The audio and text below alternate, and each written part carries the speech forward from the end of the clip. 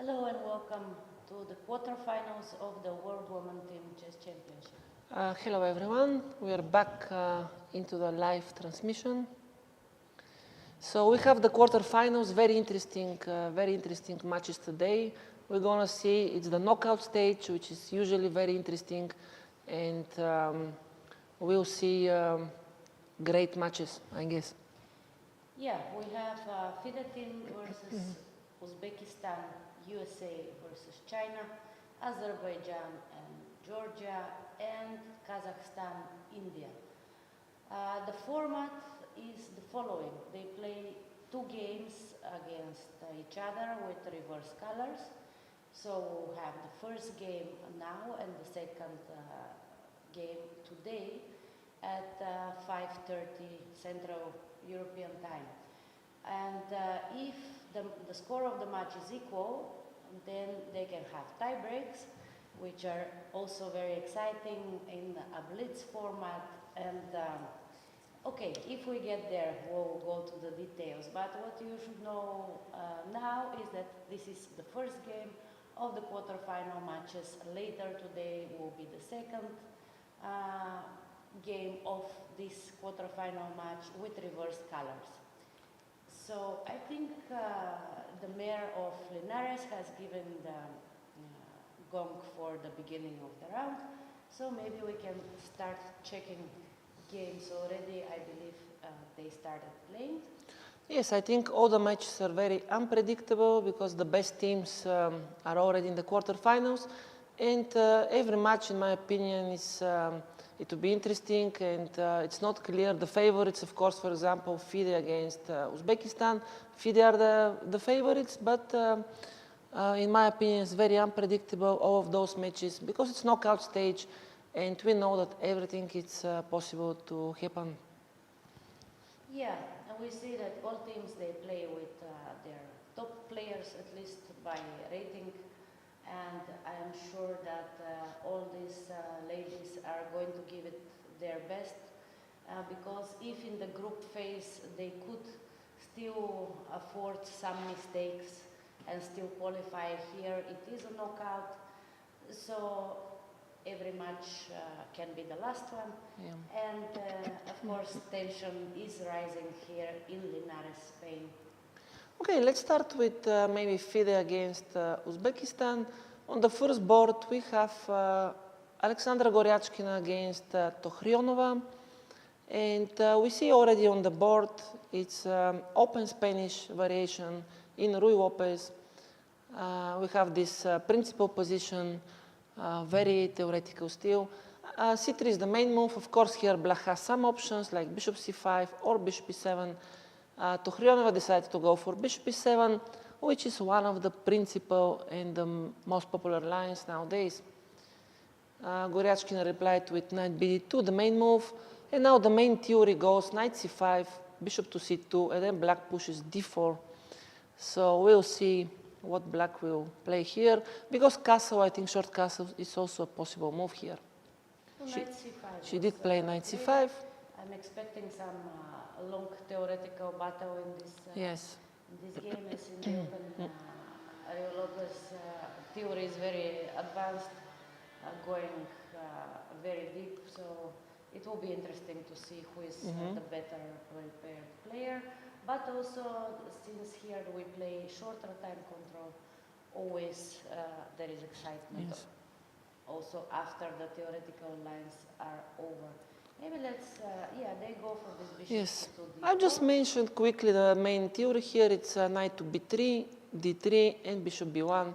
This is the main position. Black usually takes here on b3, and the theory continues, takes bishop f5. It's a very topical line.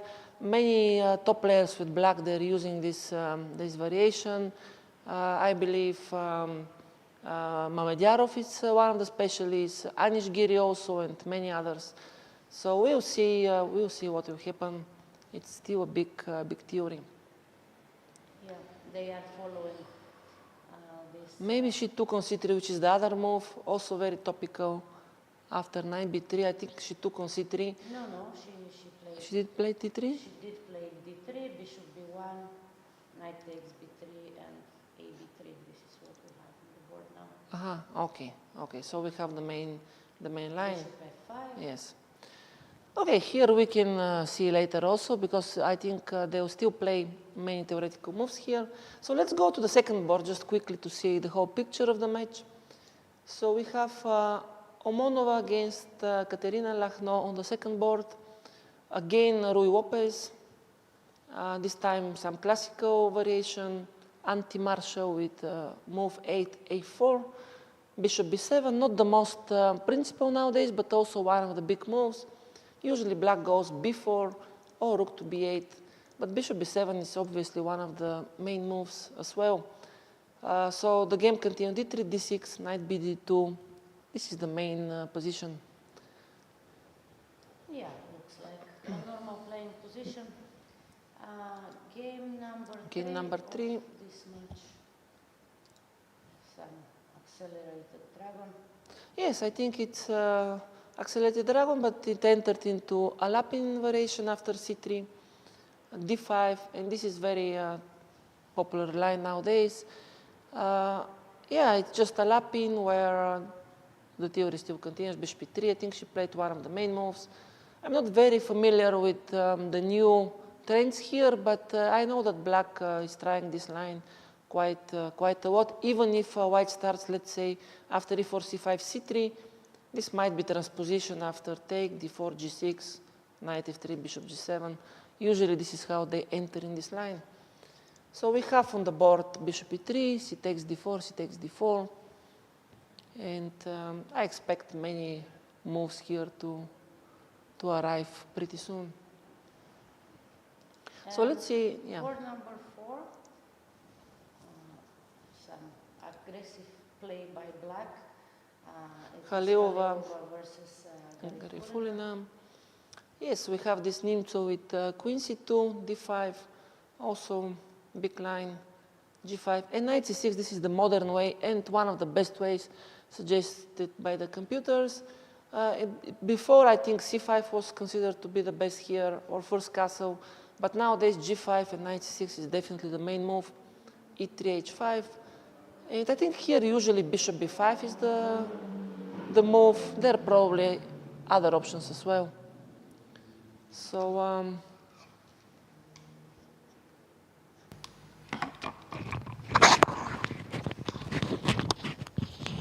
okay, so let's continue with maybe another match, China against USA. So what do we have here? We have Hou Yifan is playing. We see that today she's not resting because it's very important already. No, I think no more time to rest. Yes. All the teams, they are giving it their maximum, and all the best players are playing. So yeah, it will be a very interesting match, I think, between China and USA. Of course, China is the rating favorite, but everything can happen in every match, what we see here. Yeah, we have the first board, Yip Carissa against Hou Yifan. They have this French knight d7. Very solid line, I must say, for black. Usually black is using this when they want to be ultra solid. So white played bishop d3. Usually knight f3 is the main move, but bishop d3 is also possible. Knight here, queen e2, c5, knight f3. Transposes to one of the main lines. Okay. And second board. Second board, we have Song against Sargsyan. We have Karokan with move for h4. So very popular system as well. h5 the main move, and I believe this is a big theory. Queen a5 check, important move. e6. Oh, this is a theory, and we have seen this before. Queen a6. Usually black doesn't mind to exchange the queens. Now white played queen c3. I think queen d1 was also possible here. You don't want to exchange the queens because black will be very solid in the endgame. So white decided to play queen c3, and we see both players are playing pretty fast. So it means they more or less know the theory this queen here. c3 doesn't look the most natural square for the queen, but I guess it is the theoretical line since They're both playing so fast. No, the idea is to prevent maybe c5 very early, Yeah. and then eventually the queen still go to d2. We'll see actually in the game this what happened. Black played knight d7, bishop g5, rook c8, queen d2, c5, c3. And now we have this position on the board. Black is a little bit late with development, but white has some nice squares on g5. But in general, black is also solid. The knight on f5 is extremely solid. And if black manages to somehow develop the pieces, then the position is more or less fine. Yeah, we'll see. And board number 3. Board number 4 already. Board number yes. 4. Tatev against Wu. We have some Italian. Very popular line again with a5 move. Recently, in the last 10 years or something, this move a5 became very popular. I remember like 10, 15 years ago, a6 was playing by automatic here, but nowadays a5, it seems to be one of the main moves. And here the theory continues like this. This is the game. a4 a little bit rare, but also a theoretical move. I think most popular are bishop e6 or bishop a7, but a4 I think is also a popular move here. And now she played rook a5, probably a little bit of surprise. I think I have seen this. I'm not very familiar what is the best answer here for white, but definitely this line is not like the most topical, but I think it's out there. Black is possible to play like this also. So white played a3 move that I am not very familiar. Okay, but black was threatening b5. Yes, so that's why she played white a3. has to do something. Bishop e6, and now this is the current position. Pretty solid, but for Italian, I think it's more or less okay for both sides. So Yeah. I expect something like bishop e3, exchanging the bishops, then putting the knight maybe on e3, some g3, and so on. Typical Italian play. We'll see, it's still very early, but we see that compared from yesterday, last round, in this round, all the teams are choosing a little bit safer openings because it's knockout stage, and of course they don't want to risk so much from the beginning. So do you want to go for the next board? Yeah, the fourth board is Jaimo versus Irina Crash. Okay. Also some theoretical battle, I think. Yeah, this is Vienna, I see on the board. Yeah, I see black have chosen quite sharp lines in this match. And this one is one of the modern interesting variations, giving black the possibility to play also for a win if they are very well prepared. And yeah, very modern line and interesting as well. A bit risky for black, but interesting. So still we are in the theory. Here knight c3 white played. I think there are many options here. Bishop e2, sometimes a3 also is a move, or a4. There are many options. She played knight c3, which is one of the moves, I believe. Bishop b7. And we'll see how white will continue. Here there are many different plans. So it's still early to say. Yeah, I think definitely we'll have a lot of interesting games today. At least from what we see, a lot of aggressive lines. Yes. We don't see anything that looks like a very simple and solid positions. But I think this is what is to be expected in this knockout format. And maybe we should move on to next match, Georgia versus Azerbaijan. Board number 1, Ulvia Fatalieva with the white pieces against Nino Basiashvili. Yes, we have 4 knights with bishop b5, knight d4, and now white played short castle. This is one of the ways to fight for advantage with white. The main moves are bishop c4 or bishop a4, but they more or less are leading to forced draws nowadays. So white tried castle, knight b5, and okay, we have this position, also quite popular line. Solid for black, I must say, but it gives white a little bit, at least chances to play and to avoid many of the forced lines. Yeah, I have seen actually Shuvalova playing this line many times successfully with white. We'll see how Fatalieva. I also have will seen do it. you playing this line with white, so. But not so successfully. That's why I mentioned Shuvalova. Okay, because so, somehow I always make a draw from this line. Yes, so h3, bishop e7, d4. We have some sort of Philidor type of positions, but of course black have pair of bishops, and it's quite solid line. I think black is doing okay, obviously, but white also can try to play. It's not a forced draw. Usually white at some point plays maybe d5, trying to fix the structure. And I have seen those positions that white sometimes can be better because we have more space, and maybe if black is not very accurate, white can have some small plus. Yeah, okay. So board number 2. Leo Javakishvili versus Govhar Beidulaeva. Okay, we have Javakishvili and Kotanashvili were resting yesterday, saving their energy for today's round. So let's see. Yes, we have some Grunfeld, anti-Grunfeld or something like this. Now white played queen a4. Some possible move. The idea is to provoke some actions, because white wants to take on d5 and black cannot take with the pawn. This is the point. I think here black maybe have many options instead of bishop g7, but Beidulaeva decided to go for bishop g7, which is one of the main moves. Take, castles, knight d7, d4.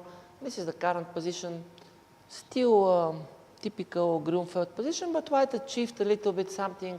They at least avoid this symmetrical structure. Yeah. And yeah, the game is still early, obviously, but it's a game, and I expect interesting fight here as well. Okay, and board number 3. Kotanashvili with black. She's playing her favorite. We have the same position as we already saw one of the games, the previous games. We mentioned the same line, Caro-Kann advanced system with h4. Yeah. And it's exactly the same line. I think till here was the same, but in the other game we mentioned white played knight b3, queen a6, queen c3. And here in this game, Vachier-Lagrave played a4, which I believe is also a move, and maybe the main move even, I'm not sure, but it's a big move for sure. Bishop e7, knight b3, and now she went for queen d1. I have seen this position. I think it's a typical and theoretical position. b6, black is trying to play c5 with support of the pawn on b6. g3, still both players are playing relatively fast, so I think it's still theoretical. Usually black plays with c5, knight c6 here. White will play with c3, and we'll see. But it's still interesting position. Definitely is. Okay, and next one. Arabidze against Mamadova. We have another King's Indian defense again with g3. In They really like to play this line. We have seen already many games King's Indian defense in this tournament, and nobody played main systems. Everyone went for g3. So let's see how it goes. This is the old line, which I played myself maybe hundreds of times with black. But nowadays the theory suggests that it's very passive. Of course, this time control permits that we can play some forgotten lines, but in general I like for white those positions. So after rook e8, white chose queen c2, which I don't think is the main move. I think the best is h3 and then rook to e1, and this is the best way to develop the pieces, but queen c2 is also a big move.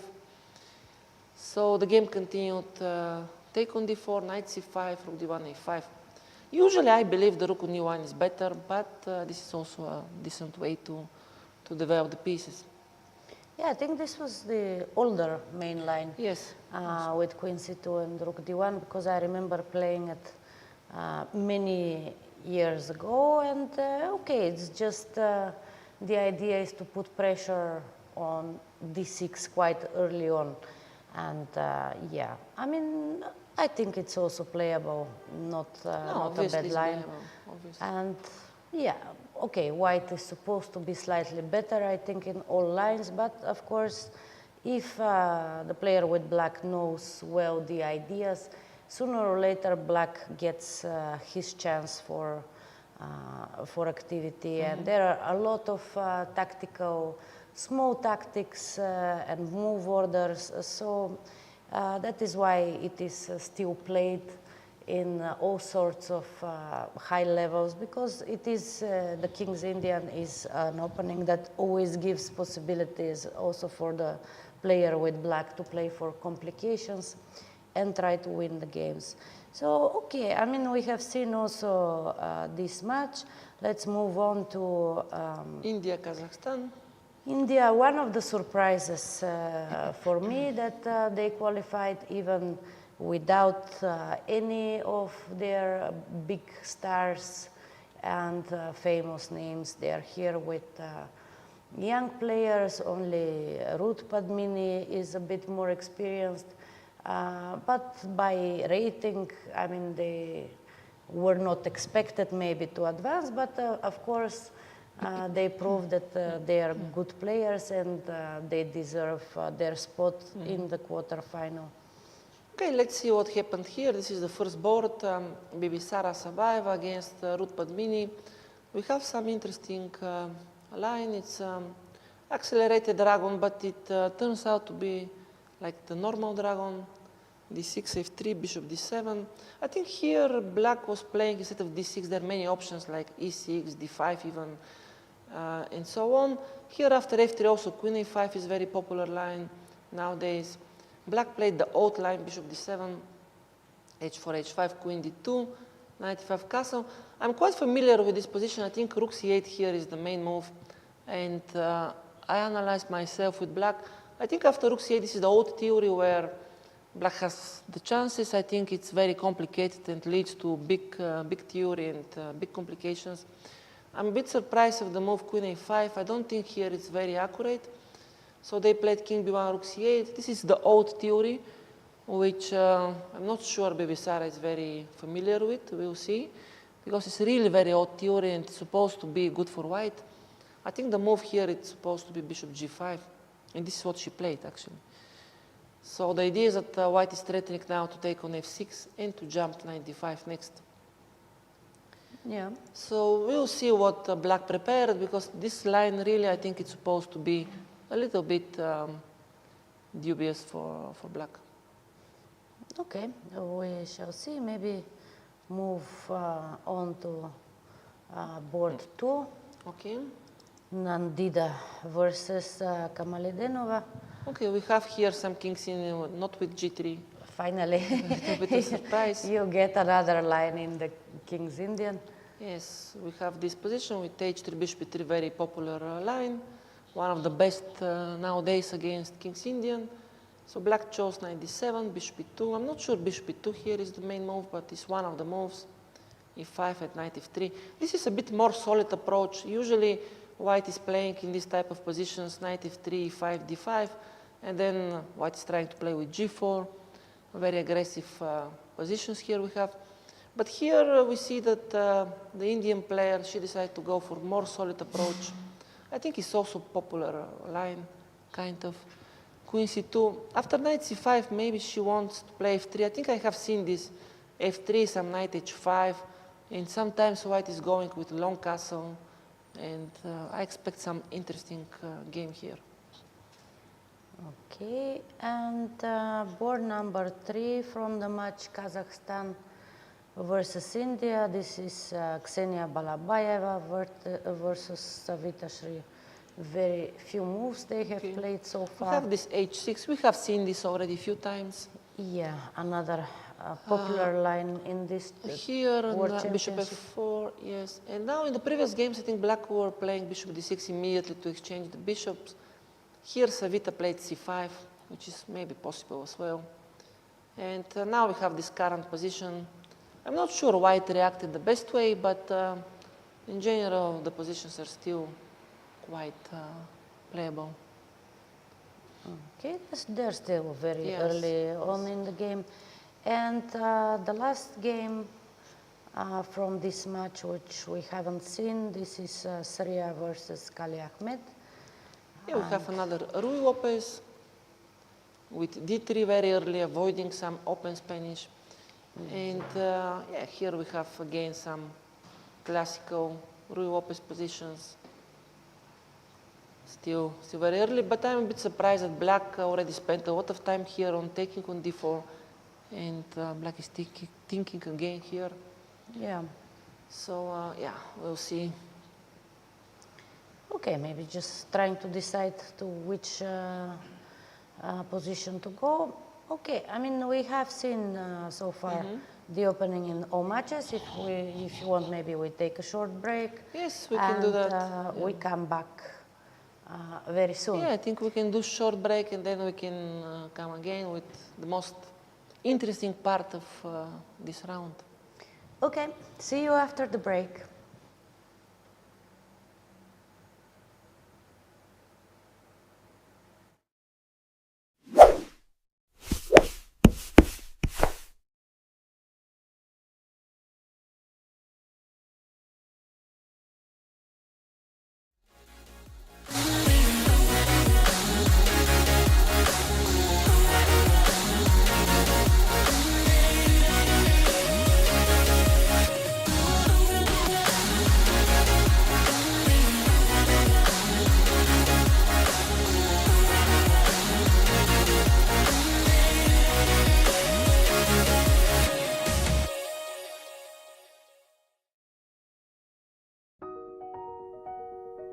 Welcome to the FIDE Online Chess Museum. The International Chess Federation proudly presents the FIDE Chess Museum, an online space celebrating the rich history and evolution of chess. Explore exhibits that trace the game's fascinating journey. Discover the origins of chess, beginning in the distant past, and follow FIDE's centenary journey. Rare chess sets, unique books and memorabilia, autographs of chess legends, trophies of historical tournaments, and stories of the chess champions. Explore the game's legacy and future. Chess is more than a game. It's a global culture of strategy and unity. Join us to experience this unique online journey where history, culture, and passion for chess converge. And also on your phone. Are you ready to witness the most intense and unforgiving format in chess? A knockout, where one mistake can send you home. This is the 2025 FIDE World Cup. From October 30th to November the 27th, the chess world gathers in Goa, India for 1 month of chess. 206 players, 8 single elimination rounds. With a $2 million prize fund, every round is a test of nerve. 2-game classical matches, rapid and blitz tiebreaks, and even Armageddon if needed. For the top 3 finishers, the prize is even greater. A ticket to the 2026 Candidates Tournament. This is the chance to earn the right to fight for the World Championship. The FIDE World Cup 2025. Only the strongest will survive. December, the world turns to Doha, Qatar for chess at its fastest and fiercest. The 2025 FIDE World Rapid and Blitz Championships bring the globe's elite to battle under lightning time controls.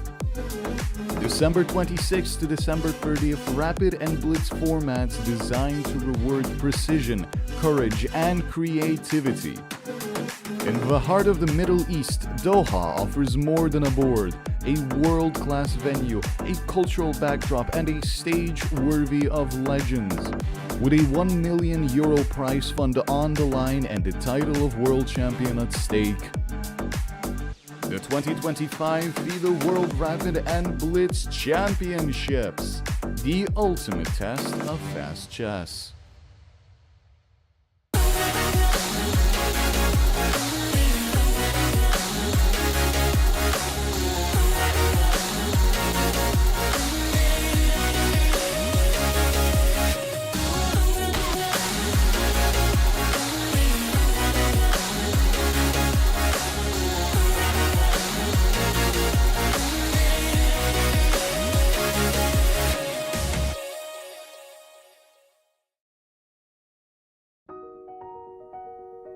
Welcome to the FIDE Online Chess Museum. The International Chess Federation proudly presents the FIDE Chess Museum, an online space celebrating the rich history and evolution of chess. Explore exhibits that trace the game's fascinating journey.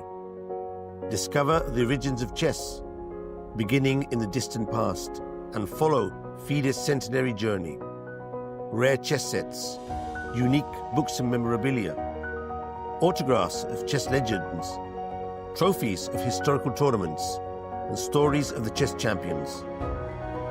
Explore the game's legacy and future. Chess is more than a game. It's a global culture of strategy and unity. Join us to experience this unique online journey where history, culture, and passion for chess converge. And also on your phone. Are you ready to witness the most intense and unforgiving format in chess? A knockout where one mistake can send you home. This is the 2025 FIDE World Cup. From October 30th to November the 27th, the chess world gathers in Goa, India for 1 month of chess. 206 players, 8 single elimination rounds. With a $2 million prize fund, every round is a test of nerve. 2-game classical matches, rapid and blitz tiebreaks, and even Armageddon if needed. For the top 3 finishers, the prize is even greater. A ticket to the 2026 Candidates Tournament. This is the chance to earn the right to fight for the World Championship. The FIDE World Cup 2025. Only the strongest will survive. In December, the world turns to Doha, Qatar for chess at its fastest and fiercest. The 2025 FIDE World Rapid and Blitz Championships bring the globe's elite to battle under lightning time controls. December 26th to December 30th, Rapid and Blitz formats designed to reward precision, courage, and creativity. In the heart of the Middle East, Doha offers more than a board, a world-class venue, a cultural backdrop, and a stage worthy of legends. With a €1 million prize fund on the line and the title of world champion at stake. The 2025 FIDE World Rapid and Blitz Championships, the ultimate test of fast chess.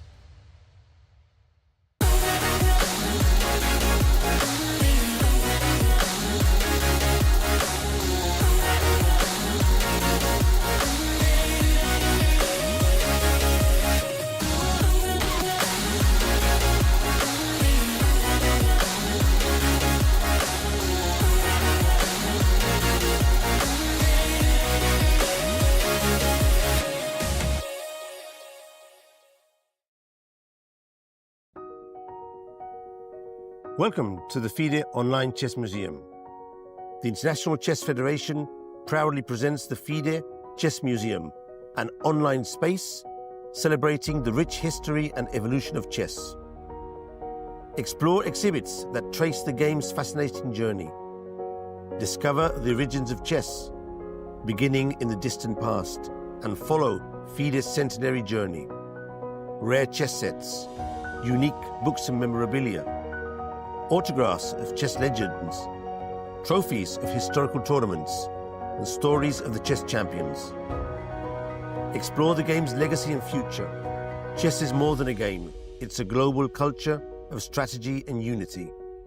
Join us to experience this unique online journey where history, culture, and passion for chess converge. And also on your phone. Are you ready to witness the most intense and unforgiving format in chess? A knockout where one mistake can send you home. This is the 2025 FIDE World Cup. From October 30th to November the 27th, the chess world gathers in Goa, India for 1 month of chess. 206 players, 8 single elimination rounds. With a $2 million prize fund, every round is a test of nerve. 2-game classical matches, rapid and blitz tiebreaks, and even Armageddon if needed. For the top 3 finishers, the prize is even greater. A ticket to the 2026 Candidates Tournament. This is the chance to earn the right to fight for the World Championship. The FIDE World Cup 2025. Only the strongest will survive.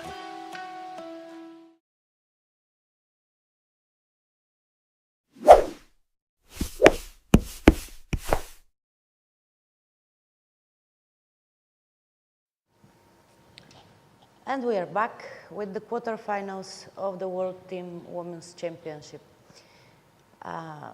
Yeah, let's go to FIDE against Uzbekistan. I see some developments on the first board. They played very fast. This line that we mentioned in the Rui Opes in the open variation. So let's see what happened. They played this line. We mentioned it's very popular. Bishop d4, one of the main moves. Rook e1. I think there are many different move orders for white, but this is one of the main. h4.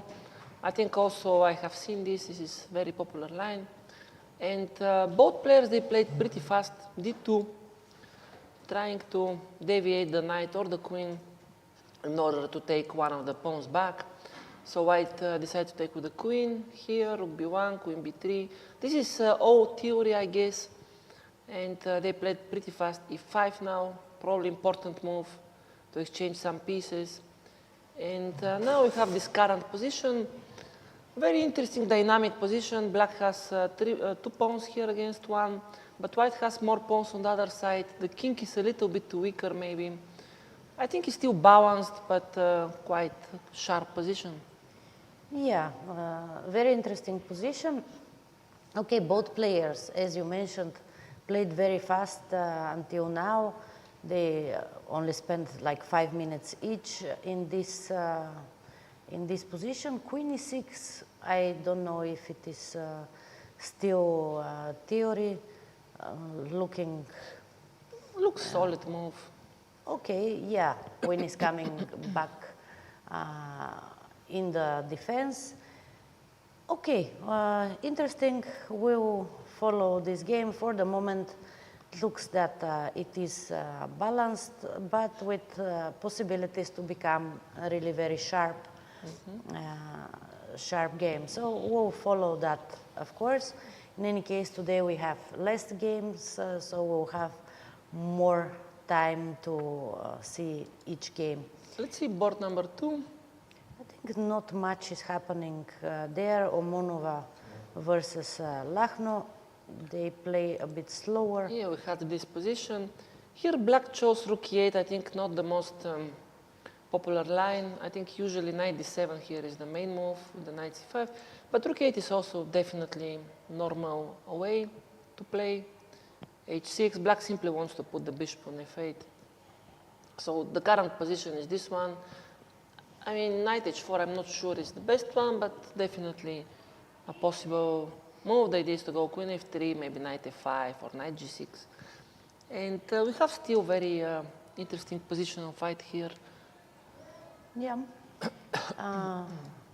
Let's see, board number 3, Shuvalova versus Karimova. Yeah, we got this position from a Lapin variation.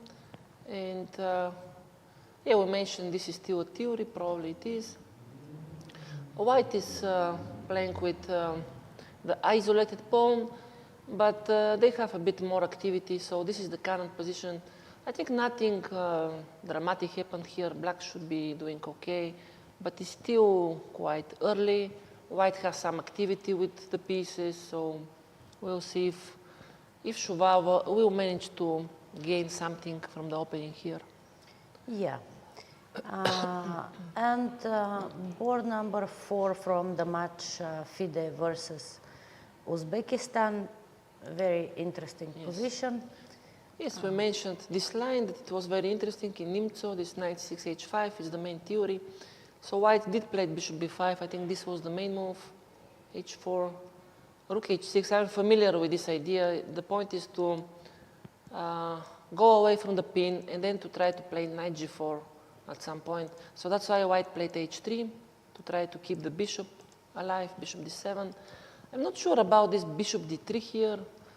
I'm not sure it's the best move, but yeah, maybe bishop h2 was a possibility to keep the dark square bishop.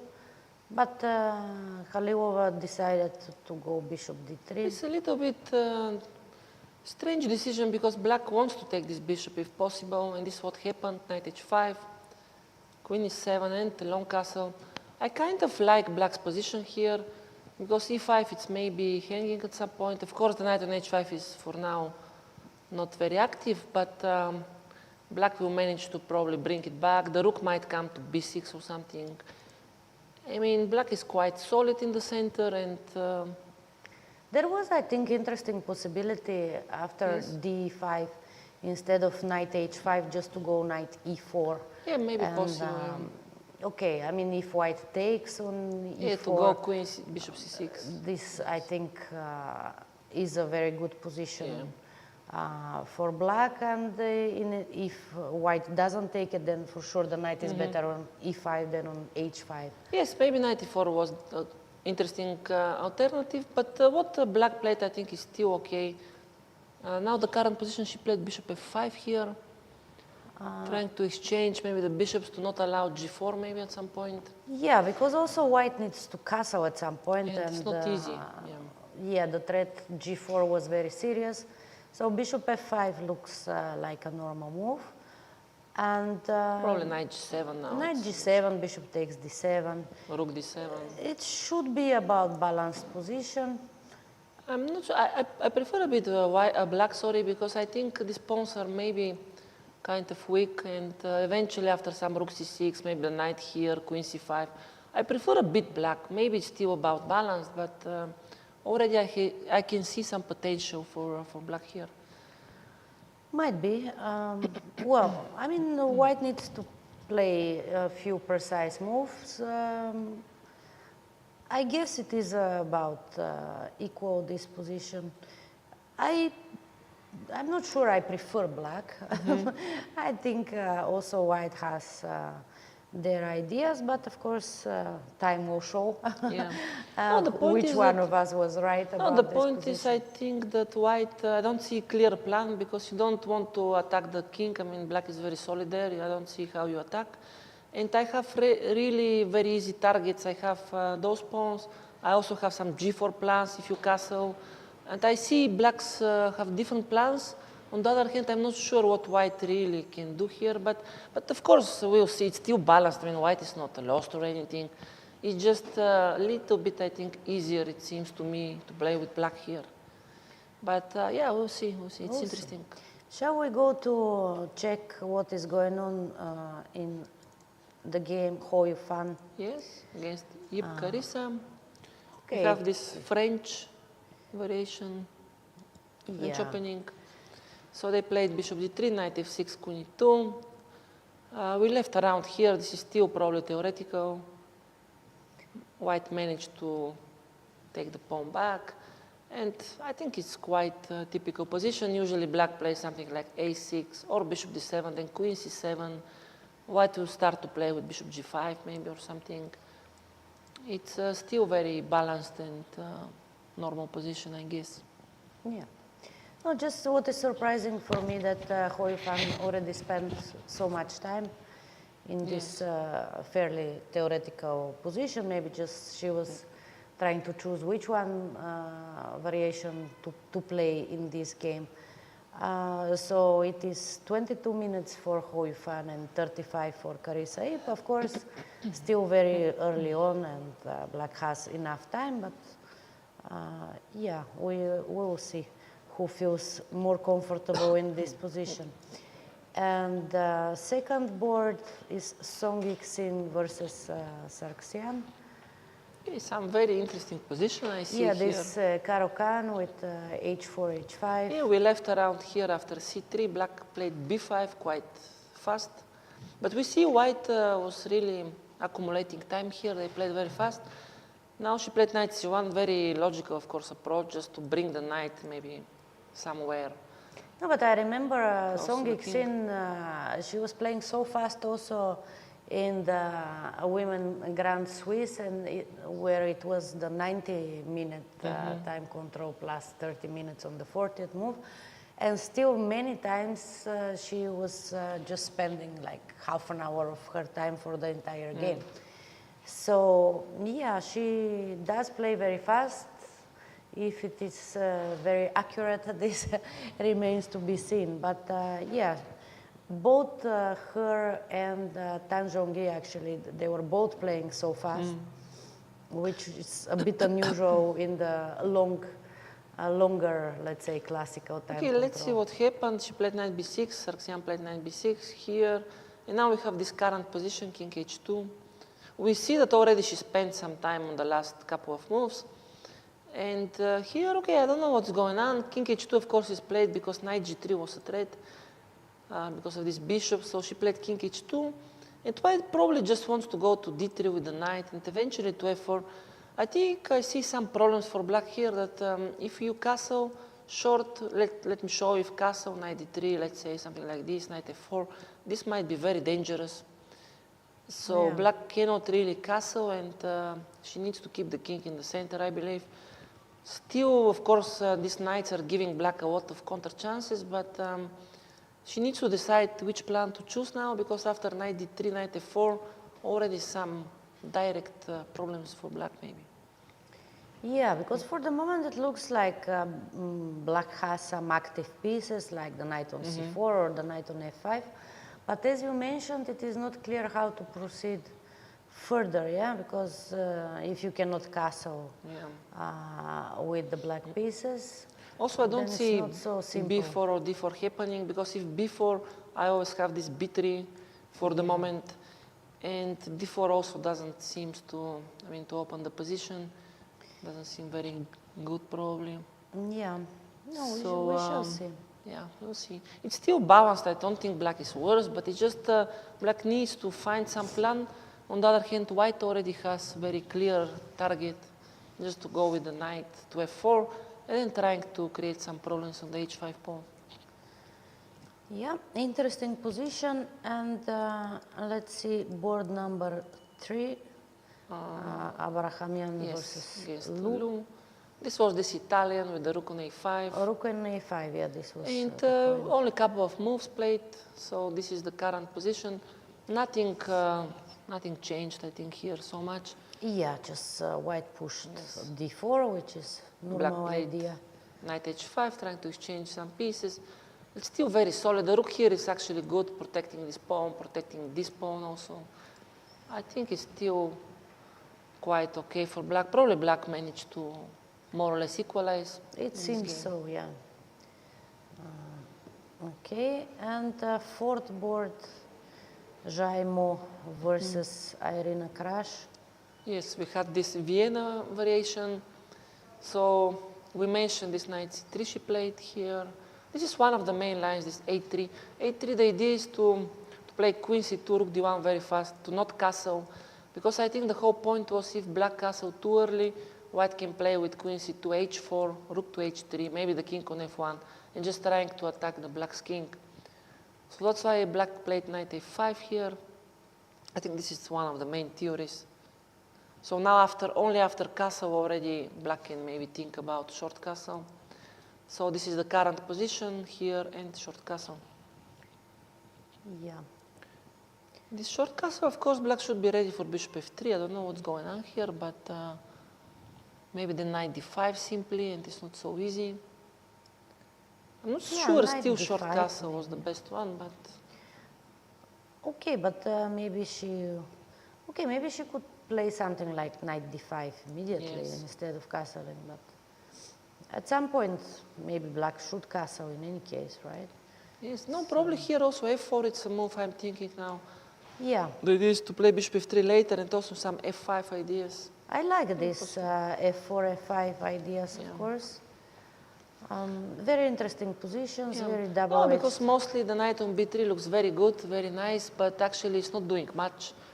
It's only attacking on d4, but for the moment we're protecting, so I don't really like this knight on b3. For the moment, maybe in the future it will be great, but for the moment it's a bit out of the game. And, but we will see it still. I think those positions, they look very good for white, but many times they're very concrete and they're not clear at all. Yeah, we see Jaimo thinking on her next move.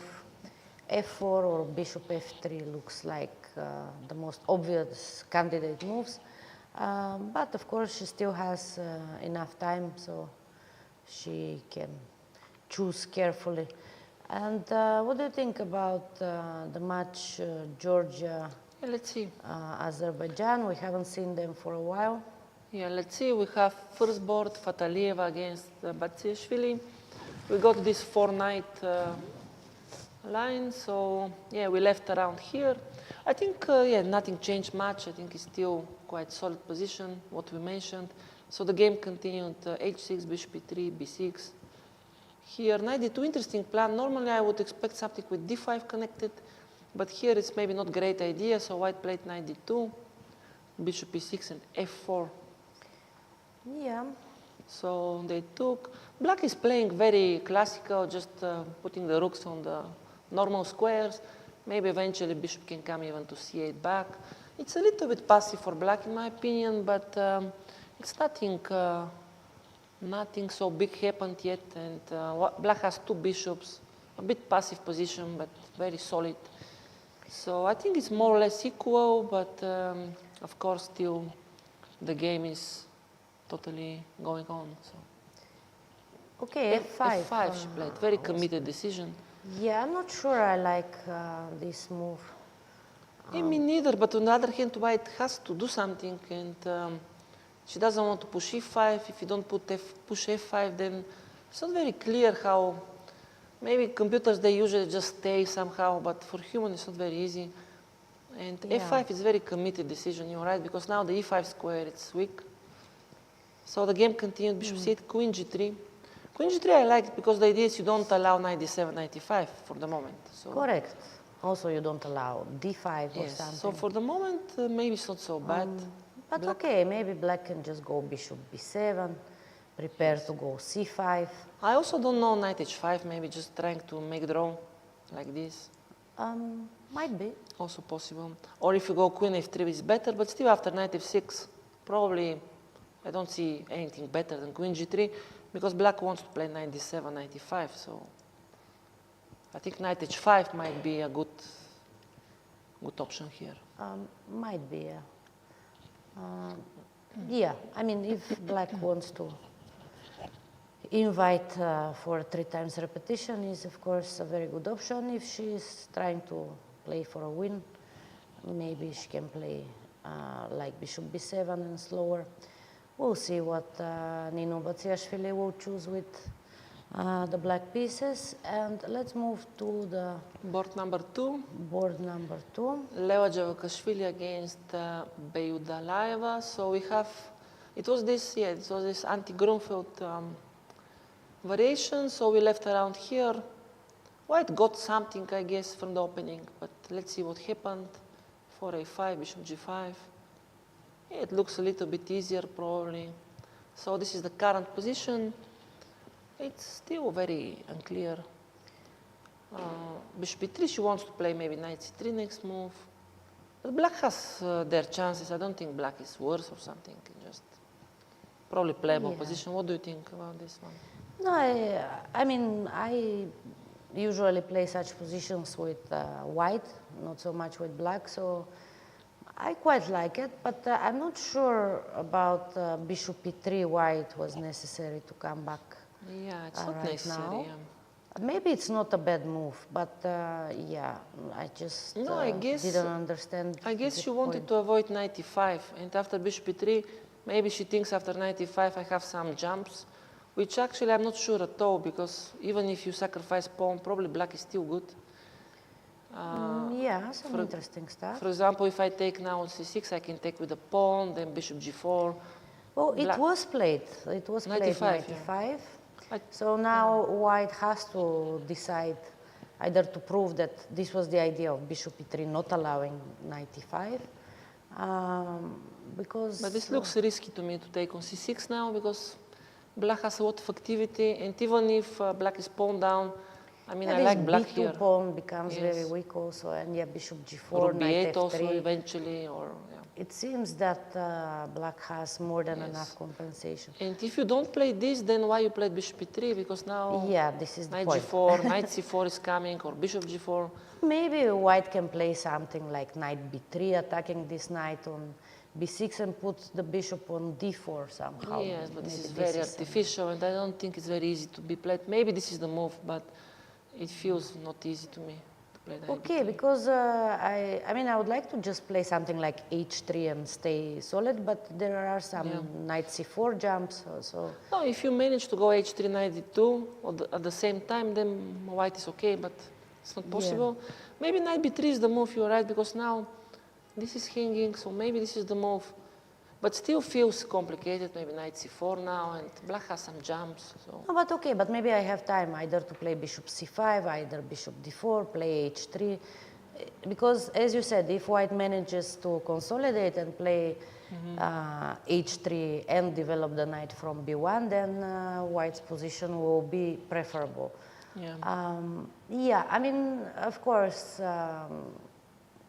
here Lewa has to take a decision if she wants to go for this complicated stuff with knight c6, or I don't know. Knight f5 probably doesn't make much sense. No, I'm pretty sure these are very risky. Probably something like knight b3 is the correct decision here. But already white needs to make accurate moves. And yeah, but that's why I didn't like that much bishop e3, because, okay, in a position where you still need to develop, maybe make first the obligatory moves and then some moves like bishop e3, but of course still nothing really bad happened to white, but she needs to be a bit more accurate now, because if she allows this bishop g4, knight c4, then very quickly black can get very good an active position. So important decision for white in this position. We'll come back to it later and see what happens, because it looks that Javakishvili, she will take her time. We are used to see her with less time than her opponents. Here she has more time than her opponent, so she has enough time to take her decision. So, Court number 3. Okay. Balajaev against Kotanashvili. We have this Karukan, the similar line with the other game that we have seen. So here white played with a4, we mentioned that. I think this is pretty much played before, I believe. Bishop g5 now, white played. Take knight c6, black sacrificed a pawn here. I'm not sure about this decision, but makes some sense. So this is the current position. Black is pawn down, but very active. Maybe a4 also hanging, so. Yeah, e5 is hanging, a4 is hanging, so. It's still balanced. I think black is doing okay here. Yeah, okay, I don't know. Maybe knight d2 is possible from white. But I have the feeling that, yeah, black should be doing fine. And she should be able to win back the pawn. But okay, after knight d2, something like, I don't know what black really Maybe should. queen d4 I can go or something. Queen d4, maybe, yeah. Yeah, it's still a complex position, but even if I'm pawn down, still black has a lot of, I think, compensation. Yeah, she did play knight d2. Knight d2, yeah. Yeah, knight d2 was the main move here. And yeah, now some decisions. For example, if queen d4, probably knight df3 or something. And if I take on b2, rook b1, maybe, not sure. I don't know if, even if these endgames are so bad, I'm not sure. Queen d1, taking king e7. It's a pawn down, but black has some activity also, so it's not so easy. True, but okay. I mean, I wouldn't mind to play this endgame with pawn up. Yeah, of course, but okay, knight on g5, it's a bit out of the game. We have some targets. Okay, I can go back, pawn. knight h3, knight f4. But this will take a time, and black has some compensation. I agree that knight black here, has compensation, but it is always nice also to have a pawn. Yes. So, yeah, okay, queen d4 is one of the options. I'm not sure it's the only move. Maybe there are other options as well. I don't know, maybe... Queen c5 maybe also possible. Maybe even there is this queen g4 maybe. Yeah, also a move. Yeah, because now if you exchange, then you don't have knight f3, and Yes. this pawn in e5 is hanging. The knight is also in trouble now. Yeah, so maybe this is a Queen better g4 is version good. of this endgame. If white wants to take on g4, of course, because you're not forced. But interesting position, maybe some c4 is possible. I don't Okay, know. but it's already super concrete and It's very concrete, and but also I think black should be careful here to really keep on having enough compensation. yeah, I think it's very interesting position.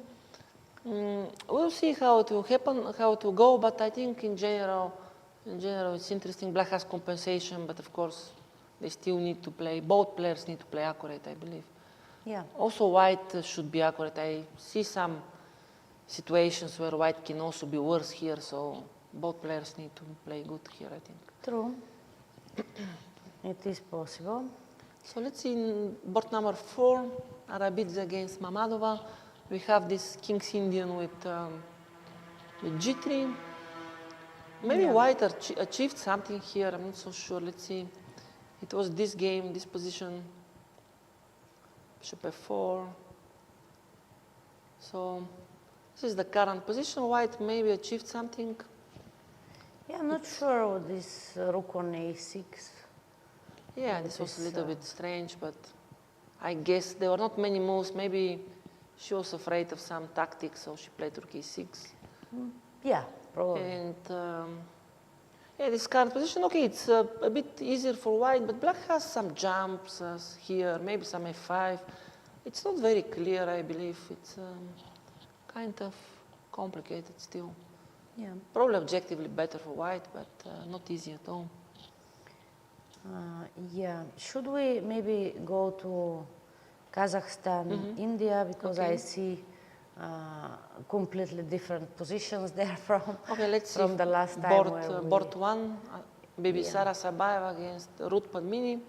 So we left around here, bishop g5, and black played knight c4 here. This is some old theory that I don't remember now, but I just remember that white was very good here. So the game continued here, knight b3, here at e5. Actually already huge problems for black, I guess, because you cannot take because bishop f6 and d7 is hanging. So black played knight h7.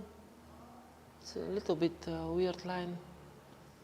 Bishop e7, take on d6, bishop g7 back. She needs to keep the bishop. Rook e1. This is the current position. And it seems to me that white is just better in this white position. is just clearly better. After rook e1, maybe bishop e5 now. She just wants to exchange the bishops and getting very good position. And you don't want really to take on c3, because after bc3, then black's king is even weaker than the white's king. So yeah, I don't and see if big you take rook compensation. takes c3 is also doesn't Here seem doesn't like really work because I just take back and I don't see any it threats. doesn't seem like the normal I think, positions where black takes on c3. So I think white achieved a lot here, and I believe white is just clearly better here. yeah, it seems so that Bibisara Sabaeva has some clear advantage in this position. Let's see. Board number 2. Here we mentioned this this position that black will play knight h5. I think this is a theory. There are some games here. Knight g3, rook e1. Now black played f5. Knight b3. Okay, I'm not sure about all these moves, but yeah, this is the current position. And yeah, it's still very sharp. I mean, the knight on g3 is not so bad for the moment. It's a very complex position. Yeah, interesting position. I think black should be more or less fine, but it's still concrete, and both sides should play accurate. So, yeah. I guess it should be about balance, but not so easy to play correctly in these kind of positions where so many moves are possible. And I think we'll for see. a King's Indian it's already very good for black, but still the position remains very double-edged. So let's move board number 3, Balabaeva against Savita. This is very solid game. We left around here and nothing much changed. Okay, they just developed the pieces and now we have this b4, b5. Okay, a little bit awkward this line, but this move b5. Yeah, I don't really I don't like really it like this so b5 much, for black, but yeah. Okay. White should be a little bit better, maybe 95 or 94.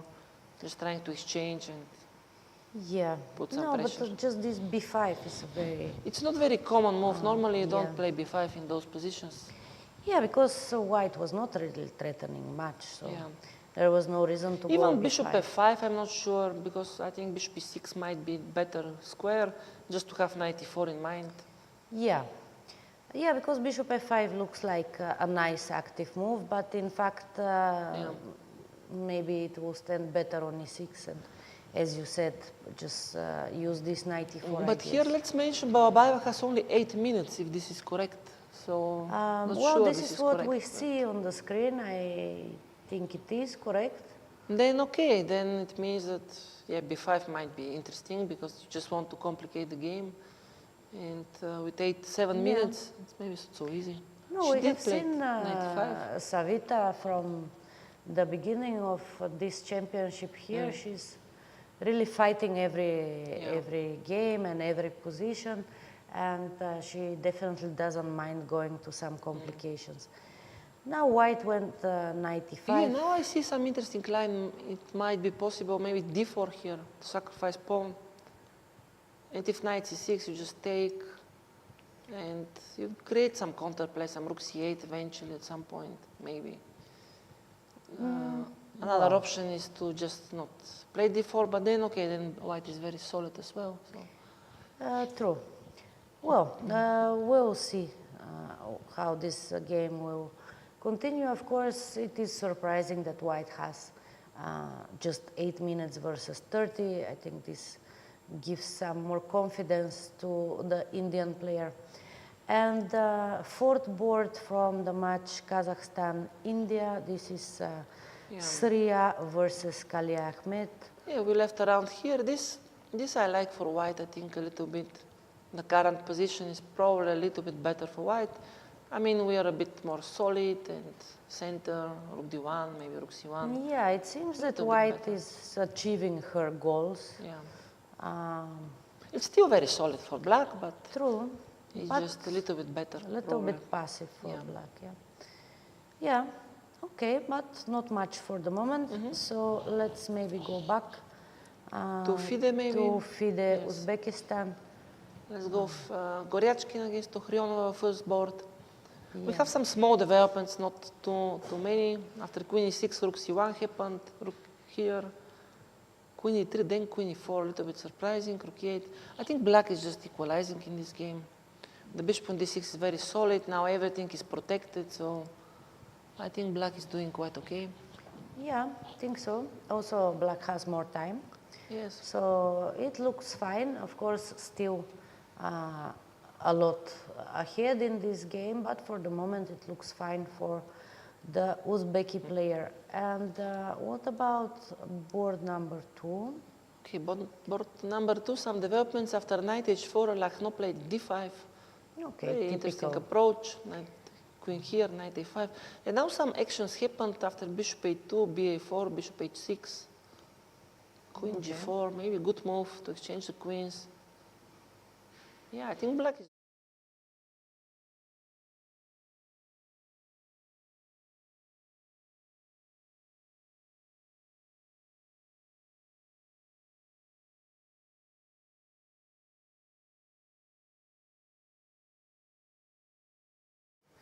Only black who can become better in this. Yeah, white took on d5, which and this also, I'm not sure if this was the right decision, because then this pawn on d3 can be yeah, but okay, already was not problem. easy, probably.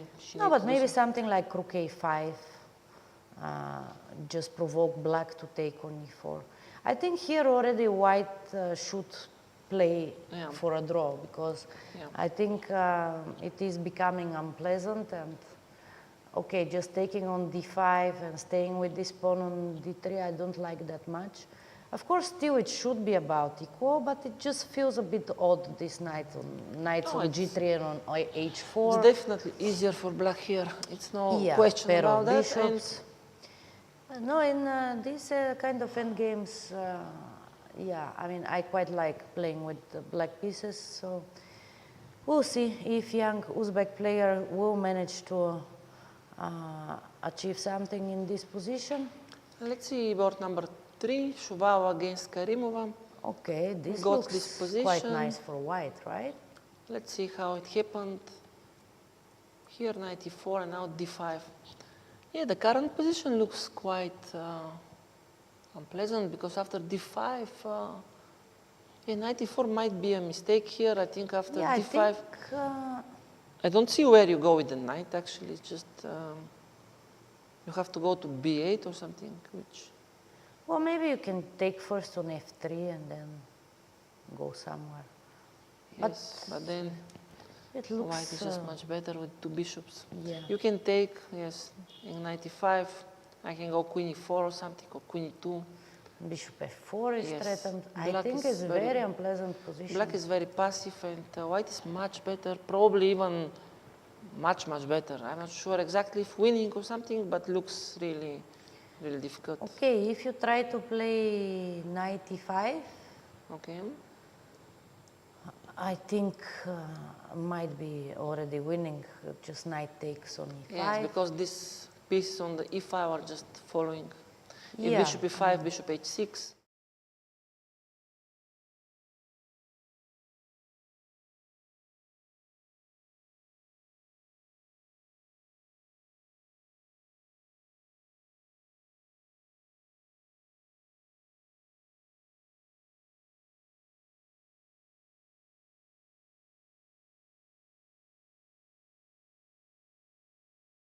I think serious advantage for the FIDE Yeah. team in this board. And maybe let's check the last one. The last one, this one that I liked for black. Yeah. Now some changes. So after bishop f5, she played f6, move that I don't like so much, because I wanted to attack this pawn in the Yeah. future. Now she exchanged it, which is maybe not bad. It's just I prefer knight g7. So here the game continued, bishop d7. Also, you cut at your rook. I always like to play rook b6 at some point. Yeah. Now it's not possible. So this is the current position, which is still probably around equal, but I don't feel anymore that black it's better. It's just still unclear position. Yeah, no, it should be. Should be about equal. White still haven't castled. Yes, because before f6 I thought black might be slightly better. Here I think it's Yeah. already complex and probably around equal, but black still has more time and maybe a bit easier position still. So we'll Okay, see. also Garifulina is much more experienced player and much higher rated, but objectively the position might be about equal for the moment. Okay, shall we go back to Hoi Fan Yes. and Carissa Ip? Some developments there. Some pieces has been exchanged. After knight d4, she played e5, which is very surprising decision, in my opinion. I don't like this move at all. This So- e5 immediately, yeah? Yes, I just don't like. Yeah. It's not in the spirit of the position. Usually you go something like a6 and queen to c7. Yeah. e5, I don't like it, but okay, let's see what happened. Knight b5, now some problems. So she played here, check. But we see she just lost a pawn, queen e5. It was very concrete line. And okay, now she's just in big trouble. White is just pawn up. Yeah. White can play queen f2 if she wants. White can maybe take. I don't like queen a7 because rook c2, but you can just go queen back to f2. It's clear pawn up and I mean just huge advantage for white in my opinion. Just Yeah, much I better. mean, yeah, you could take on a7, you could play queen f2, but Carissa, she played queen f5, which Maybe also okay. possible she wants to take on f6 also. she wants to take on f6. I don't know after rook c2 what is her plan. This is the only question. Okay, maybe just take on f6 and then rook d4 or g4, I don't know. She should be a bit careful of this first rank, but maybe it works. Yeah, maybe this rook d4 it's working. I'm not sure. I am also not sure because, okay, I mean, I don't really understand why she should give this pawn back. She had such a nice position without giving any counter chance, Yeah, I think right? the most logical and easy way, it was just queen f2.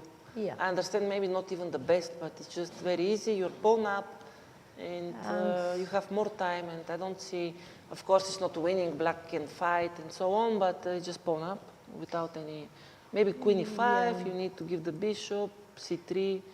I understand it's not winning immediately, but it's pawn up, and in the long term, it's just winning. Well, yeah, another interesting line was just to take on e7. Yeah, this I was know maybe that you better. don't like allowing this rook c2. And now just rook d2 or something. No, this might be better, but practically speaking, I still believe queen f2 was the easy decision. Yeah. Queen a7 is, of course, if you are very sharp, in good shape, you can maybe play this, rook d2, keep the bishop. Yeah. And it's even better, I agree. The bishop is just better to keep it. So. Yeah, but just queen f5, I don't know. Because Also, she it's played not so very solid. But also she played very fast. In 2 minutes, she played queen f5. You Okay. should be very confident that rook c2 is not working, because I'm not sure if it works, then black is just...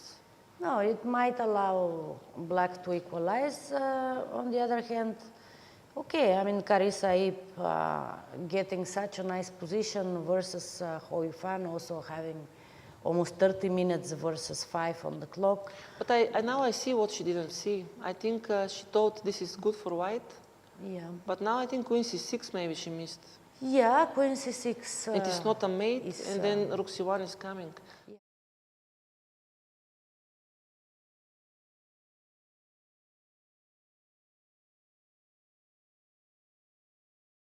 This is what Hou Yifan played. She took on c2, so we are about to see probably quite quickly this line. Yeah, she takes on f6. And Yeah, very... take on f6. I think very unpractical decision for white here.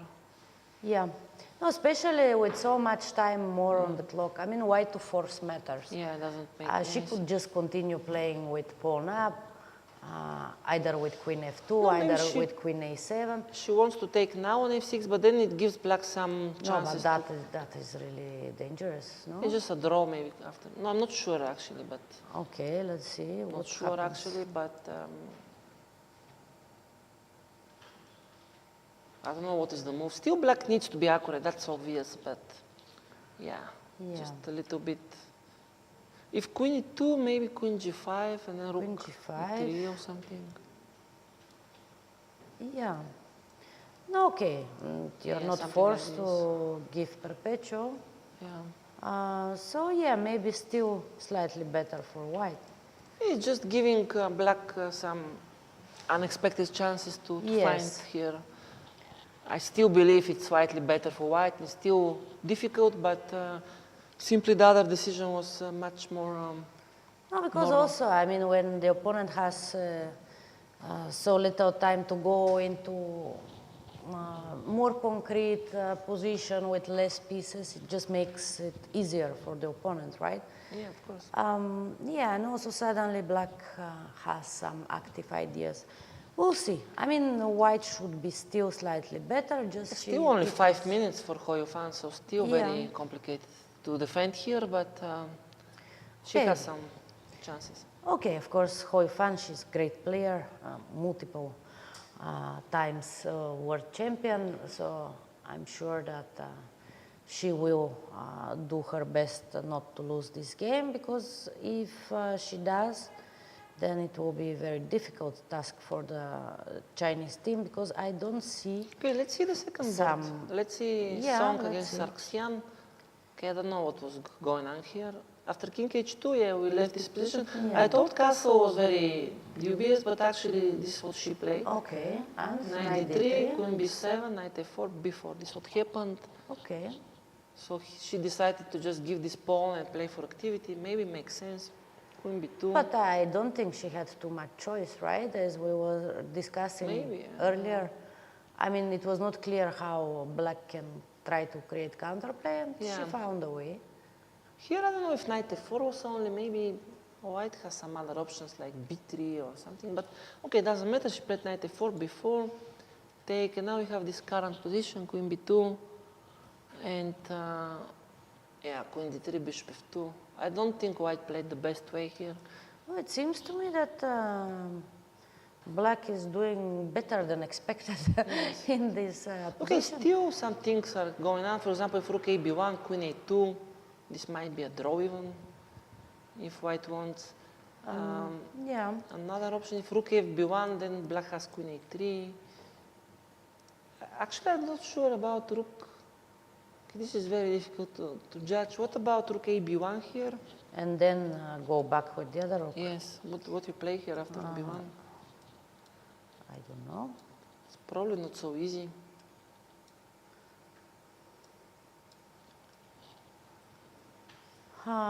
Queen Yeah. a2, rook a1, now rook fb1.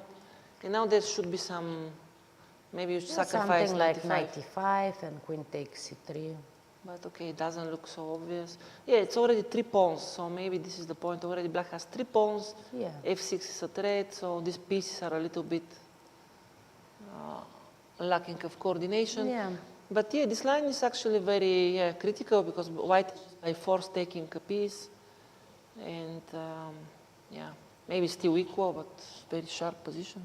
Very sharp. But I don't know if this was the best option for white, maybe. I don't know. Because the others are risky also for white. I don't see. Yeah, no, I agree that it became very double-edged, and maybe they should go for that position for the piece. Because what is versus the three other pawns. move here? I'm not really seeing what is the alternative here. Yeah. It's not easy. Because you cannot play g4 because of this pin. Yeah. I don't see, of course not this. I don't know what else it's possible Yeah, because here. if you just play a move like a4, for example, Yeah, but this is very difficult. then just knight e3 and then it starts falling Yes. apart. Black is So just winning. maybe white is just forced to go for this rook b1, and then up to her if she would repeat to make a draw, or she will going go rook for- f b1 and going for that position. Oh, I think you can go rook fb1 because I don't think here white is actually risking, but yeah. Maybe not, but are you actually also playing for a win in this position? Depends. If I manage to take this a7 pawn, maybe, but yeah, it's difficult because this is hanging, f6 is coming. Yeah, black is doing okay. Black is probably fine here. Yeah. So, so we'll see, but black managed to create counterplay, and this game is still very unclear. Okay, let's see board number 3, Tatev Abrahamian against Lu. So black equalized more or less in this game, and we go to this position. It's still nothing changed. Black is still doing okay. Yeah, black is preparing some nice rook lift to the Yes. h-file probably. Yes, yes. Black is doing very good, I guess. Also Yeah. e4 now, it's hanging, so. No, I think no problem for black in this game. If she can become better, I don't know. But for the moment, it looks very comfortable for the Yeah, Chinese player. it is more or less fine, yeah. And last... Jaimo against Irina Crash. Okay, So it it was became this, very... she did play f4 here, which was maybe the best move. Yeah, this is what we were discussing, either bishop f3 or f4 first. So She played f4, f5 here. f5. Okay, maybe bishop f3, knight d5. And this is the current position. Actually, black didn't do so bad here after c6. I think it's not so bad for black. Bishop c8 might come next at some point and bring the bishop here. Yeah, I think didn't went so bad for black. Actually, black is doing okay, in my opinion.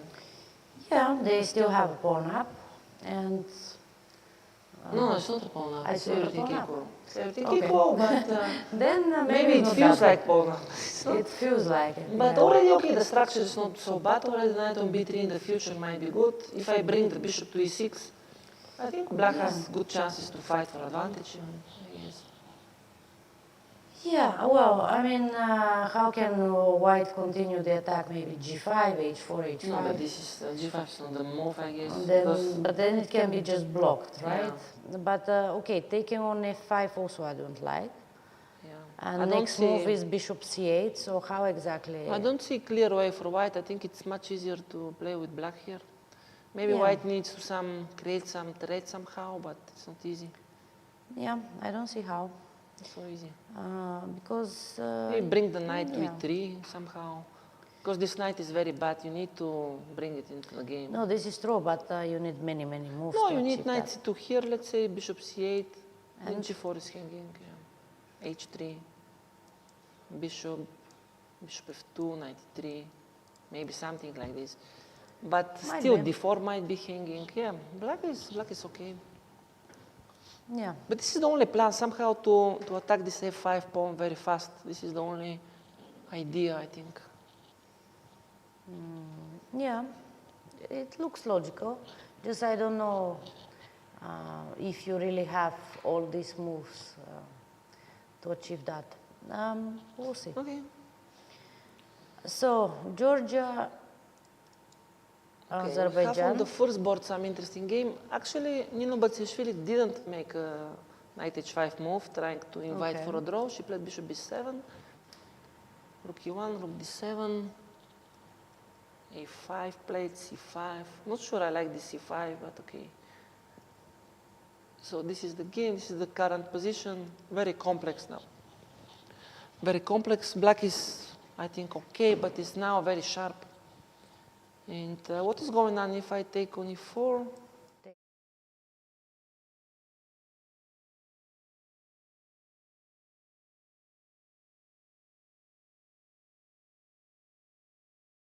And yeah, very double-edged position again.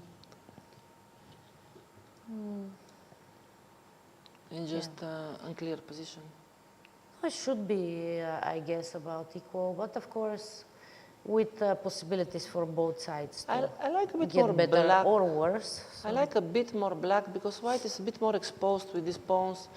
But of course, yeah, of course, it's very concrete and depends No, on I think white has to take on e4, right? probably. Yeah. I mean, Yeah. otherwise you cannot just protect this pawn on e5 and protect the bishop, so you have to take, and then, I don't know, queen g3 or queen c3. And yeah. I mean, because white also has these ideas, let's say queen c3 and then bishop g3, knight d6. Yes. It's not so one-sided, let's say. No, white side not, but now I see some line. For example, if I go queen c3, might be a problem queen g5, attacking the pawn, threatening e3, so this might be a problem. Maybe it's not so bad yet, but you need to figure out how to play with white here. Yeah, queen c3 might not be the best. Yes, probably queen g3 is the move. Probably queen g3 is the move. Because, okay, queen c3, maybe queen g5, g4, but okay, this is too Yeah, much. g4 is possible. Also, but also on queen c3, maybe bishop c6, just Yes, challenging this knight from b5 when you're not ready yet to go knight d6. yeah. And queen g3 is similar. Queen g3 still, bishop c6 might happen. Might happen, yeah. Yeah, definitely I think black is okay. I think black doesn't have... I think white is the one who is trying to... Okay, I found the triple repetition. Okay. After queen g3, bishop c6, Yeah, but knight the a7. point, is, and, the point is here after queen just g3, I might have other options. Even queen g5 might be a move. on queen g3? Yeah, why not? It's not so easy, I guess. Still about equal, more or less. Still it is about equal, of course. Maybe take bishop g3 as the knight d6. Yeah. Yeah, many options, but yeah, we'll see. But white needs to take. I think she's still thinking, which is a bit surprising because I don't see another move. But maybe Yeah, I knight also f3, don't but see. knight f3 looks... No, but this looks Very bad, yeah. very bad to give the bishop, right? Yeah, because I take and then d4 even. No, I don't think that she will Yeah. do such a thing. But yeah, she's thinking. Okay, let's see next game. Maybe Leva Javakashvili against Baidulaeva. We got this position here, bishop e3, knight e5. She did play knight a3 here. She Okay. played knight a3, which is quite logical to prevent knight c4. And because if she played knight d2, then knight g4 was the problem. And now after knight e3, okay, it's not the same. So black played h5. Not sure it's the H5. best move here. Yeah. It looks a little bit lost of time. Yeah, I don't know. I don't There were many really like interesting this move. options. Maybe bishop g4, maybe queen b4 even was a Bishop possibility. g4, I'm not sure because I just play f3. Yeah, but then c5 I thought, but maybe it's not working. Yeah, and take on g4. Yeah, maybe it's not working, but queen b4 was a possibility. Queen b4 looks like a very annoying move, right? Because you attack on a4 and you still threaten knight c4 at some moment. So Or knight g4 also. at some yeah, point. many threats. So queen b4 is also a move that I would. h5 was a little bit slow, so white played knight e2, attacking the knight. Okay. And now I think white gained something, maybe h3, trying to play 4. So g5. Now I really like white's position. So this is the current position where I think white is doing very good. Yeah. Black is about to collapse because e5, some knight to d6, and it's very, very difficult. No, just position. yeah, in a few moves, white managed to consolidate her position, develop all her pieces, and push black's pieces back, right? No, because h5, I think she played mostly like by intuition that, okay, usually those moves are good. But here it's really like concrete and you need to play with the initiative because she gave 2 moves and then suddenly after h3, f4, now everything is just pushing aside and black is just... It is very easy to lose the momentum in these positions and then suddenly it is the other side who is pushing forward. But here Leva, she can't just play knight d6 now, and she did, I think. She did. Knight d6, No, I knight d5. think white is very near to winning, and also she has 20 minutes versus only 2. So I think very difficult It's position. already objectively probably winning, so... I think so, yeah. I mean, also white will start getting some material maybe. No, knight soon. e5, e5, the other knight to d4 maybe, it's so many options. Yeah. Okay, let's see board number 3, Bela. She had this position, Bela Kutenashvili with black against Hanim Vachier-Lagrave. So she took the e5 pawn, yeah? Yeah, she played knight d2, queen d4, and now white played c3, not knight f3, what we mentioned. She played c3, queen e5, and this is the current position. Still double edge. G6 Black should now. be fine here, no? Yeah, looks okay. Yeah. Okay, just g6 and then castle. It's about equal because white still has some options with the knight. But yeah, black doesn't have problems, I guess. No, I think it's quite okay. I mean, I'm not saying that black is better, but I would prefer to play with black in this position. Okay, let's see board number 4. Board number 4. It was this game that it was very complex positionally. So Arabidze, she played queen c1, knight a7 now, it happened. Some very strange maneuvering from black. Now you see the knight and the rook are totally It feels just odd. out. And now she played f5 opening also, I'm not sure about this. Very, very risky from black, and I don't know. I mean, is white simply winning this d6 pawn if you play just like knight somewhere? Yeah, actually, I think after knight d2 here, attacking the pawn and the knight, and this might be just lost, I guess. It's very... Yeah. Yeah, you cannot play with the knight on a7, rook on a6, it's just too much. And I think this became very, very bad for black. So actually in this match I see already 2 very interesting boards with white, Arabidze and Javakhashvili. They're very close to win their games, and this means that...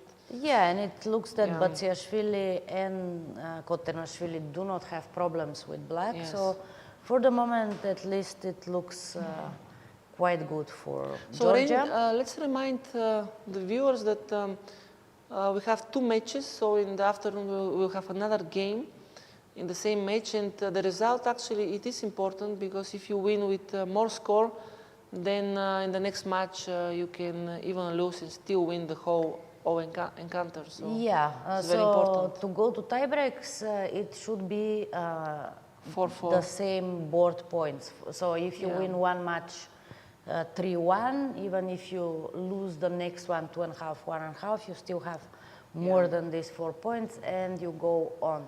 I think we're going to see very high score in this match for Georgia. I mentioned this because I think Nino with black and also Also, Bella? what is the second board? Bella, where it is, 1 second. The third board, Bella. They might even try to play those positions because if you win with more score, it's even better. So it matters, the result it matters. Yeah. What you mean. So there was some development in Vachier-Lagrave again. Okay, what happened? Knight d6, she sacrificed, yes, logical, because She otherwise sacrificed. it was totally lost. So now, yeah, we have this position. Okay, some practical chances, obviously, but still I think it's completely winning. Okay, maybe some, of course, slight chances for black. I but might bring the knight to f5 or bishop to d4 or even rook Yeah. a3 sometimes. Yeah, I think it's definitely winning, but of course black is trying to pose some problems, practical problems, and we'll see. But with 2 minutes against 16, it will be difficult. I think very difficult for. I think very difficult for black to come back in this game, but yeah, we'll see. And let's see what happened. And Arabidze, she went knight d2, D2. what we were discussing, and now if black takes to e4. e4, just simply rook d6, That's just winning. and white is winning material. If knight d3, what's going on? We just go with the queen somewhere. Yeah. Okay, yeah, I think the line is something like we can go queen d2. No, sorry, but instead of rook d6, maybe we can bishop just c5. take bishop Yeah, takes of course. c5. Yeah, this is easiest. And this yeah. is, this is Yeah, just you just winning. win bishop d4, you take with the rook, Yeah. and then you take back with the rook or with the knight. Yeah, this is easiest. So after knight e2, yeah, black is think just black totally is, lost here. No, but okay, the way she played, putting this rook on a6, knight on e7, then c6, it was asking for too much, you know, and then push f5 to just open the position. Objectively around here already was probably difficult, but the moves knight a7 and Yeah. c6, they just helped white, and yeah. I Yeah, think no, was, so just black's position collapsed very Yeah. quickly after this c6. yeah, very good chances for yeah. Georgia here. Okay, so this Arabidze and Vachier-Lagrave both have very good positions. Okay, black here played bishop e6, of course, not losing a piece. But after rook okay, d6. rook takes d6, threatening this knight on c5. I think game is more or less over because knight Yeah. f4 next or something, and white is material up and also positionally totally in control. And better time, And better for time. compensation, right? So, I mean, yeah, this just looks very good for. Okay, let's see also For the other Georgia. match we didn't see for a long time, Kazakhstan against India. I want to see Bibisara against Padmini, what happened. Bibisara Yeah. Sabayeva. She was having big advantage. Yeah, we left at some around point. here. It was just totally pawn up and much better for white. So now we have even some improvements. White even won exchange. And now we have this current position where white is an exchange and a pawn up. So it should be close to be winning. Yeah. I mean, still some practical chances with those bishops. Maybe this is hanging.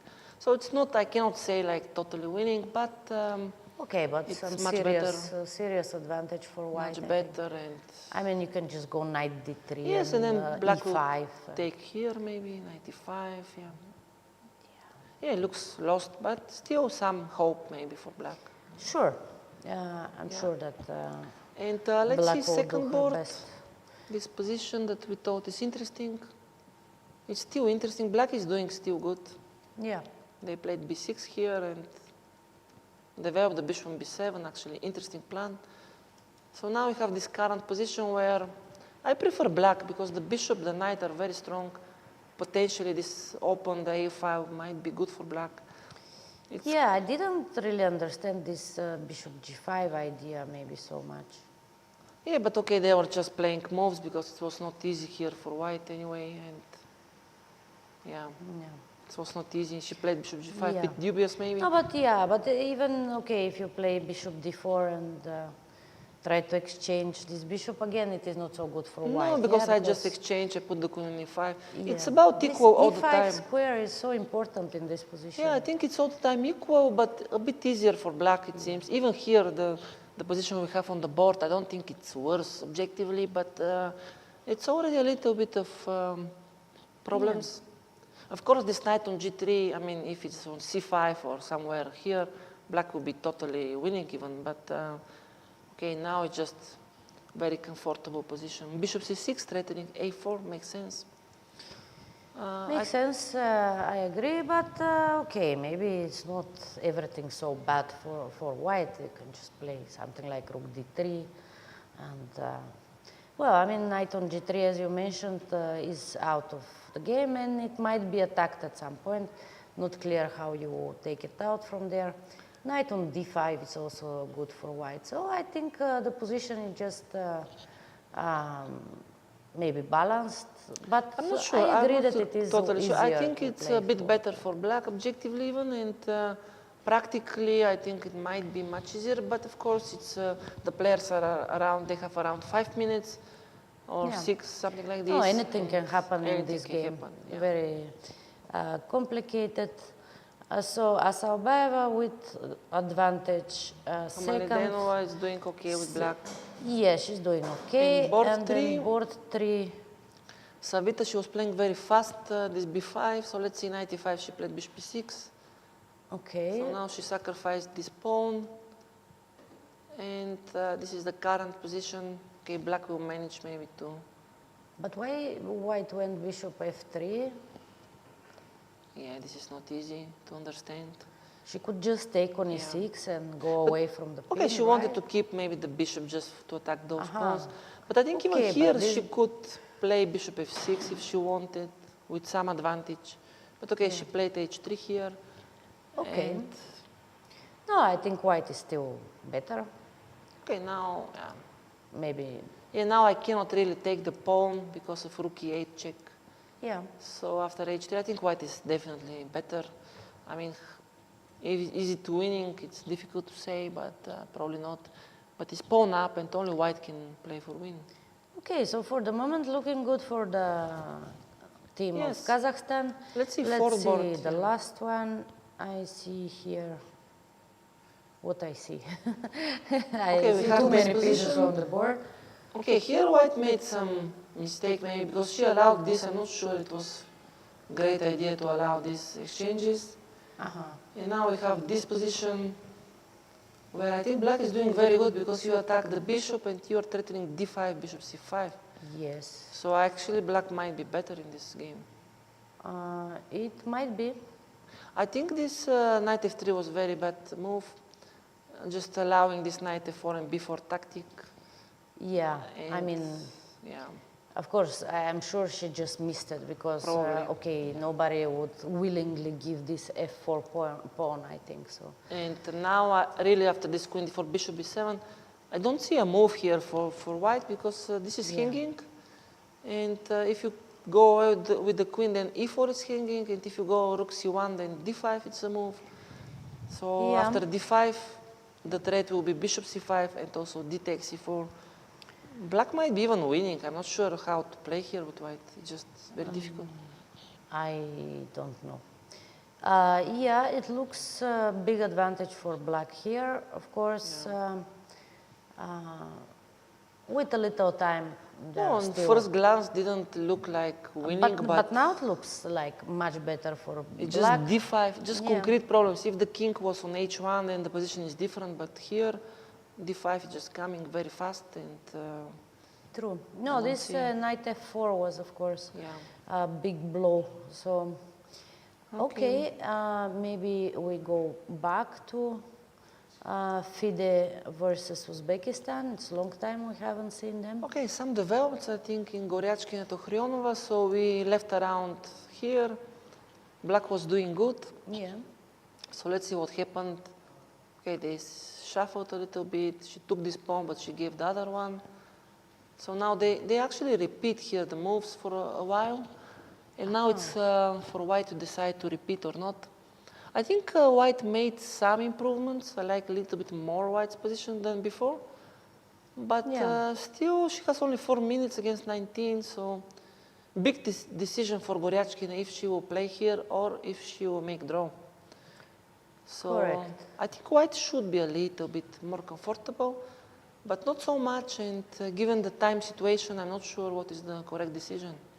Yeah, maybe we can see also in the live She played cameras. b3. She played b3. She played b3, okay. I played think for it win. is a logical decision to keep on playing. On the other hand, of course, Goryachkina, I'm surprised to see her with only 4 minutes versus 19. I'm also not sure b3 was really the Maybe problem we for can black see here. on the camera if this is the correct time, but most probably it is, Yeah. because rarely we have wrong times in the transmission.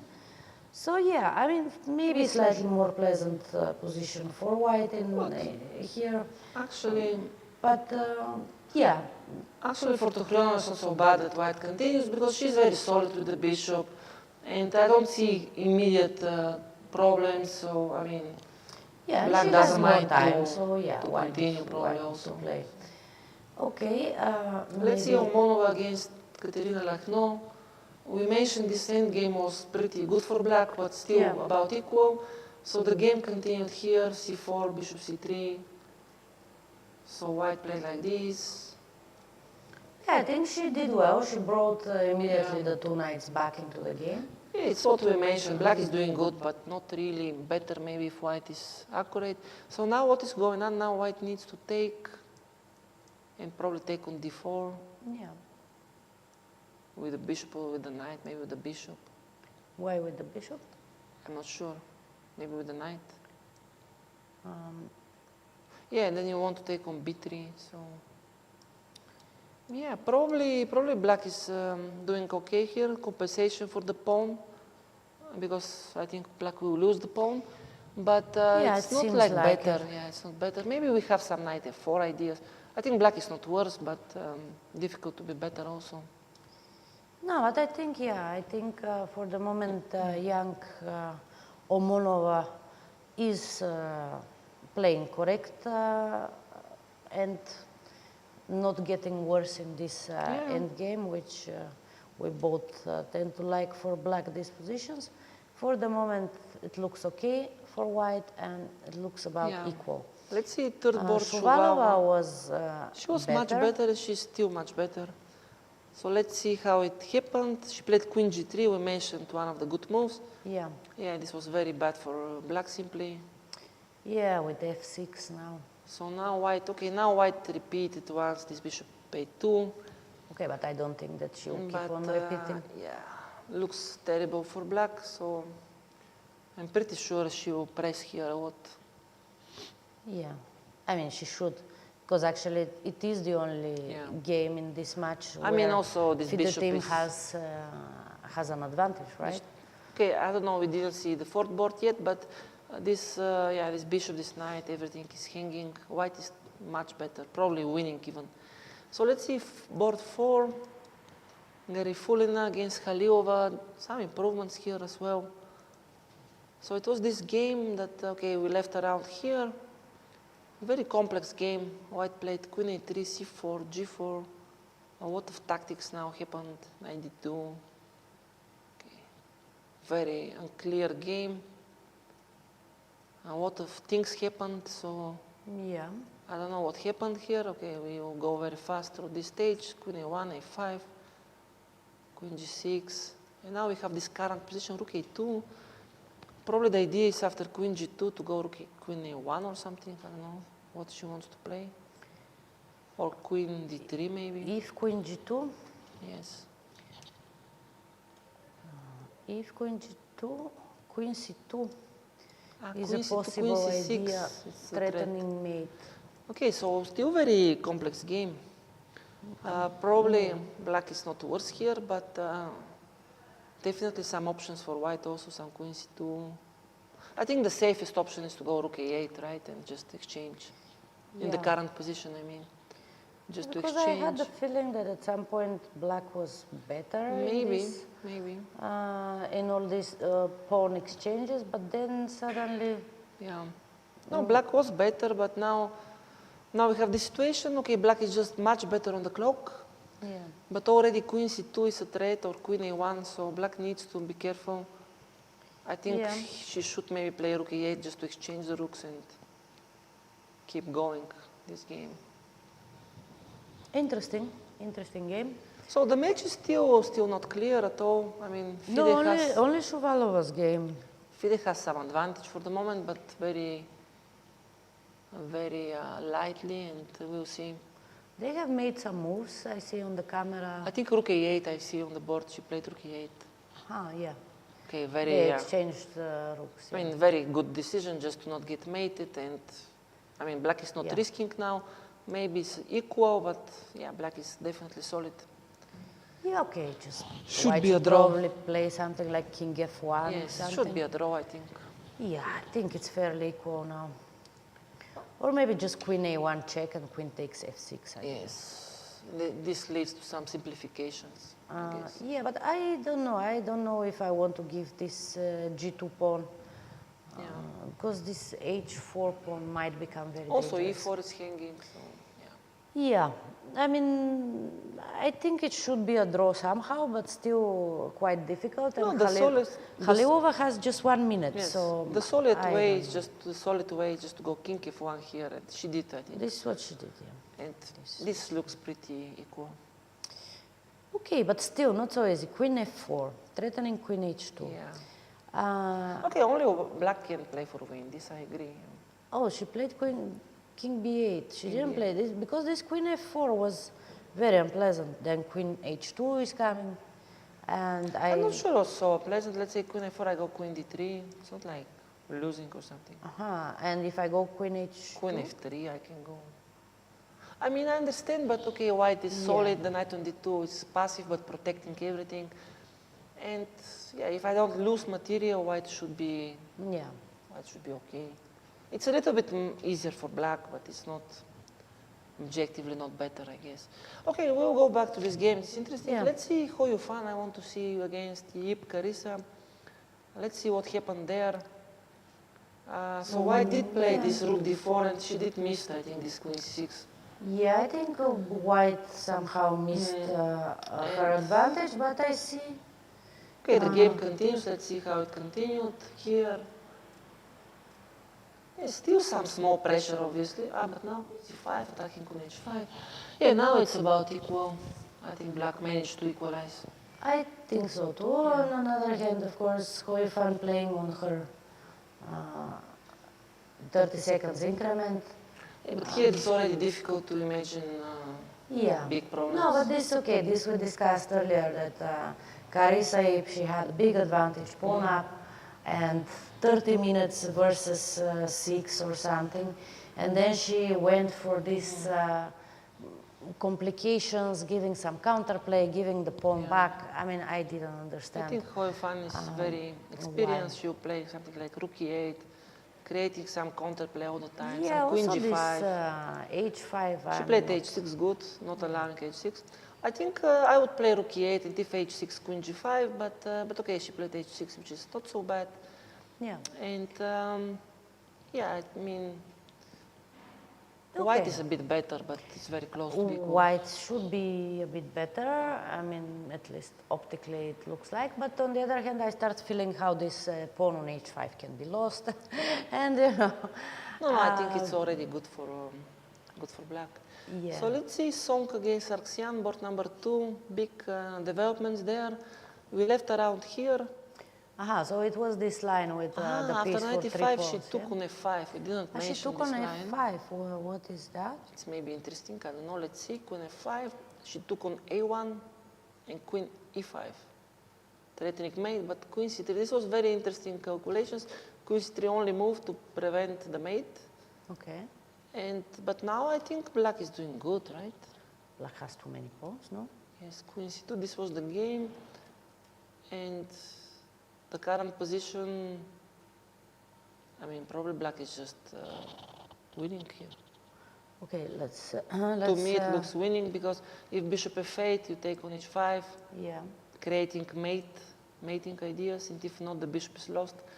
So I think let's show, for example, if bishop f8. But also, we have also one game that already finished with a win for for United States. for Tatev, so it looks that United States is winning the match.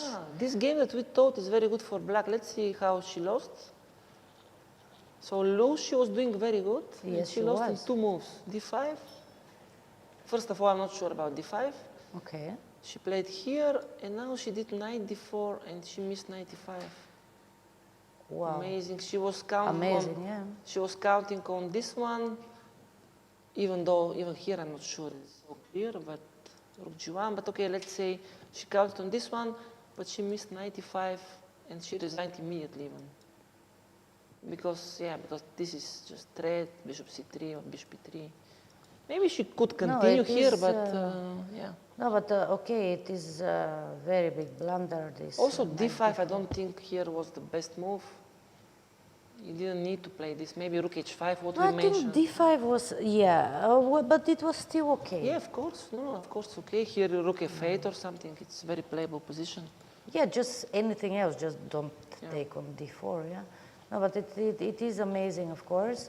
Very big turnaround, because this yeah. means, and also the other one, Song, she was not lost, now she's totally lost. So now United States is probably doing good. They're winning these 2 games, maybe. And No, I think, now we can go back to this song with Sarxia. It looks that black is black is just winning. winning. A few pawns up and no counterplay at all. And let's see the last board just to understand Jaimo against Irina Grash, to see if China has some chance there. Okay. But actually I think Irina is also doing very good in this game. Yes. So big, if United States manage to win with big result, this will be huge. Yeah. Also, let's not forget that Yip Carissa was also much better at some point. She was much better. Now most probably she will not win, but I can hardly imagine her losing. Yes. And And this game we have on the board against Jaimo, I think black is much better, right? This endgame. Black is better, yeah. So, I mean, if nothing changes, it might be even 3.5-half. Because okay, 1-0 we have already on the score. This game is almost done. I think very unexpected it will be if black doesn't manage to win this. Yeah. And okay, this board, Irina Karash is just better. It's not winning, but very good chances to win also. And No, but even 3-1 score is a big score that is not very. It's not easy to come back in the second match. So very let's well see. played. But I think we're very near to see the first surprise of the day. Yes. USA team leading already versus China 1-0 and with substantial.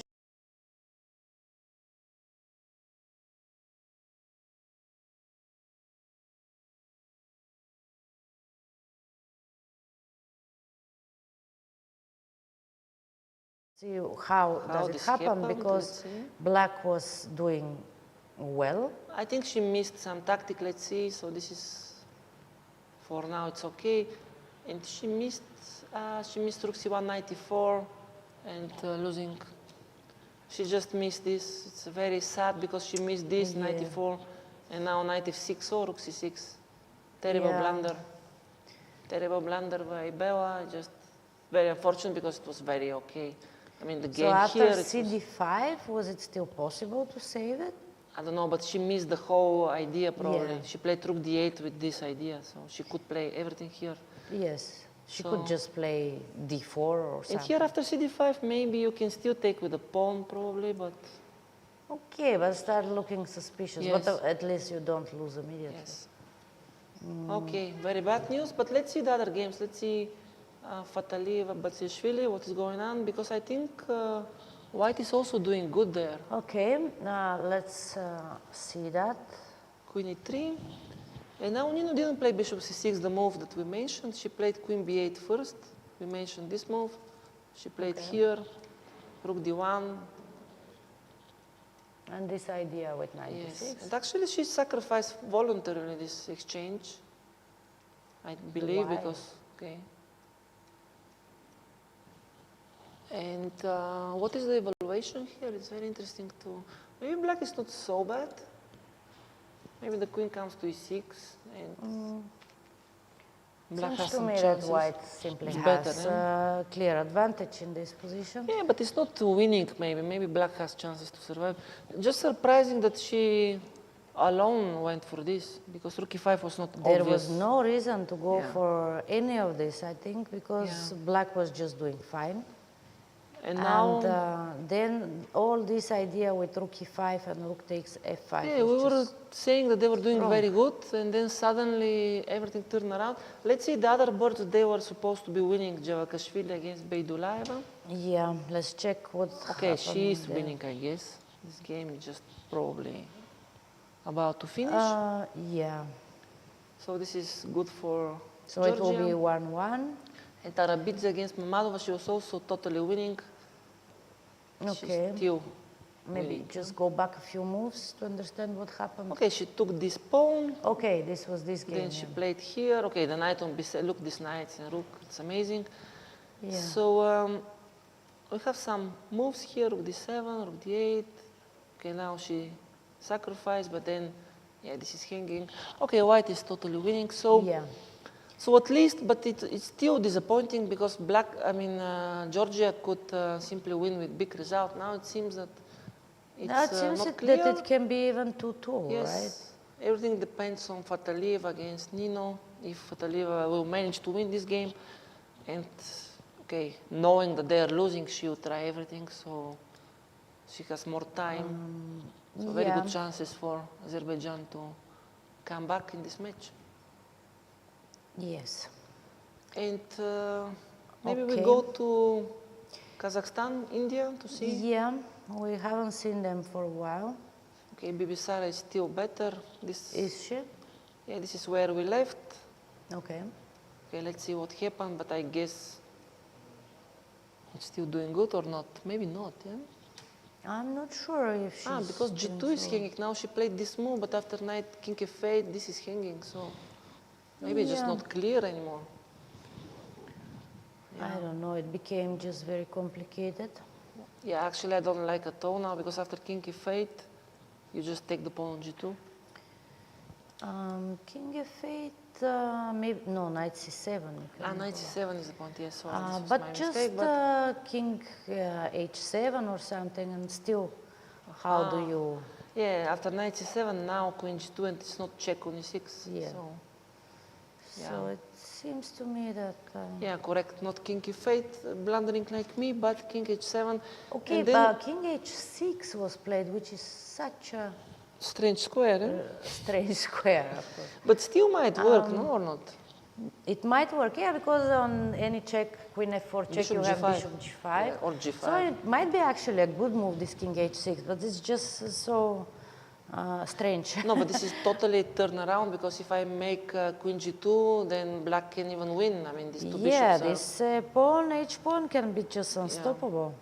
And it seems that white's pieces are not well And coordinated white has anymore. last 10 seconds against 7 minutes, which means Yes. some problems. What she played? Very Some interesting. G3 or something? G3 Yeah, she played g3, of course. I mean, okay, she cannot afford to lose this pawn. But move that I don't like at all. G3, I Yeah. think it's No, I very don't risky move, know. Queen g2, queen f4. but black is just winning, I guess, here. I can go even G5 or something. g5. Because two bishops and this And pawn. yeah, even it's too late for white to try to exchange I mean, queens, I can right? exchange the Because- queens even. No, but if you exchange, then it's just winning for Yes. black, right? Yes. Because you have this pass pawn. The No, bishops this are very is, strong. this looks very dangerous for Big, Bibisara, what is big going on. turnaround, yes. Bibisara was completely winning exchange and pawn up. Now suddenly, Okay, I queen think, g2 was played. yes, I think black is just... Maybe we just stay a bit on this I just game want to because, see maybe the other game, just to have full picture, then we'll come back. What do you say? Just well, quickly, for 1 minute, just to I see. understand. Just here, Bibisara has like 10 seconds, so they move quickly. And actually, she played queen f4, what was what we have discussed. And it seems that after g5, if black plays g5, it is black who is simply much better because you have to exchange queens and then simply h4. Yeah. The king And- is also coming very close, and the bishops Yes, are very and strong. White's knight is so far away, and it seems that black can be. And she did it. She played g5. Of course, no, but she's already. So Her moves are very easy already, and very big chance yeah. for India to make a surprise. no, but in we this don't know. match. We need to see the other games. I'm not sure this game Okay, changed so let's check the other games. So, because like this, I don't know. Because I think the other games are about equal, Yes. maybe. No, so. it was not like this. Let's see second board. Okay, let's check second I board. think black is probably winning. Yeah, black is. It So was Kazakh this game. player is. Okay, it was this game. Black was doing very good this game. Yes. And now after some tactics, Okay. Orki one very nice move. And it seems that black should be winning with everything, I guess. Just not king f7, it was Just queen not f2. king f7. But king g7 was very decent move. And Okay. king cannot take here. because there's- King f8, bishop h6. Okay, king f8 is a bit riskier because I don't see why not king g7, but still winning, I guess, after everything here, no? Or not? King f7, bishop queen h5, no? Yeah, now you can take on f7. And there is no perpetual, Yeah, right? queen yeah, this is winning, I guess, and king e7. Okay, not sure exactly if this is winning, but... Okay, let's Kamalidenova to figure it out. Let's see the other game, Savita No, Balabayeva. Balabayeva is winning. Yeah, so actually India is still losing the match, just Yeah.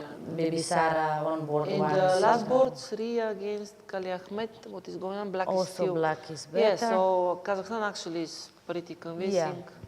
Simply pity for Bibi Sara because she was totally Yeah, winning. she was playing a good game up to some point, and Yeah. it would be strange if she loses this So position. Kazakh girls actually are doing good. They're Yeah. probably winning with big result.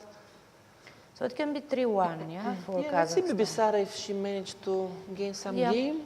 Let's check what happened there. Okay, it's not an end Ah, game. they didn't exchange Well, queens. she played queen c1. Okay, practical decision to keep queens. Yeah. But now this is like already the knight on e8. Maybe it would be even lost. But why didn't black take on g3? I don't understand. Because she decided to take on e5. I don't know, she decides it's more important. Not so bad, I guess.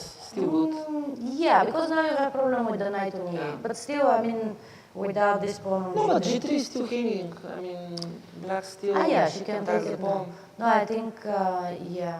You know, she played very practical because the king now is very bad. No, but White's now king. black is simply winning if she goes queen b5. Yes. Because white played queen d2, Ah, okay, and then queen b5 and then is queen winning b5 material. is simply winning a piece. I think she'll see it, yeah. Very, Oh, she has 6 minutes, so very pity for Bibi Sara. yeah. But- But okay, still, I think it should be a comfortable win for Kazakhstan. Yeah. And yeah, Okay, maybe let's go back let's check to other matches. FIDE. Let's go again. FIDE against Uzbekistan. What Okay, happened there? Shuvalova won, Shuvalova won. Okay, this was expected. but maybe we just go back a bit to understand how Okay, did she win. repeated once. Black went here. Yeah. Okay, very easy. It was rook c7 was coming. She sacrificed, but it's not enough. Yeah, white won very, very convincingly this game. Yeah, Shuvalova lately Oh, in she's very good strong, shape, obviously. and she is a strong player, of course. So let's see Goryachkina against Tohrionova. Some improvements. It's still about equal, but you see that Goryachkina is playing for a win. She's trying to push. She pushed some pawns. And repeating again, declining draw, king g2, rook e8. It's okay, the game's still going on. And now the difference in time is not so big, even though Goryachkina, she still has less time. Objectively, nothing probably changed, but okay, White's trying to. Well, of course, Goryachkina is the stronger player, at least by rating. They have almost 200 points difference, so of course she's trying to push. Objectively, I think black is still fine. Yes, we'll see if she'll manage But the game continues, to win. Let's see Omonova, Lachno. Something changed there. So we had this end game. She did take on e8, take on d4, knight f4. So what we mentioned, black had good compensation, maybe not better. But now what was this rook a5? Okay, very strange things happened. Well, I don't know, it was very risky for white. yeah. And yeah, we have this current position where probably black is doing very good, right? Yeah. Should be just, I mean, maybe not so easy, but with this bishop and rook and two pass pawns, I would say objectively, I'm not sure, but practically should be very good, no? Yes. I mean, Very, very difficult for white. I maybe think, not to easy save because you have this, some counterplay with these pawns. No, you do have, but okay. I mean, bishops are stronger in such cases, and I mean, white's pawns. It's not easy to move more than d4 one of she them. played. So, yeah, no, I think this is not going very. I think still maybe even well for us. holdable, but it looks very risky. It might be, but with less time and a very difficult position for white. So I don't have much hopes for And let's see, Uzbekistan in against this. Halilova, this game that we were seeing for a long time. After king f1, she played king b8, queen e1. Okay, some developments here. King to h1, a bit weird. F3 also. Yeah, okay, Risky decision. black was pressing. Okay, some moves here happened. Okay, black is trying to push. And the current position, what it is, nobody knows what's going on. Current position. Queen c5, she wants b3 next move. No, I think it's just winning for black. After b3, no? How you Yes. stop the pawn? No, yeah, it is one of these positions that, okay, Garifulina, she pushed just b5 before b3, and white has no checks, and yeah, it looks Yeah, like. so FIDE winning convincingly, I guess, Okay, which yeah. is not unexpected. D6 was played. Yeah, Okay, of course, Halilova, she's but I don't trying. understand. She wants queen b5. Yes. Okay, I mean, she has to play Probably something. b2 right? now. It's winning. B2, I think, is just winning, but d7, queen, yeah. king c7, I guess. And what about D7 after B2? You B1, give me, yeah, you give me mate very quickly, unfortunately. Yeah. Yeah, well, She took on that. she took on D6, and now Queen F7 check and Oh, take she Queen missed it. D3. Wow, she missed queen f7. Terrible mistake. And it was played, or it was not. No, but this is what happens usually. She had 16 minutes and she didn't even think about after d6. Yeah. She immediately took on d6. I mean, it's very unpractical decision. Just you have 16 minutes against 1 minute, completely winning. And after cd6, queen f7, now it's draw because white is Now it's taking. draw again, yeah. Okay. Yeah. Big miss.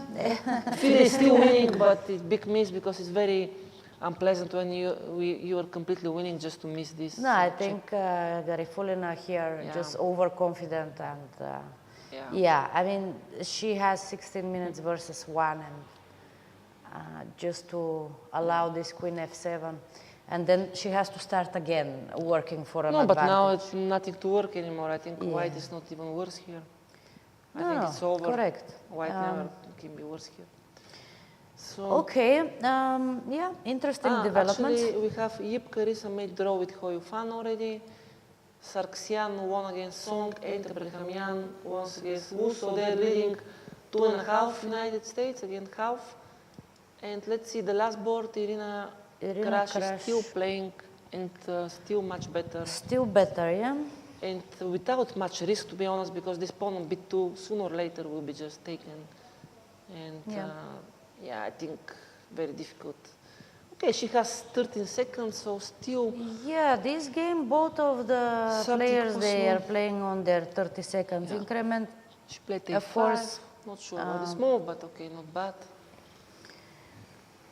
I don't know if black doesn't find any concrete moves, like to break through. I mean, this a5 somehow, I'm not sure that I like that much. I mean, neither, but doesn't change much. On the other hand, should be still pretty good. Yeah, no, but just, yeah, I'm just trying to understand. But okay, in any with case, little time, for whom it is easier. in any case, it's definitely for black, because if black just stays, they never can be worse. So Okay, now rook back to B7. b7. yeah, We shall see. In any case, USA already won the match. Yeah. won the match. So now they're just playing to see with which score. 3-1 I or see 3.5. Irina Crash Yes. looking to check the results of her teammates. Yes. So I think she already knows that Oh, the only they problem won. here for USA is maybe Irina will decide at some point to not risk too much. Although I think, But very difficult for China to come back because they will need to win at least 3-1. yes. Yeah, but if she wins here, it will be If 3.5. she- Yes, then it will be Yeah. almost impossible And I to do come believe that in this position she should try because it's a very good chance. I don't see much risk. back. But I see she's standing up. Probably Yeah. she's going to ask her captain I think this is the chance for China at least to save this to half save point. this game and then, okay, Yeah. to try to win with 3. Because 3-1 is still possible, but 3.5 it will be really difficult. And let's see what will happen. Okay, let's just quickly see the other Let's results. see, we have Georgia already finished the match. Yes, Fatalieva won, so it's 2-2. Fatalieva won. Yeah. Okay, let's check how did that happen. Because okay, she was better, of course. We saw but, around here, Yeah. and very quickly somehow everything developed. Yeah, rook a6 was the trade.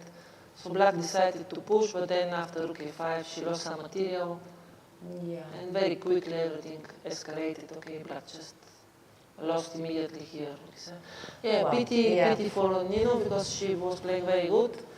Till So, some moment. Yeah. So now it's 2-2. It is, the match is over, it is 2-2, of course, Georgia still favorites, But already not clear at all. not, yeah, I mean, okay, this game of Bela Kotenashvili, of course, Really unfortunate, yeah. yeah, very unfortunate blunder, it can happen, of course. And, okay, Asaubaeva still playing against Okay. Rukpadmini, I think. Still completely. But she didn't play Queen B5 or what happened? Yeah, I she think didn't she play. didn't.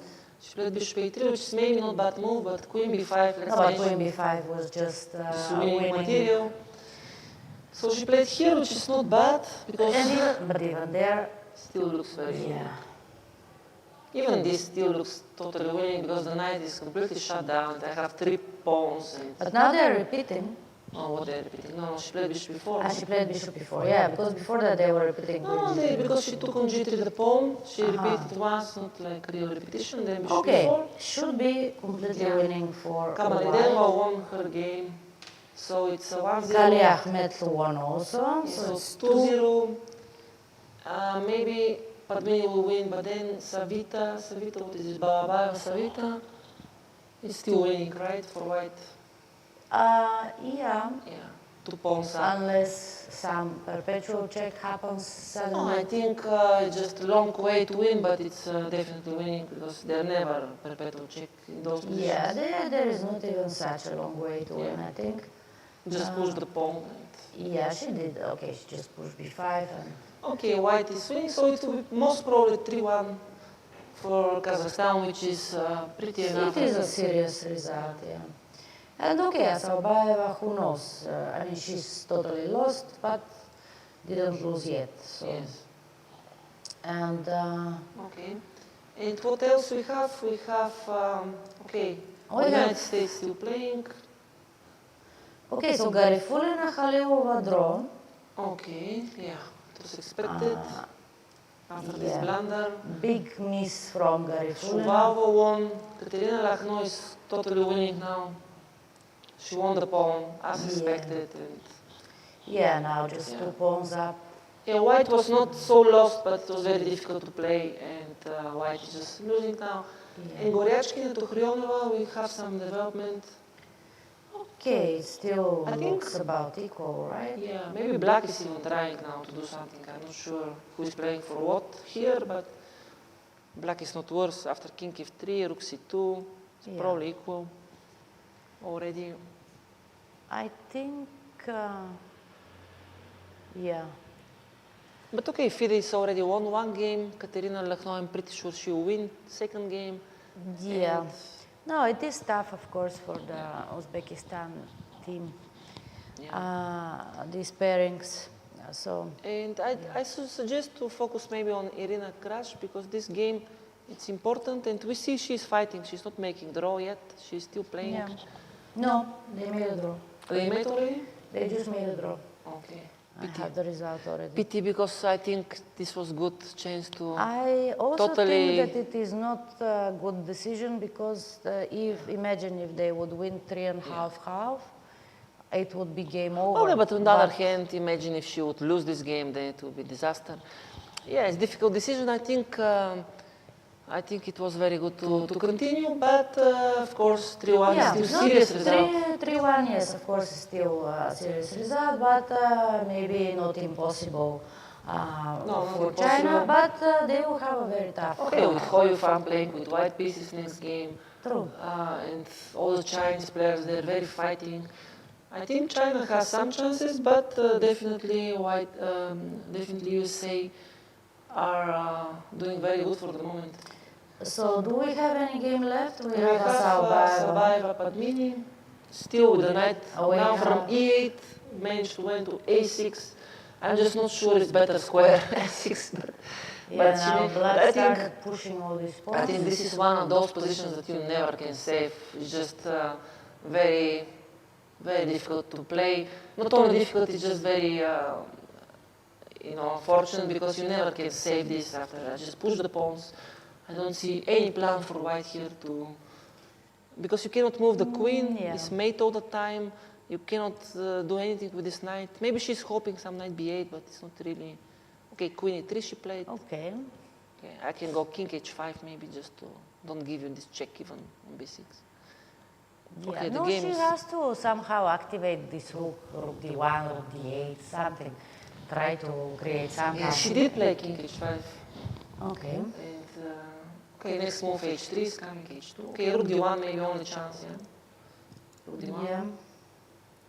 The problem is maybe queen h2 also is coming sometimes, giving some...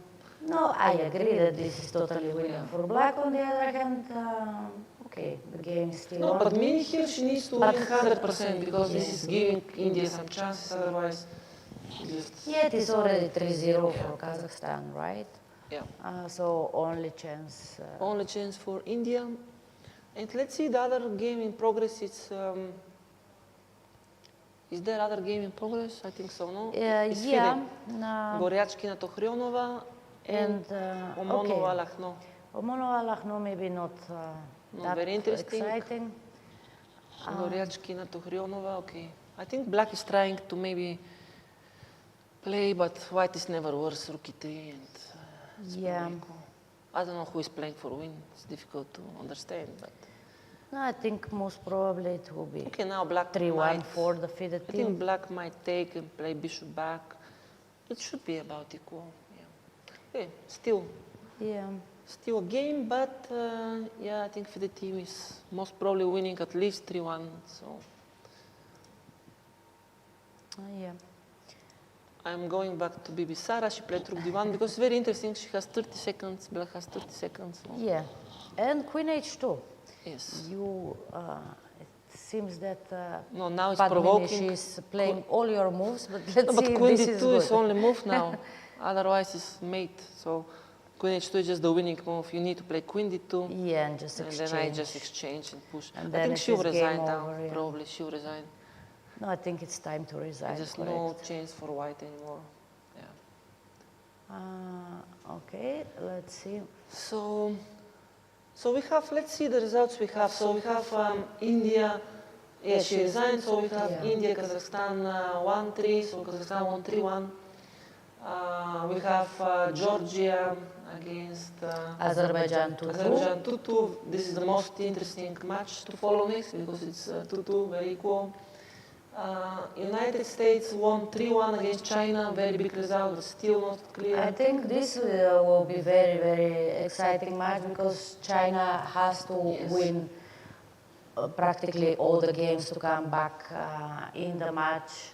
If they manage to win 3-1 or even, I mean, higher, then they win. But if it's 3-1 for China versus USA in the next game, then they go to tiebreaks, where they can actually change the lineup.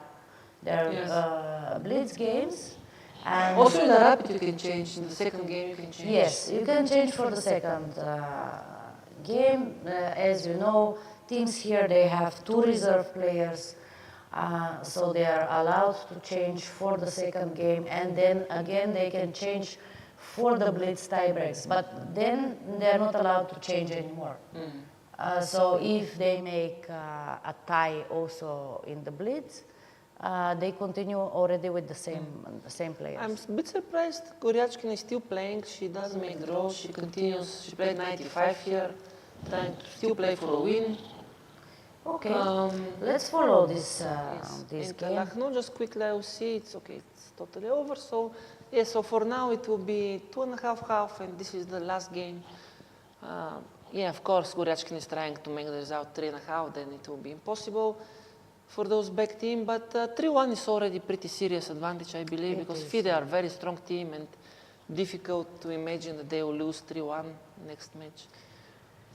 Very difficult, yeah. But of course, Goryachkin is top player and she wants to win this game. She doesn't want to make draw, so let's see what will happen. Maybe she'll over-push. It's the only chance for Uzbekistan here. No, but on the other hand, she activated her king.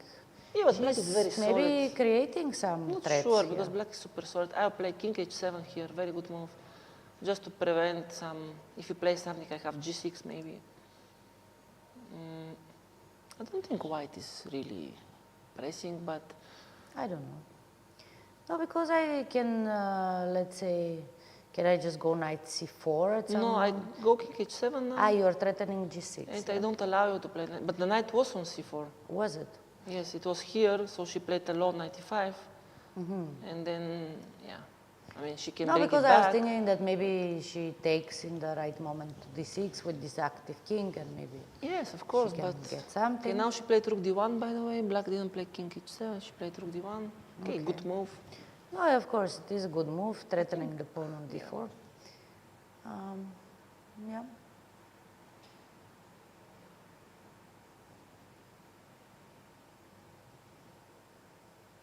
Okay, Rook interesting. e4, she's still continuing to play for win.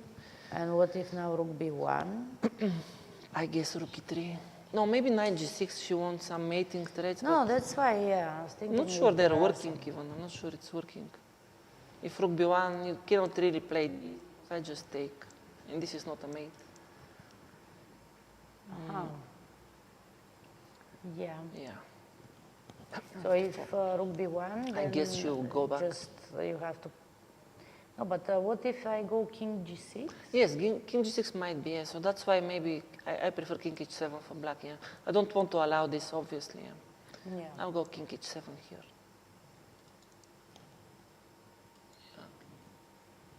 Yeah, I think.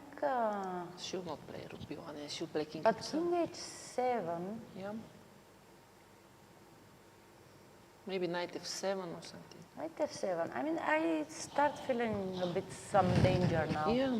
It is. Okay, Goryachkin, of course, very strong player. She will use every chance that she will have. Of course, Garifulina lost half a point there because she was winning and then she drew. But But might still, be. I think it will be pretty comfortable for the FIDE team. Yeah, whatever happens in this game, they will win confidently because Lucknow is, I mean, I don't expect here from Katerina Lucknow to miss. And then everything depends on Goryachkin. Actually, Black played rook b1 in that game. Well, and if now king g6, G6 looks how very do you, tricky. How do you defend from mating threats? Probably you go rook g1, but then f5, I don't know.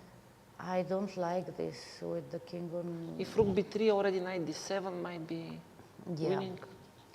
No, knight d7 is simply winning, I guess. I mean, how Yeah. do you... No, she did play king g6, I guess, no? Yes, she did. And now, Yes. now it's just winning, I think. Yeah. Okay, very good fight from Goryachkina because it was not obvious. Yeah. I think rook d1 was the move with giving problems. I think king h7 was important to attack this pawn on g4. Uzbek player resigned. Yes, very bad news. She played bishop played e5, bishop but e5. this is just lost, yeah. Yeah. Yeah, it's a pity because Tokhryonova, she played a good game. She was keeping equal position all the time, and then, but okay, I mean, No, that's why Goryachkina is much stronger player Of and course. top player. So yeah, we will have most probably 3.5 against half, and FIDE is confidently going. I think very difficult to not what is really go through. very interesting is if China will manage to come back after this loss. I think all other matches against are USA. very open because even yes, Azerbaijan against Georgia is very open. China against USA, India against Kazakhstan. Of course, Kazakhstan is it's a big favorite there with 3-1, and FIDE is big favorite against Yeah. Okay, but against Uzbekistan. some, of course, excitement left. Okay, actually, she didn't. She did resign yet, yes. No, I just saw maybe they gave them the next score sheet or something because I saw that arbiters were But there. she's about to resign, I guess. It's very difficult here to save. Yeah. It's very active. Simply f5, pushing, and t7, king g7. It's everything. Just straightforward win. Yes. She played t7. Now king g7, f5, f6. You cannot really prevent this. Yeah. Yeah, this pawn on g4 is protecting I'll from just show any quickly. check. Maybe king g7, rook f3, f5, b3, f6, b2, rook here, and mate. Or rook d4 even. Yeah. Rook d4, something. Okay, rook d4 also winning. Yeah, so I think she's just winning, and yeah, this gives FIDE a big advantage. Yeah, very, very good play by Goryachkina. And Lakhno also, okay, they're still playing, but it's just desperate position. Black has no chances here to miss. It's very difficult. Unless she miss some pawn here, I think there's no chance to survive. Yeah. Okay, maybe just. Yeah, all our me other see. games are finished, so this is the last two games. Okay, Tokhryonova still didn't resign, but It's already close. it is close. Yeah. I think she played rook g3. It And doesn't then change after much after f5. f5. Yeah, f5 is just winning. I think what you were showing is just about to happen. Yeah, this, she played f5 and it's over. Yeah. Yeah, I mean, allowing White's king to go to g6 and create all these mating threads was just very Yeah, I think unfortunate. the turning point was here when she played rook Yeah. d1, rook e4, still draw, but already some troubles. And here already she didn't figure out how to play. Yeah. I think here it was king h7 the best way, but it was not easy. And after rook e4, still it was defendable, but already with some problems. And after rook b1, king g6 was totally lost. Yeah, unfortunate because she was keeping the balance the whole game and only one bad move actually, and she's lost. Okay, Omonova still fighting, but Okay, I yeah. don't see real fight. I think it's just Okay, still not resigning. no chance, I think, here, but yeah. No, of course, two connected pass pawns. It's completely no chance. Yeah. Yeah, it's a very sad position to play also because you know that you never have chances here. It's just impossible to make anything. Yeah, maybe we just wait for the finish of this Goryachkina, yes. Tohrionova, because I think this will be soon. So while we are waiting for them to make a move, just to remind you, next game of today, it's 5:30 Central European time. So if there are no tie breaks, then that's it for today. If there are tie breaks, at 9 o'clock they will be played. Yeah. So still a lot of chess ahead today here from Linares, and we'll be here to commentate for you live. Yes, we'll be here soon, and I expect very interesting second matches today. Yeah. Okay. I think, yeah, Goryachkina is convincingly converting her advantage, and yeah, no chance for Tohrionova to save this game.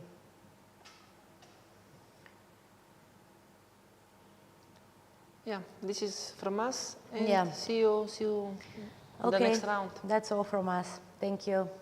See you soon.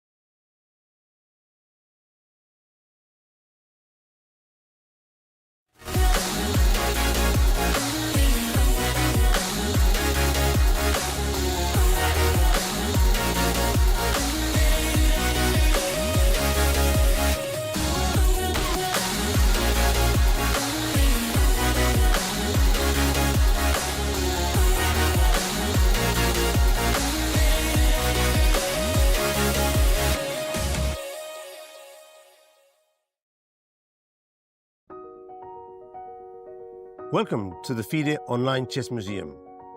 The International Chess Federation proudly presents the FIDE Chess Museum, an online space celebrating the rich history and evolution of chess. Explore exhibits that trace the game's fascinating journey. Discover the origins of chess, beginning in the distant past, and follow FIDE's centenary journey.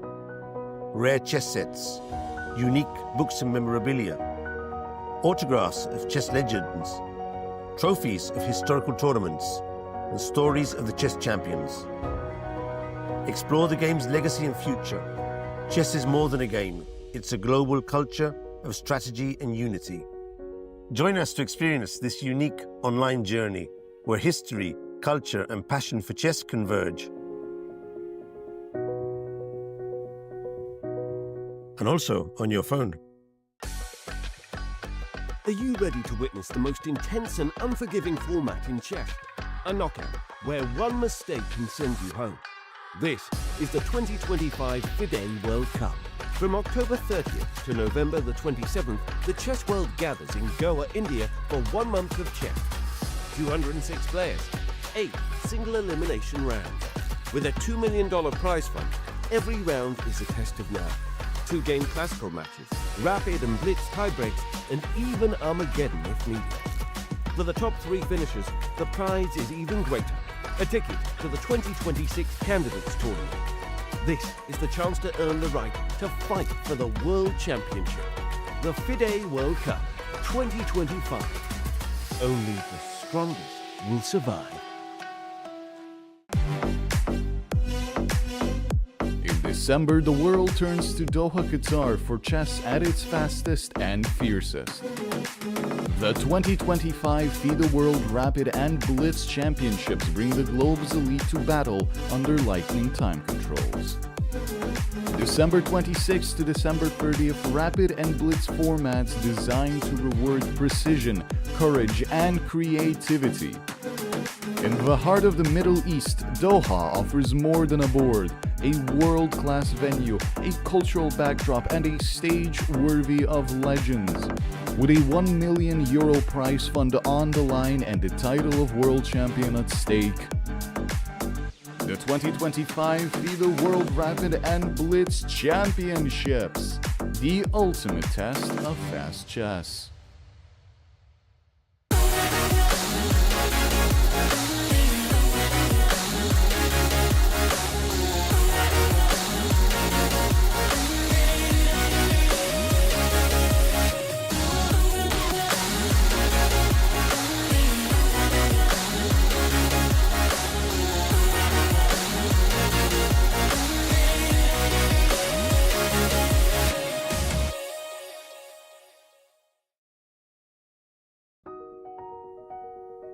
Welcome to the FIDE Online Chess Museum.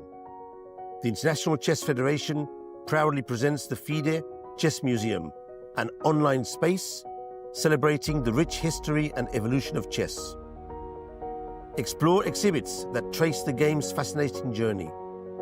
Discover the origins of chess, beginning in the distant past, and follow FIDE's centenary journey. Rare chess sets, unique books and memorabilia, autographs of chess legends, trophies of historical tournaments, and stories of the chess champions. Explore the game's legacy and future. Chess is more than a game. It's a global culture of strategy and unity. Join us to experience this unique online journey where history, culture, and passion for chess converge. And also on your phone. Are you ready to witness the most intense and unforgiving format in chess? A knockout where one mistake can send you home. This is the 2025 FIDE World Cup. From October 30th to November the 27th, the chess world gathers in Goa, India for 1 month of chess. 206 players, 8 single elimination rounds. With a $2 million prize fund, every round is a test of nerve. 2-game classical matches, rapid and blitz tiebreaks, and even Armageddon if needed. For the top 3 finishers, the prize is even greater. A ticket to the 2026 Candidates Tournament. This is the chance to earn the right to fight for the World Championship. The FIDE World Cup 2025. Only the strongest will survive. December, the world turns to Doha, Qatar for chess at its fastest and fiercest. The 2025 FIDE World Rapid and Blitz Championships bring the globe's elite to battle under lightning time controls. December 26th to December 30th, Rapid and Blitz formats designed to reward precision, courage, and creativity. In the heart of the Middle East, Doha offers more than a board, a world-class venue, a cultural backdrop, and a stage worthy of legends. With a €1 million prize fund on the line and the title of world champion at stake. The 2025 FIDE World Rapid and Blitz Championships, the ultimate test of fast chess.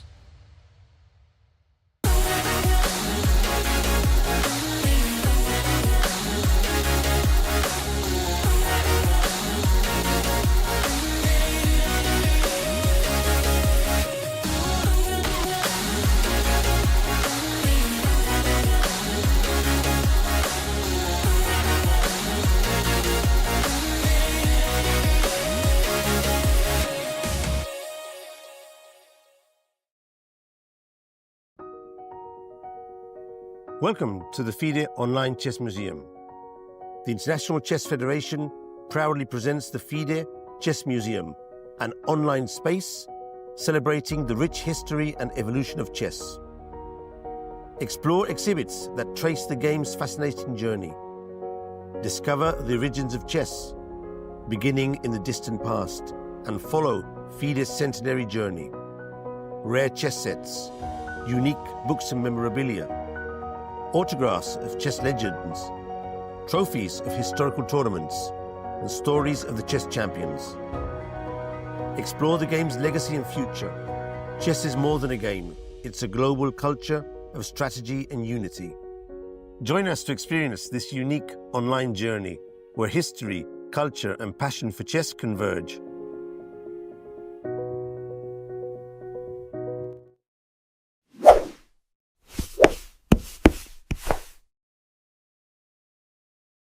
Fifth round of the Women's Team World Championship here in Linares is in full flow. We already have the first result, and a very important result for the Azerbaijan team, who have defeated Spain and are now qualified for the quarterfinals. Team captain and trainer Nijat Abbasov, what are your feelings after this important win for you guys? I should say it's a huge relief. We started off the tournament with a victory against Peru, but then we had some unlucky streak, and today's game was pretty much decisive. We were, I believe, well prepared.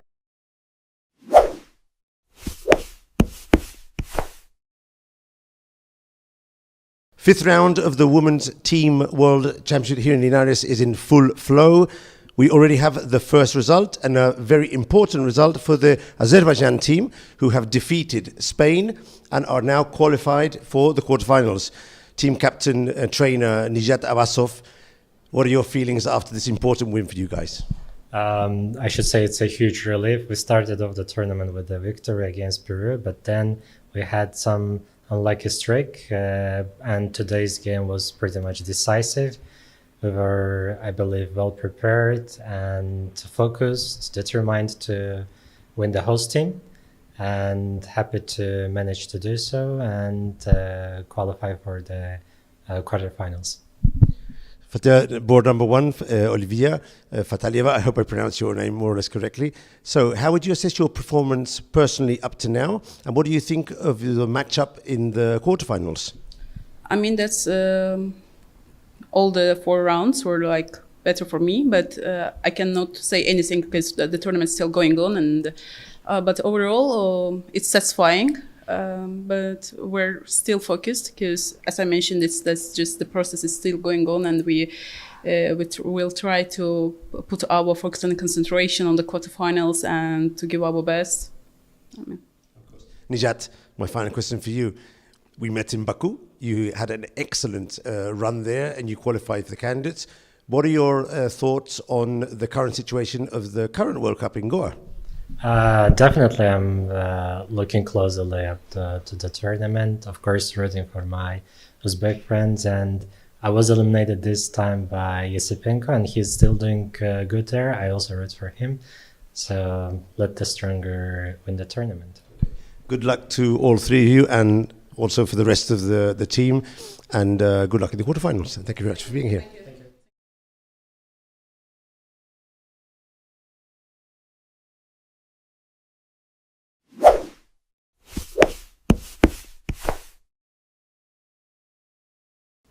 And we're finishing round 3 here in Linares, Spain, at the Women's World Team Championship. I'm thrilled to be joined by one of the victors of today's round, representatives of the team of Kazakhstan, and we have team coach and trainer, Grandmaster Pavel Kotsur. Thank you for coming, Pavel. And we have one of the players, fourth board, Ilnaz Kalyahmet. Ilnaz, thank you very much for coming to the game. Today you defeated your opponent. Quite a nice game. I saw the finish at the end. How would you assess the team's situation now and your personal play?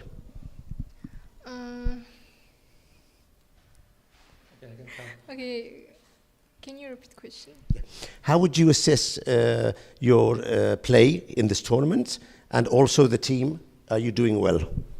Okay, I knew that my position was good. Like from the debut, I got a really not bad position, and after I tried to. Don't worry, it's good. I know I have an advantage, and in the moment I don't know how to win, so I think a lot, and so yeah. And you ended up winning the game. Yes. Yeah. So you won 3-1 against Peru, which is a very good result. The team lost the first game against the FIDE team, but you defeated Azerbaijan. Okay, 2 games you won. So good chances to qualify for the quarterfinals? We have some Yes, chances. we have. We have some chances. You have good chances. You have good chances for the quarterfinals. Yeah, we will play 2 matches more, and I think if we will not lost, we will qualify. My final question for you, Ilnas. Are you enjoying Spain? Is it your first time here in Spain? No, this is my second time in Spain. I was playing here like in World Youth Chess Championship in 2018, maybe. Yes. I don't remember because I was like little and yeah, it's Linares. It's a really legend city for chess. Like there was a lot of famous tournaments. So yeah, it's a really good good chance to be here. Like It's a traditional event here. Here was the famous Linares tournament with Kasparov, Karpov. So you played the youth tournament in 2018. Was that in Santiago, in Galicia? yeah. It was in Santiago. I was there as well, training the Spanish team. But of course, it was some years ago. And it was raining a lot. Do you remember? Yes, and also the tournament hall was like, really like far away from our huddle, and yeah, it was every single day was rainy, and yeah. But you need to come back to Spain when it's sunny. Many times in the year it's sunny. Both times in November. So interesting. Okay, thank you both for coming to the interview, and we are happy to have Kazakhstan team here in Spain in Linares and hoping for them to qualify to the quarterfinals. Thank you very much. Thank you.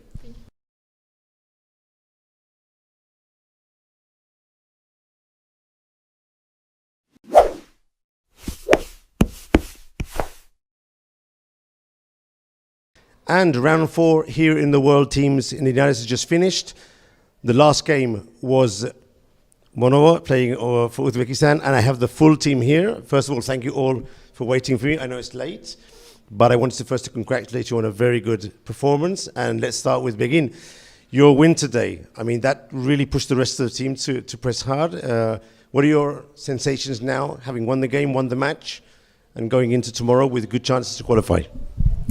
Honestly, we're feeling very good as a team. Even though yesterday the day was horrible for us, we knew that we can come back, and our plan was to win 2 matches and see our chances. Now our chance looks very good, and we're happy about that. You were telling me before, team captain, that as long as you are able to probably draw tomorrow, you're probably going through to quarters. Is that your expectations for the tournament? Oh, actually, it's first time we are participating in the world teams, our team, and it's as a captain, first time I'm participating in the tournament. So our expectations was kind of let's play. Because we are qualified last time, we won the Azerbaijan for FIDE president spot. So it was kind of 10 days ago. And we just came to play some nice chess. And at the moment that's working. Which of you two was playing the queen ending at the end? It was you. So it was winning. Then I thought she might get a perpetual, and then she won. Were you confident you would win the game? Okay, so she was clearly very confident. And what about the rook end game? What can you tell us about the rook end game? Well, she's a little bit upset because she knows that it was an easy win, but somehow she messed that up. Even though with this draw, she actually become WGM. Her rating finally crossed 2300, so we are very happy for her, even though definitely she could win the game. Well, my congratulations, because I saw her play a lot in Batumi, and she was fearless. I mean, I enjoyed her game a lot. And my final question, of course, you now have 2 players in the semi-finals of the World Cup, Sindarov and Jakovaev. Some words of encouragement. What do you think about this success for your country? Oh, I'm so proud. So we have already one player will be participating in the candidates, and we have for second also, and I'm so proud of these boys. Okay, so Uzbekistan on their way to quarterfinals.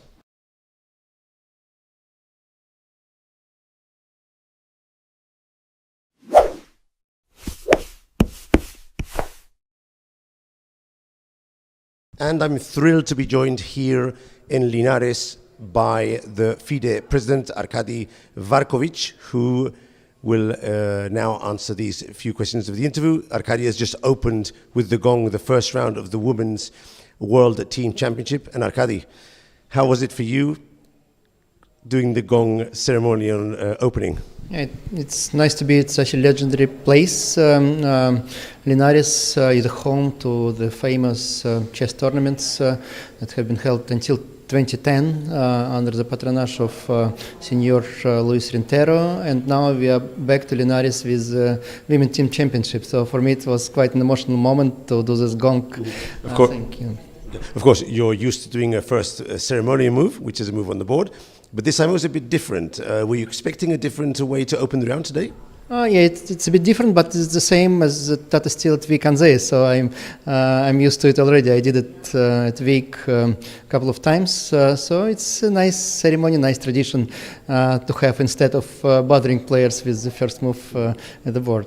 So yesterday there was the opening ceremony, a quite nice opening ceremony. Of course, you were there, you opened the tournament. In your opening speech, which by the way, fantastic Spanish, you mentioned that your father had been here many times in the past, and that was a tender and gave you fond memories. Could you elaborate for the spectator on that part of the tradition of your family here in the Linares? Yeah, right. Starting back in the late 90s, my father started coming here to Linares in different capacities, both as an arbiter, media officer, and also helping players. And I saw many pictures. He brought back home many memories. I even brought some pictures here to Linares to compare with the real Hotel Annibal, and it looks similar still. Not much changed since those times, and I'm really kind of emotional about this. It's exciting to visit the same places my father was visiting for many years, and being in the same place where all world champions have been playing together, actually, with Vachier-Lagrave, who is a three-time champion here in Linares. I walked same boulevards, same place as my father, and it made me proud of what people were doing in chess history throughout the years. For sure, and of course here in the same hall where they used to play the Linares tournament, the Women's Team World Championships just started. What is your assessment of the quality of the teams, the players, the level, the conditions of the playing hall? What do you think? When I heard about the initiative of the mayor of Lady Mayor of Linares related to the celebration of 150-year anniversary of the designation of Linares as the city, I thought it's a great idea to bring women teams here. We supported that. Of course, a bit of a short notice, so probably not all the teams have their the strongest composition, but it's a choice of any country. Some countries are intentionally supporting their younger players, trying to promote them to the international stage and make sure they have a great reserve for their main teams also in the Olympiad. Some of those players, even if they are not in the first teams now, they will play the Olympiad for their first teams already. So I think that it's going to be very competitive, probably even more competitive if we would have three best teams with the strongest composition and they would just take the first three places. Now we have real competition and nothing will be clear until the last round. What other initiatives is FIDE intending to do in the near future to strengthen the global development of chess for women all over the world? We started focusing on women chess already back in 2018, and we've been consistently increasing the prize funds, number of tournaments for women, also creating mixed tournaments where men and women playing together, having candidates tournaments together in one location, as we will have next year at Cyprus as well. We have training camps. So We also have support for the Olympiads. Also, Chess Mom is a nice initiative to allow women players to come with their kids to the events. So that's another step in the same direction, and I hope that with time it's not just about appreciation of what we are doing. We don't really need those things. We're just doing this for chess players. I hope that this will increase the number of women playing as professionals, a number of players who will go to the events around the world, and also we'll have more women in the organization of chess, in the FIDE institutions and FIDE bodies. So that's our goal. You mentioned Cyprus. Of course, the candidates will be held in Cyprus in end of March, beginning of April. Tell me about how Cyprus was decided. How did that process go, and what do you think of the place as a venue for the candidates tournament? The Cyprus was chosen as a location that is both comfortable to players from around the world, and that our partners, our sponsors like. And it appears that for all our traditional partners, Cyprus is a good site, good hosting country, since we were choosing between different alternatives. And in the end, it appears that in this single location, everyone is happy.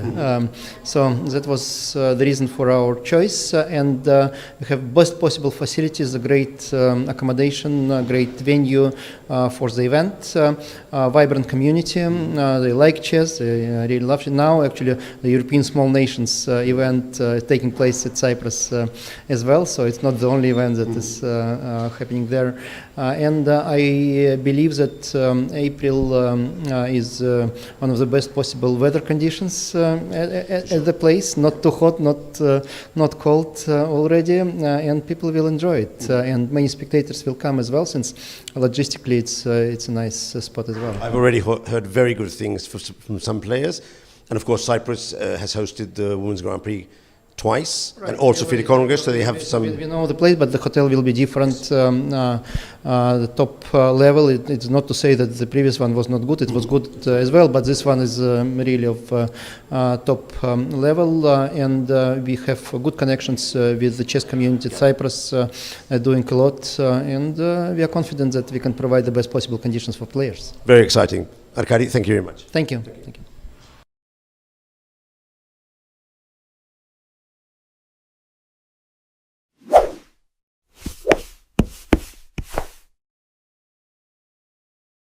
And we've just finished the first round here in Linares in the Women's World Team Championship with a very interesting result. The Indian team has just defeated Ukraine by 2.5 to 1.5, and I'm joined by team captain and trainer Soyems, with Nandita and with Shida from the team. Nandita, you were the last game to finish, and I noticed that both of you went out of the room. What was happening there? Oh yeah, actually it was a photographic draw. I already saw two of my girls won the game. So it's easy for me to just get the draw and finish the thing. And when it is a photographic draw, I just claimed it and we won the match. So yeah, it was a quite interesting match. And yeah, it's glad that we won first game. I did notice that your opponent, a very strong master Buksa, she wasn't very happy with the draw, but she couldn't really avoid it if it's photographic. That's correct, yeah? Yeah, actually I was better after some time. I was completely better and I got a bit nervous in the time pressure. And yeah, I mean, I needed draw, and she was the one. I was better, but she was the one who was pressing. So I just needed draw, and yeah, she couldn't do anything. Shida, today things didn't go your way in your game, but you were supporting the rest of the team. I saw that. How happy were you when you finally saw that the rest of the team would give the win to your team? Yeah, actually, my game also, I was actually winning the game, but I was completely better, but I missed a tactic, and because of that I had to lose the game. I couldn't actually see the results because I was also playing under time pressure, but after the game, when I saw both of the girls, they won, and I was happy, and I saw her position. It was her who will press there was no chance for white to press in that position, so I was happy. So, Sridhar, my second question for you. Of course, all of you have come from India. I myself was in India 2 days ago as well, and I'm feeling the time schedule, I'm still sort of like on an Indian time scale. What about you guys? Have you adapted to the Spanish, or are you still waking up very early here? How's it going for you? It's fine. Actually, before this tournament, I played in Commonwealth, so immediately I'm playing this. So I think we have adapted to the time. So, James, you're the team captain, strong player yourself. Were you suffering with the players? And my second question is, this is the new slow classical or fast rapid? 45 minutes with 30 seconds increment. In the middle of a rapid game and a sort of slower game. From your perspective, what are you seeing on the board, the players? Is it rapid or is it classical? I think it's rapid and more of like very quickly it gets into people are in time trouble, and that makes the format more interesting with everyone under time pressure and really exciting games. And from your perspective as a captain, were you I expect you're very happy for the win, but tell me something that people at home wouldn't have seen of today's match. I think we played really good. All the players had very good dominating position, and it was a comfortable win, and really proud of the team, that's all. You have another match in about 1 hour. Have you decided who's going to play? We'll see. We'll just see. Okay. The half of the Indian team, very thankful for them for coming along, and good luck in the next rounds. Thank you, Ral. Thank you. Thank you. Thank you. Thank you. Thank you.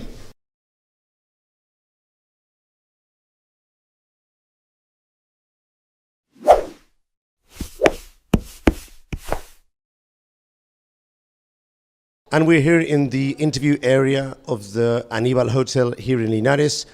Second round is just finished or about to finish, and I'm pleased to be joined by the Spanish team who have just defeated Peru by the minimum score, a very important score because this morning, unfortunately, things didn't go well with USA. Pepe Cuenca, tell me about today's full performance.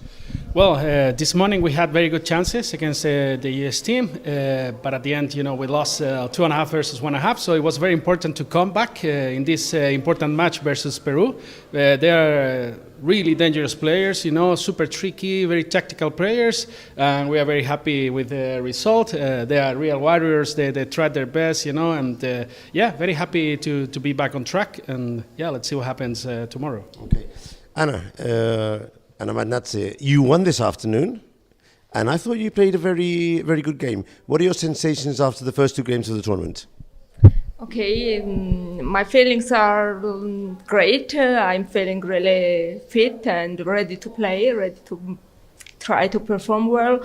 But unfortunately, this afternoon I didn't have much time to prepare, so we were running to prepare something against Peru because, like Pepe said, they are really very strong players, very dangerous players. So it was. I was really afraid that I didn't have enough time to get ready, but then things turned out quite well, and I'm so happy. The job was done, which was the most important. And Gala, you did a draw. You debuted today in the second game. This is your second time playing with the Spanish team. Is that correct? Do you feel already part of the squad? How's it going for you? Yes, the team is amazing. We have a lot of positive energy, and we team up a lot with preparing and cheering up. And today was a very interesting game. It was very complex, but in the end I managed to do a draw. And yes, I'm very excited to play here. Also with the draw, the match was sealed because you were winning 2-0. Pepe, one final question for you. This is a special tournament because this is not classical, not rapid. It's the first time that FIDE has decided to use the fast classical. Would you say it's fast classical, or better still, slow classical or fast rapid? Which of the two would be more your definition as a team captain? It's very tricky. I mean, like I will feel like it's more like fast classical. You know, like preparation is extremely important. It's very important to surprise your opponents, right? Because I mean, if you are out of preparation very soon, like you keep thinking for 20, 25 minutes, and then suddenly you are already in time trouble. So that's why I think preparations are super important, and knowing well your repertoire. And this way, you have more time for the middle game, right? Very exciting, but very stressful at the same time, I suppose, no? So the Spanish team, 1 win, 1 defeat, and heading tomorrow for the third round and trying to get into those quarterfinals and see what happens. Thank you very much for coming. Thank you, Michael. Thank you.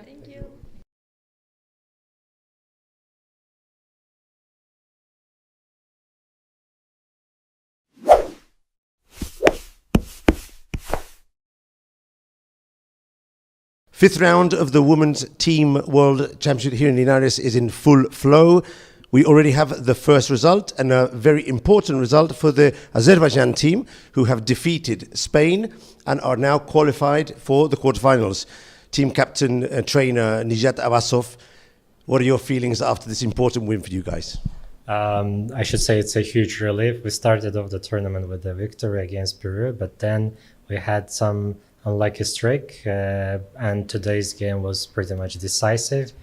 We were, I believe, well prepared and focused, determined to win the host team, and happy to manage to do so and qualify for the quarterfinals.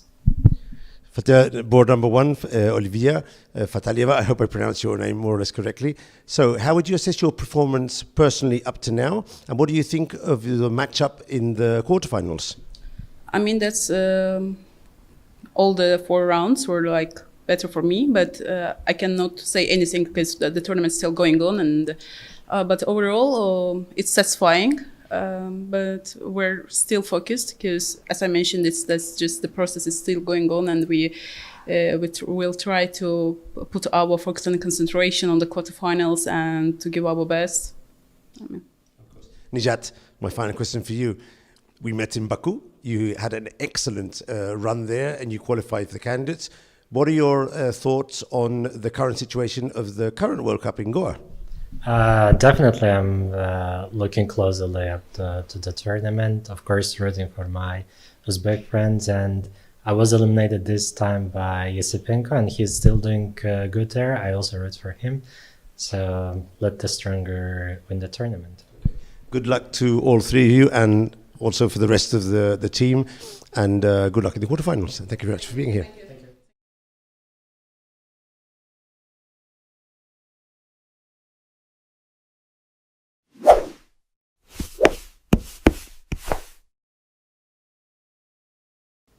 And we're finishing round 3 here in Linares, Spain, at the Women's World Team Championship.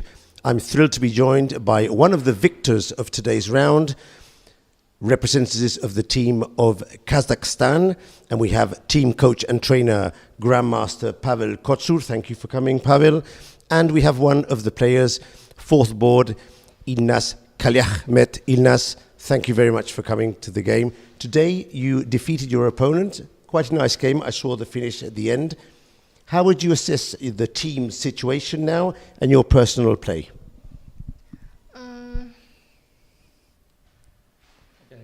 Okay, can you repeat the question? Yeah. How would you assess your play in this tournament and also the team? Are you doing well? Okay, I knew that my position was good. Like from the debut, I got a really not bad position, and after I tried to. Don't worry, it's good. I know I have an advantage, and in the moment I don't know how to win, so I think a lot, and so yeah. And you ended up winning the game. Yes. Yeah. So you won 3-1 against Peru, which is a very good result. The team lost the first game against the FIDE team, but you defeated Azerbaijan. Okay, 2 games you won. So good chances to qualify for the quarterfinals? We have some Yes, chances. we have. We have some chances. You have good chances. To you have good chances for the quarterfinals. Yeah, we will play 2 matches more, and I think if we will not lose, we will qualify. My final question for you, Inas. Are you enjoying Spain? Is it your first time here in Spain?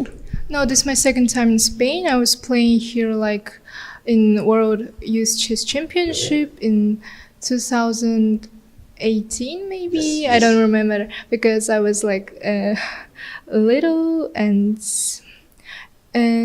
yeah, it's Linares is a really legend city for chess. Like there was a lot of famous tournaments. So yeah, it's a really good good chance to be here. Like it's a traditional event here. Here was the famous Linares tournament with Kasparov, Karpov. So you played the youth tournament in 2018. Was that in Santiago, in Galicia? Yeah. It was in Santiago. I was there as well, training the Spanish team. But of course, it was some years ago. And it was raining a lot. Do you remember? Yes, and also the tournament hall was like, really like far away from our huddle. And yeah, it was every single day was rainy and yeah. But you need to come back to Spain when it's sunny. Many times in the year it's sunny. Both times in November. So interesting. Okay. Thank you both for coming to the interview. And we are happy to have Kazakhstan team here in Spain in Linares and hoping for them to qualify to the quarterfinals. Thank you very much. Thank you.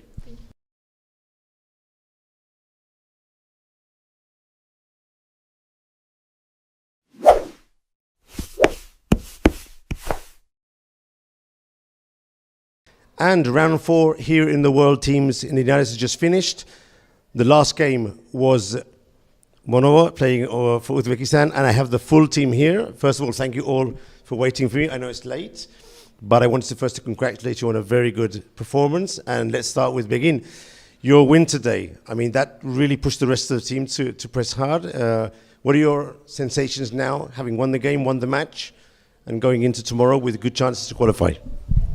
Honestly, we're feeling very good as a team. Even though yesterday the day was horrible for us, we knew that we can come back, and our plan was to win 2 matches and see our chances. Now our chance looks very good, and we're happy about that. You were telling me before, team captain, that as long as you are able to probably draw tomorrow, you're probably going through to quarters. Is that your expectations for the tournament? Oh, actually, it's first time we are participating in the world teams, our team, and it's my, as a captain, first time I'm participating in the tournament. So our expectations was kind of let's play. Because we are qualified last time, we won the Azerbaijan for FIDE president spot. So it was kind of 10 days ago. And we just came to play some nice chess. At the moment, that's working. Which of you two was playing the queen ending at the end? It was you. So it was winning. Then I thought she might get a perpetual, and then she won. Were you confident you would win the game? Okay, so she was clearly very confident. And what about the rook end game? What can you tell us about the rook end game? Well, she's a little bit upset because she knows that it was an easy win, but somehow she messed that up. Even though with this draw, she actually become WGM. Her rating finally crossed 2300. Wow. So we are very happy for her, even though definitely she could win the game. Well, my congratulations, because I saw her play a lot in Batumi and she was fearless. I mean, I enjoyed her game a lot. And my final question, of course, you now have 2 players in the semi-finals of the World Cup, Sindarov and Jakovaev. Some words of encouragement. What do you think about this success for your country? Oh, I'm so proud. So we have already one player will be participating in the candidates, and we have for second also, and I'm so proud of these boys. Okay, so Uzbekistan on their way to quarterfinals.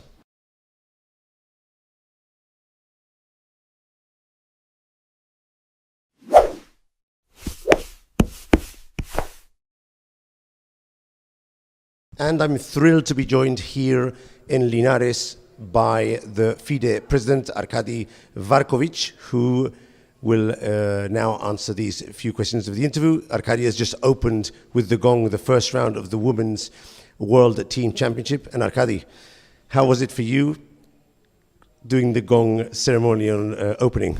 Yeah, it's nice to be at such a legendary place. Linares is home to the famous chess tournaments that have been held until 2010 under the patronage of Senior Luis Rintero, and now we are back to Linares with Women Team Championship. So for me it was quite an emotional moment to do this gong.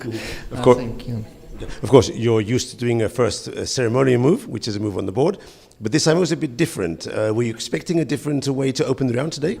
Yeah, it's a bit different, but it's the same as Tata Steel at Vik Anze, so I'm used to it already. I did it at Vik a couple of times, so it's a nice ceremony, nice tradition to have instead of bothering players with the first move at the board. So yesterday there was the opening ceremony, quite a nice opening ceremony. Of course, you were there, you opened the tournament.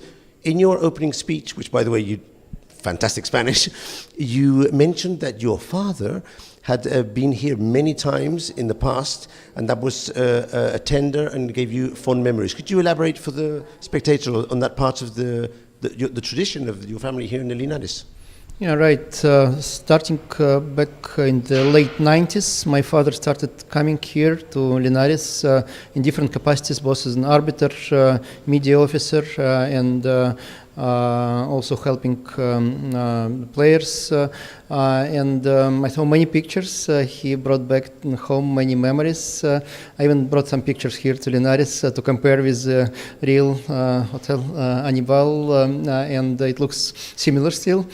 Not much changed since those times, and I'm really kind of emotional about this. It's exciting to visit the same places my father was visiting for many years, and being in the same place where all world champions have been playing together, actually, with Vachier-Lagrave, who is a three-time champion here in Linares.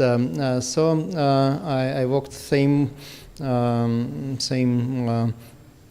boulevards, same place as my father, and it made me proud of what people were doing in chess history throughout the years. For sure, and of course here in the same hall where they used to play the Linares tournament, the Women's Team World Championship just started. What is your assessment of the quality of the teams, the players, the level, the conditions of the playing hall? What do you think? When I heard about the initiative of the mayor of Lady Mayor of Linares related to the celebration of 150-year anniversary of the designation of Linares as the city, I thought it's a great idea to bring women teams here. We supported that. Of course, a bit of a short notice, so probably not all the teams have their the strongest composition, but it's a choice of any country. Some countries are intentionally supporting their younger players, trying to promote them to the international stage and make sure they have a great reserve for their main teams also in the Olympiad. Some of those players, even if they are not in the first teams now, they will play the Olympiad for their first teams already. So I think that it's going to be very competitive, probably even more competitive if we would have three best teams with the strongest composition, and they would just take the first three places. Now we have real competition, and nothing will be clear until the last round. What other initiatives is FIDE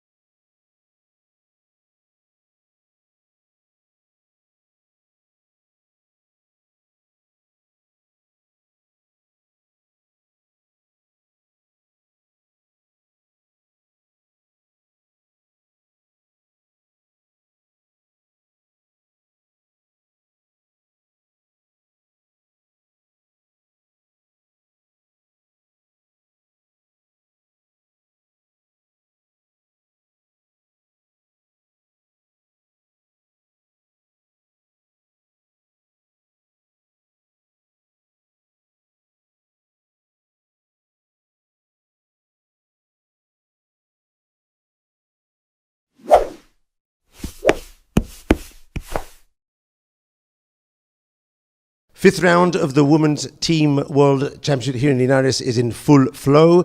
We already have the first result, and a very important result for the Azerbaijan team, who have defeated Spain and are now qualified for the quarterfinals. Team captain and trainer Nijat Abbasov, what are your feelings after this important win for you guys? I should say it's a huge relief. We started off the tournament with a victory against Peru, but then we had some unlucky streak, and today's game was pretty much decisive. We were, I believe, well prepared and focused, determined to win the host team, and happy to manage to do so and qualify for the quarterfinals. For the board number one, Olivia Fatalieva, I hope I pronounced your name more or less correctly. So how would you assess your performance personally up to now? And what do you think of the matchup in the quarterfinals? I mean, that's all the 4 rounds were like better for me, but I cannot say anything because the tournament's still going on. And but overall, it's satisfying. But we're still focused because, as I mentioned, that's just the process is still going on, and we will try to put our focus and concentration on the quarterfinals and to give our best. Nijat, my final question for you. We met in Baku. You had an excellent run there and you qualified for the candidates. What are your thoughts on the current situation of the current World Cup in Goa? Definitely, I'm looking closely to the tournament. Of course, rooting for my Uzbek friends, and I was eliminated this time by Yesipenko, and he's still doing good there. I also root for him. So let the stronger win the tournament. Good luck to all three of you, and also for the rest of the team, and good luck in the quarterfinals. Thank you very much for being here.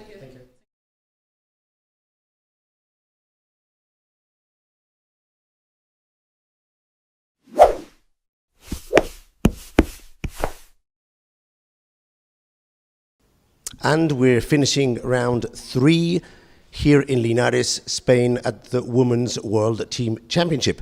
I'm thrilled to be joined by one of the victors of today's round, representatives of the team of Kazakhstan, and we have team coach and trainer Grandmaster Pavel Kotsur. Thank you for coming, Pavel. And we have one of the players, fourth board, Ilnaz Kalyahmet. Ilnaz, thank you very much for coming to the game. Today you defeated your opponent. Quite a nice game. I saw the finish at the end. How would you assess the team situation now and your personal play?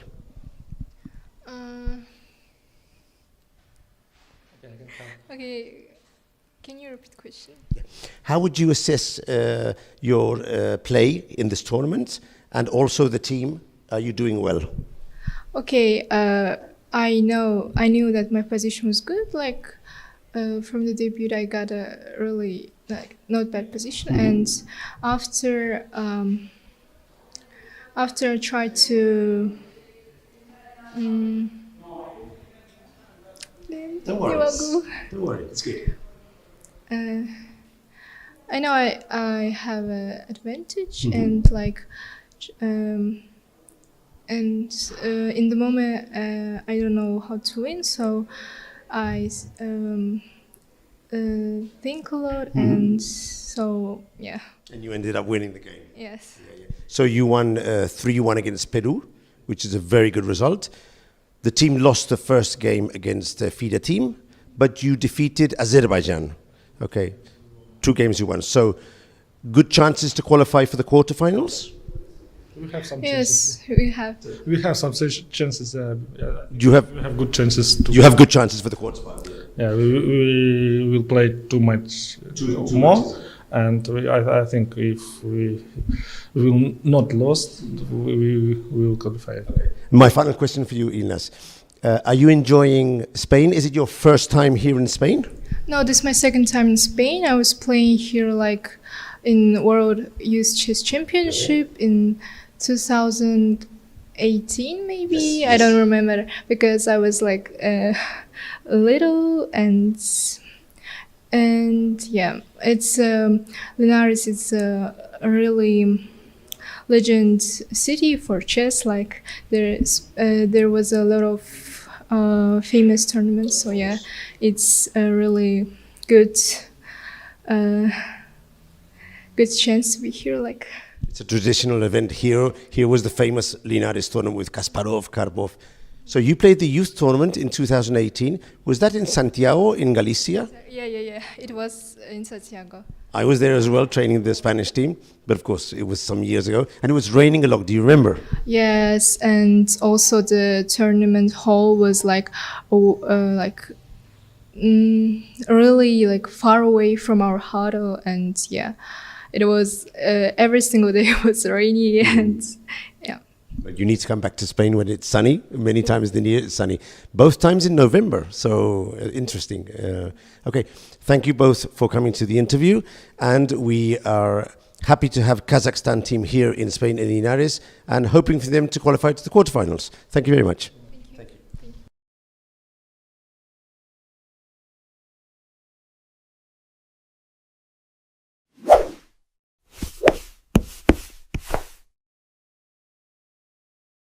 And round 4 here in the World Teams in the United States just finished. The last game was Monova playing for Uzbekistan, and I have the full team here. First of all, thank you all for waiting for me. I know it's late, but I wanted to first congratulate you on a very good performance. And let's start with Begin. Your win today, I mean, that really pushed the rest of the team to press hard.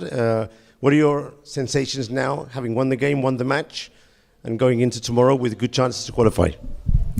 Honestly, we're feeling very good as a team. Even though yesterday the day was horrible for us, we knew that we can come back, and our plan was to win 2 matches and see our chances. Now our chance looks very good, and we're happy about that. You were telling me before, team captain, that as long as you are able to probably draw tomorrow, you're probably going through to quarters. Is that your expectations for the tournament? Oh, actually, it's first time we are participating in the World Teams, our team, and it's my, as a captain, first time I'm participating in the tournament. So our expectations was kind of let's play. Because we are qualified last time, we won the Azerbaijan for FIDE president spot. So it was kind of 10 days ago. And we just came to play some nice chess. And at the moment that's working. Which of you two was playing the queen ending at the end? It was you. So it was winning. Then I thought she might get a perpetual, and then she won. Were you confident you would win the game? Okay, so she was clearly very confident. And what about the rook end game? What can you tell us about the rook end game? Well, she's a little bit upset because she knows that it was an easy win, but somehow she messed that up. Even though with this draw, she actually become WGM. Her rating finally crossed 2300. Wow. So we are very happy for her, even though definitely she could win the game. Well, my congratulations, because I saw her play a lot in Batumi, and she was fearless. I mean, I enjoyed her game a lot. And my final question, of course, you now have 2 players in the semi-finals of the World Cup, Sindarov and Jakovaev. Some words of encouragement. What do you think about this success for your country? Oh, I'm so proud. So we have already one player will be participating in the candidates, and we have for second also, and I'm so proud of these boys. Okay, so Uzbekistan on their way to quarterfinals.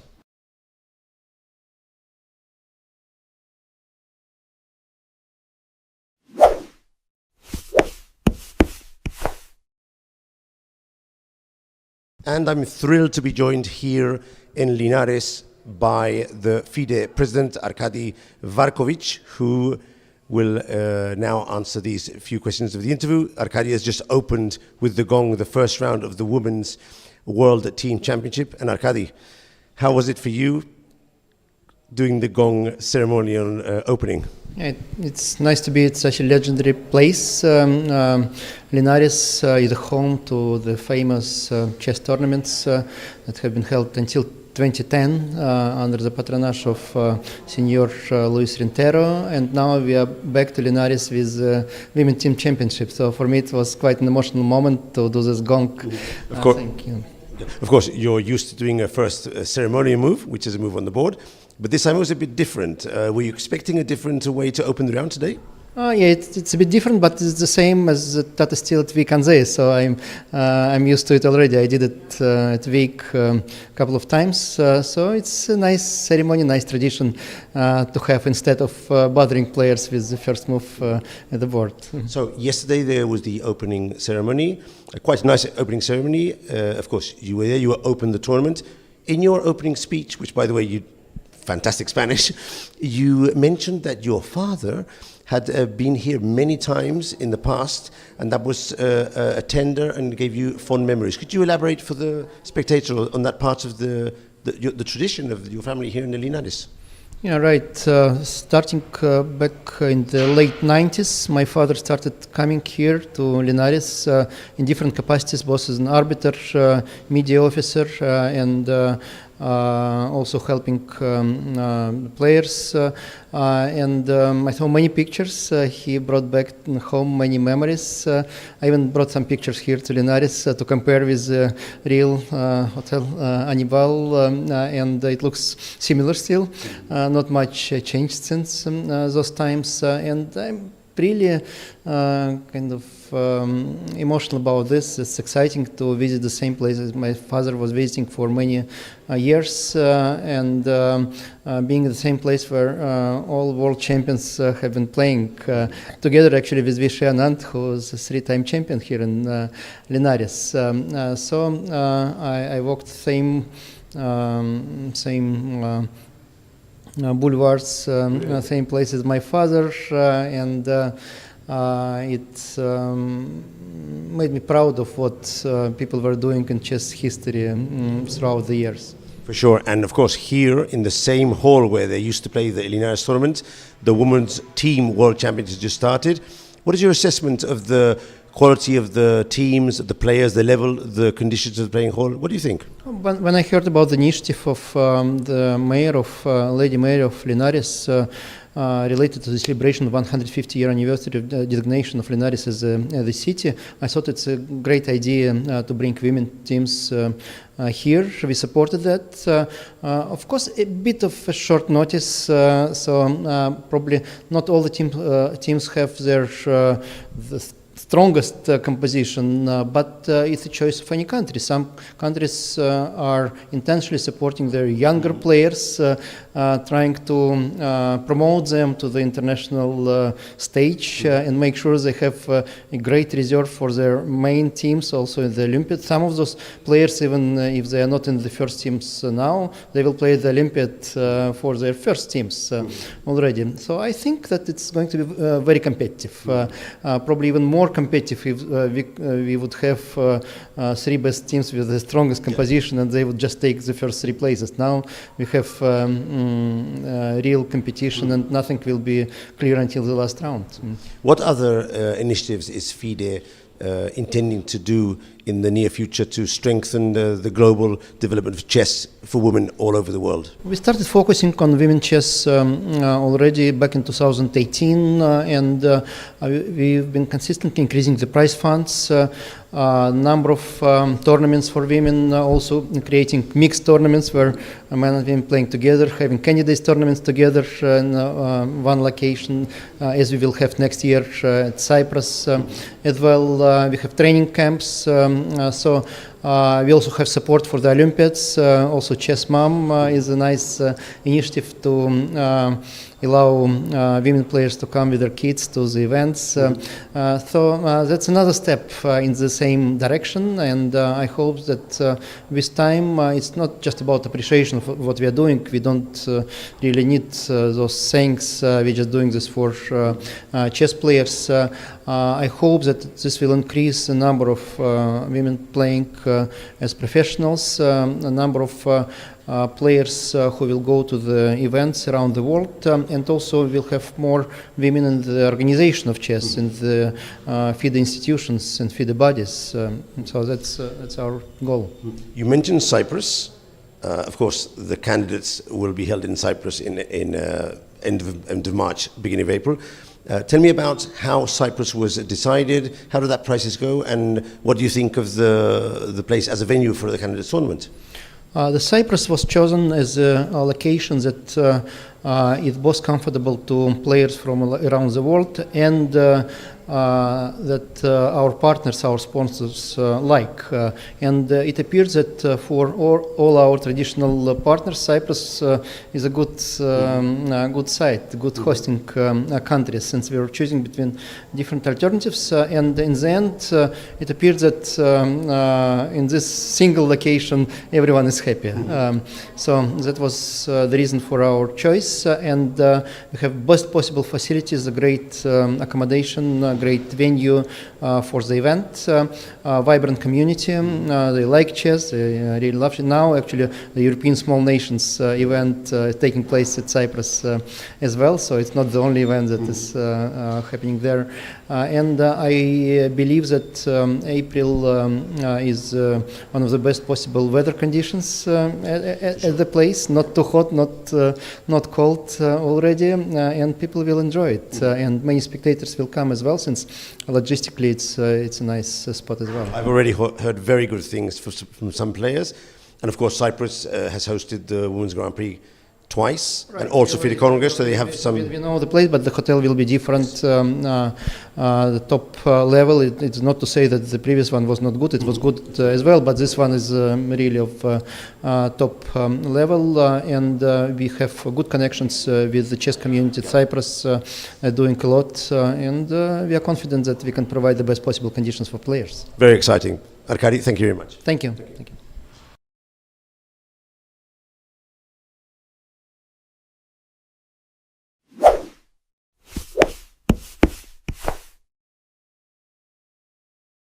And we've just finished the first round here in Linares in the Women's World Team Championship with a very interesting result. The Indian team has just defeated Ukraine by 2.5 to 1.5, and I'm joined by team captain and trainer Soyems, with Nandita and with Sridhar from the team. Nandita, you were the last game to finish, and I noticed that both of you went out of the room. What was happening there? Oh yeah, actually it was a photographic draw. I already saw two of my girls won the game. So it's easy for me to just get the draw and finish the thing. And when it is a photographic draw, I just claimed it and we won the match. So yeah, it was a quite interesting match. And yeah, it's glad that we won first game. I did notice that your opponent, a very strong master Buksa, she wasn't very happy with the draw, but she couldn't really avoid it if it's photographic. That's correct, yeah? Yeah, actually I was better after some time. I was completely better and I got a bit nervous in the time pressure. And yeah, I mean, I actually needed a draw, and she was the one. I was better, but she was the one who was pressing. So I just needed a draw, and yeah, she couldn't do anything. Sridhar, today things didn't go your way in your game, but you were supporting the rest of the team. I saw that. How happy were you when you finally saw that the rest of the team would give the win to your team?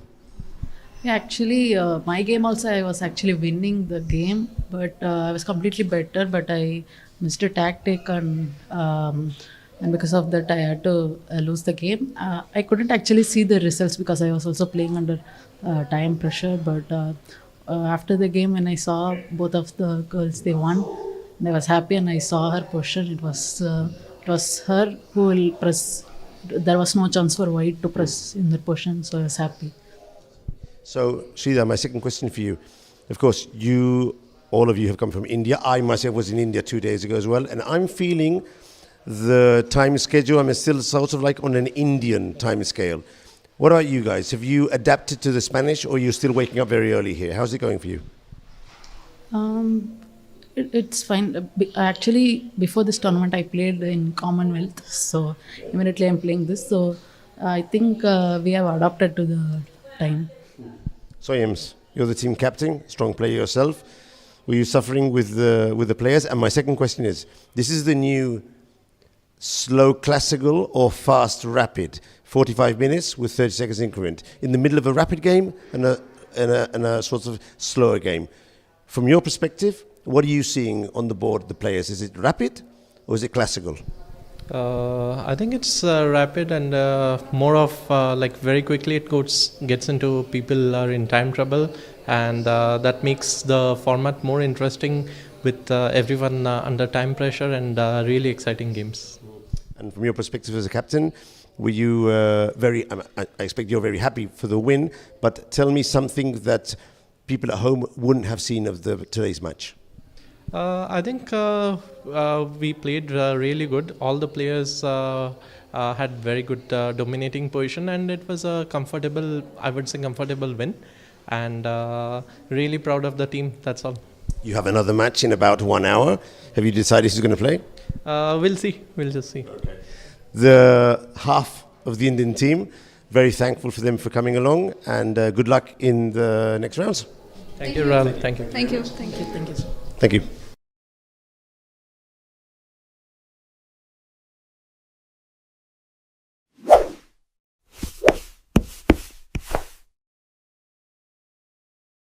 And we're here in the interview area of the Anibal Hotel here in Linares. Second round is just finished or about to finish, and I'm pleased to be joined by the Spanish team who have just defeated Peru by the minimum score, a very important score because this morning, unfortunately, things didn't go well with USA. Pepe Cuenca, tell me about today's football performance. Well, this morning we had very good chances against the US team, but at the end, we lost 2.5 versus 1.5. So it was very important to come back in this important match versus Peru.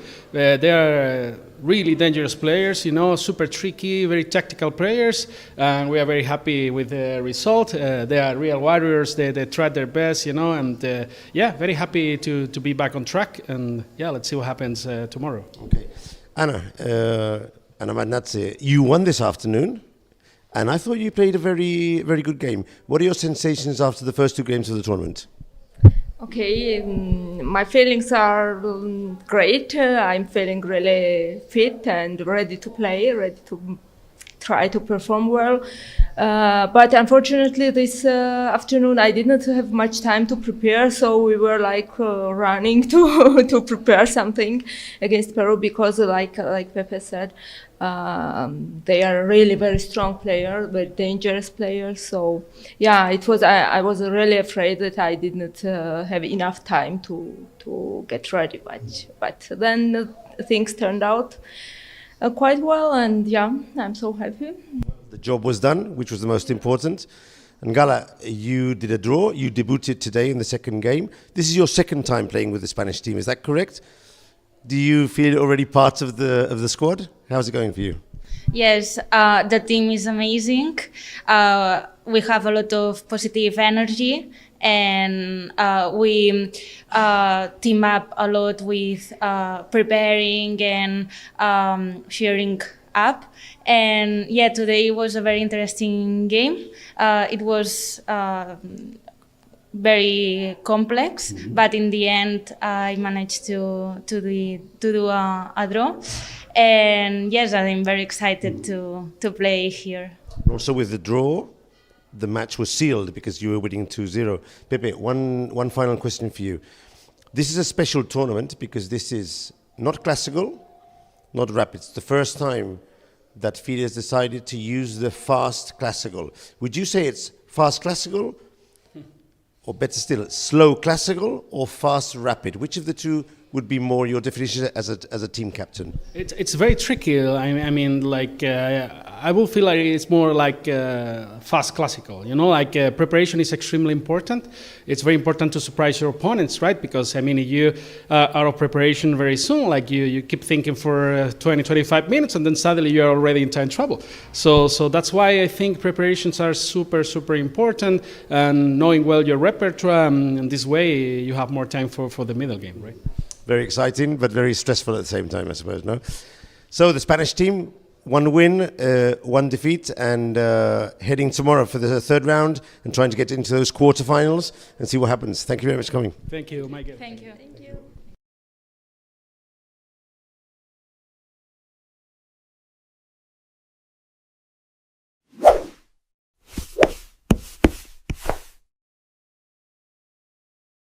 Fifth round of the Women's Team World Championship here in Linares is in full flow.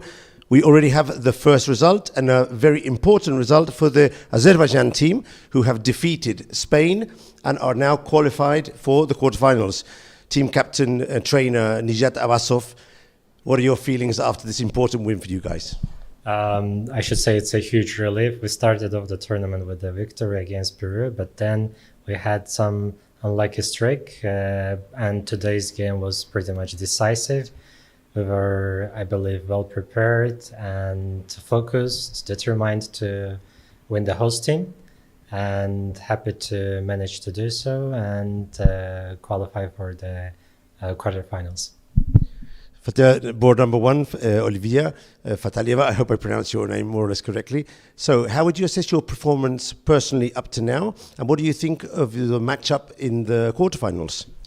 I mean, that's all the 4 rounds were like better for me, but I cannot say anything because the tournament's still going on. And but overall, it's satisfying. But we're still focused because, as I mentioned, that's just the process is still going on, and we will try to put our focus and concentration on the quarterfinals and to give our best. Nijat, my final question for you. We met in Baku. You had an excellent run there and you qualified for the candidates. What are your thoughts on the current situation of the current World Cup in Goa? Definitely, I'm looking closely to the tournament. Of course, rooting for my Uzbek friends, and I was eliminated this time by Yesipenko, and he's still doing good there. I also root for him. So let the stronger win the tournament. Good luck to all three of you, and also for the rest of the team, and good luck in the quarterfinals. Thank you very much for being here.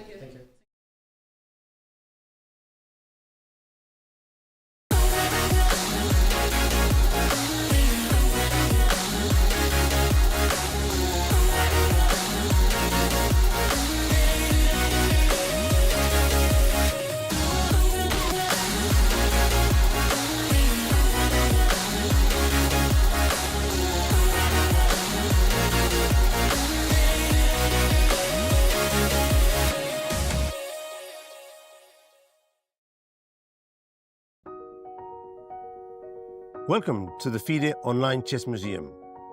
The International Chess Federation proudly presents the FIDE Chess Museum, an online space celebrating the rich history and evolution of chess. Explore exhibits that trace the game's fascinating journey. Discover the origins of chess, beginning in the distant past, and follow FIDE's centenary journey. Rare chess sets, unique books and memorabilia, autographs of chess legends, trophies of historical tournaments, and stories of the chess champions. Explore the game's legacy and future. Chess is more than a game. It's a global culture of strategy and unity. Join us to experience this unique online journey where history, culture, and passion for chess converge. And also on your phone. Are you ready to witness the most intense and unforgiving format in chess? A knockout where one mistake can send you home. This is the 2025 FIDE World Cup. From October 30th to November the 27th, the chess world gathers in Goa, India for 1 month of chess. 206 players, 8 single elimination rounds. With a $2 million prize fund, every round is a test of nerve. 2-game classical matches, rapid and blitz tiebreaks, and even Armageddon if needed. For the top 3 finishers, the prize is even greater. A ticket to the 2026 Candidates Tournament. This is the chance to earn the right to fight for the World Championship. The FIDE World Cup 2025. Only the strongest will survive.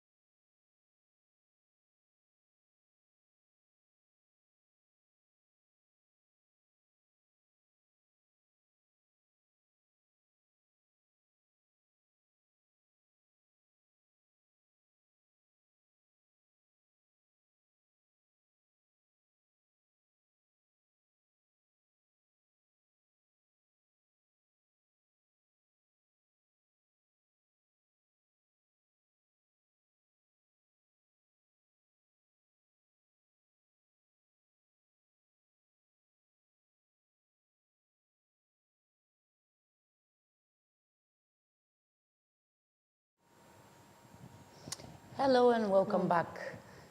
We are just starting the second game of the quarterfinals in the World Team Chess Championship. Vice Mayor of Linares has just given the comments of this important round. Yes, hello everyone. We are back in the second matches for the day, and we will see now if the teams who lost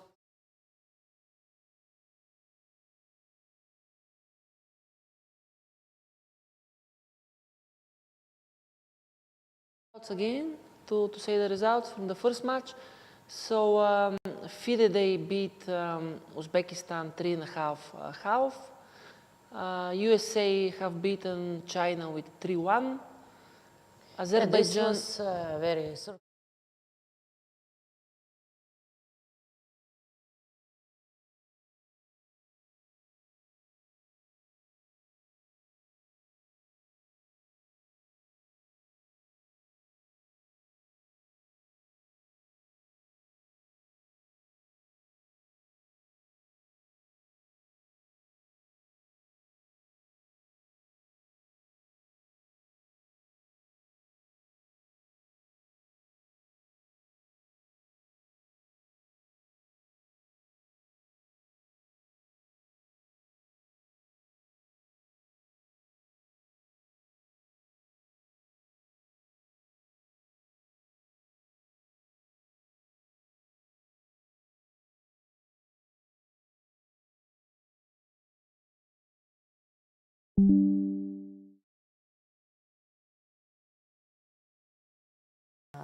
and of course China in a must-win situation. They didn't have any chance in the previous round. I didn't expect such a domination from the US team. Even Hou Yufan was in a bad position, also low on time. She managed to make a draw, but some other of the Chinese girls didn't manage to achieve that. So now they have to win their match if they want to continue to the semi-finals of this World Championship. Okay, so let's start to see the games. Let's see Uzbekistan against FIDE. We see that Goryachkina and Katerina Lakhno, they're still playing in the second game, so FIDE is taking very serious this match. So we have Tohrionova against Goryachkina, another battle. In the first game, Goryachkina won, but it was very equal position till the end of the game. So finally, she managed to win that game. So let's see if the players had some time to recover and what we will see now. So we have this Queen's Gambit again. Queen's Gambit declined. The Carlsbad structure, a very popular line. We already mentioned that many times. So we have again this position. We'll see Goryachkina which plan she'll choose here with black. Yeah, very difficult task for Uzbekistan to come back. They lost 3.5 half.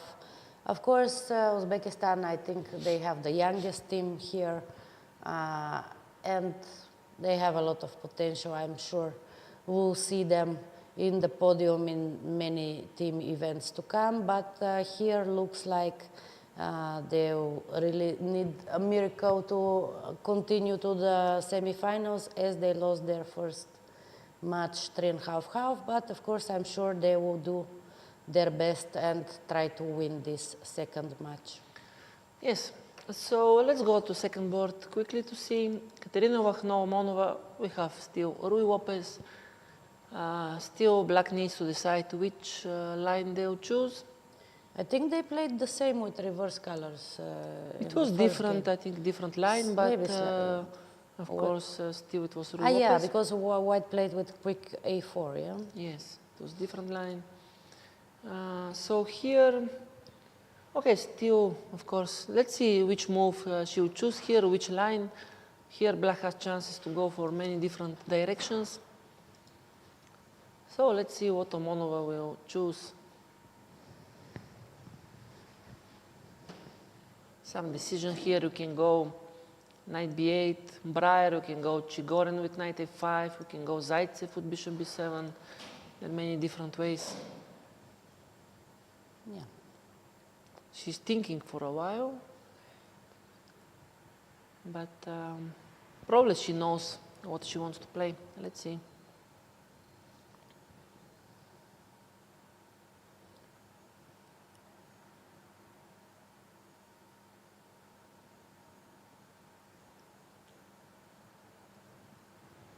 Okay, maybe we wait a little bit more, maybe we move on to another game.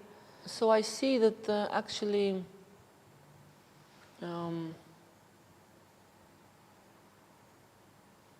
yes, I see that actually it doesn't matter what is the result, right? For the first match, from the first match. I mean, if you win the second, despite if you lost 3.5 or 3-1, if you win the second match, it will be tiebreak.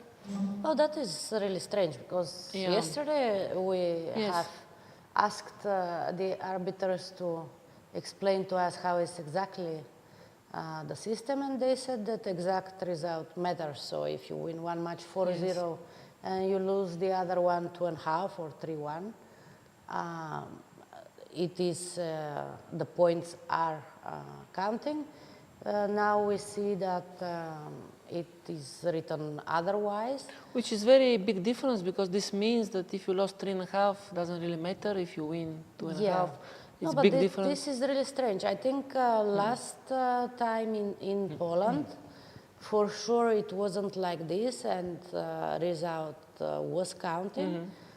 Well, I mean, of course, there are different formats for every championship. This is a bit confusing for players as well as commentators.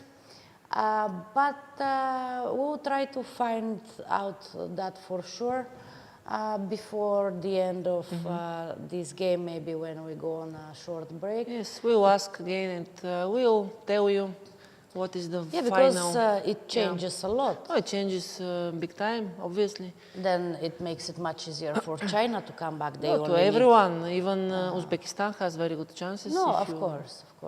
If you need only to win the match. So let's see, Omonova, she decided to go for Zaitsev, and we have this current position, very typical Zaitsev variation. Okay, let's check also quickly the third board against Shuvalova. Shuvalova also playing. First three boards of FIDE, they're still playing.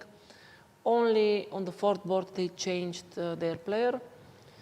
Yeah, so probably Garifulina needs a little break after she missed the win in the previous. But also, I mean, it makes sense if they can go for tie-break easily to give a break to some of the players. Okay, we shall see that for sure.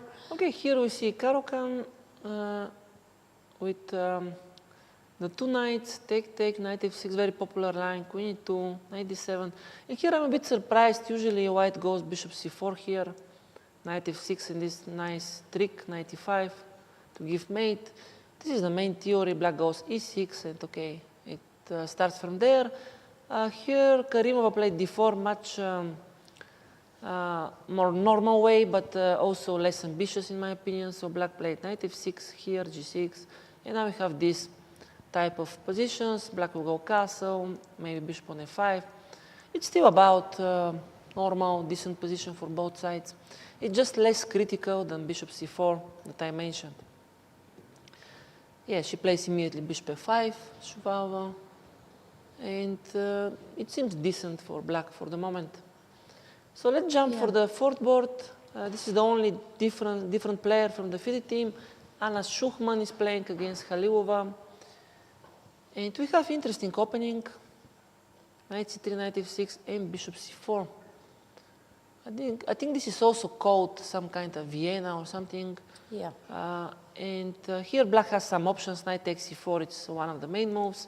Another one is knight c6. She decided to go, Halilova decided to go knight c6, d3. Many options here for black. I think bishop b4 or knight a5 are possible. Black played a little bit rare option, bishop c5. And now we have this position on the board, f4, take, and d6. It's still probably quite theoretical position. I'm not very familiar with bishop c5, to be honest, but I guess it's also a normal move. Yeah, okay. I'm sure it will be interesting, this game between these two young players. Maybe let's take a look at the match USA. USA. Let's say Hou Yifan against Yip Carissa. Yes, so they have this Steinitz variation in Ruy Lopez. C4, quite modern way to play. Normally, of course, C3 or D4 are more normal, but C4 is a popular line. So we have G6 and D4. This is the current position. I think it's still quite theoretical. Actually, I'm surprised a little bit that Yip Carissa opted for this line, because this is supposed to be a little bit risky and playable for black, but if you want to win, usually. And I'm not sure if this is her usual repertoire, but in any case, now we will have very interesting game. I think usually black is going bishop g7, then d5, and we have this kind of king's Indian defense type of positions. Yeah.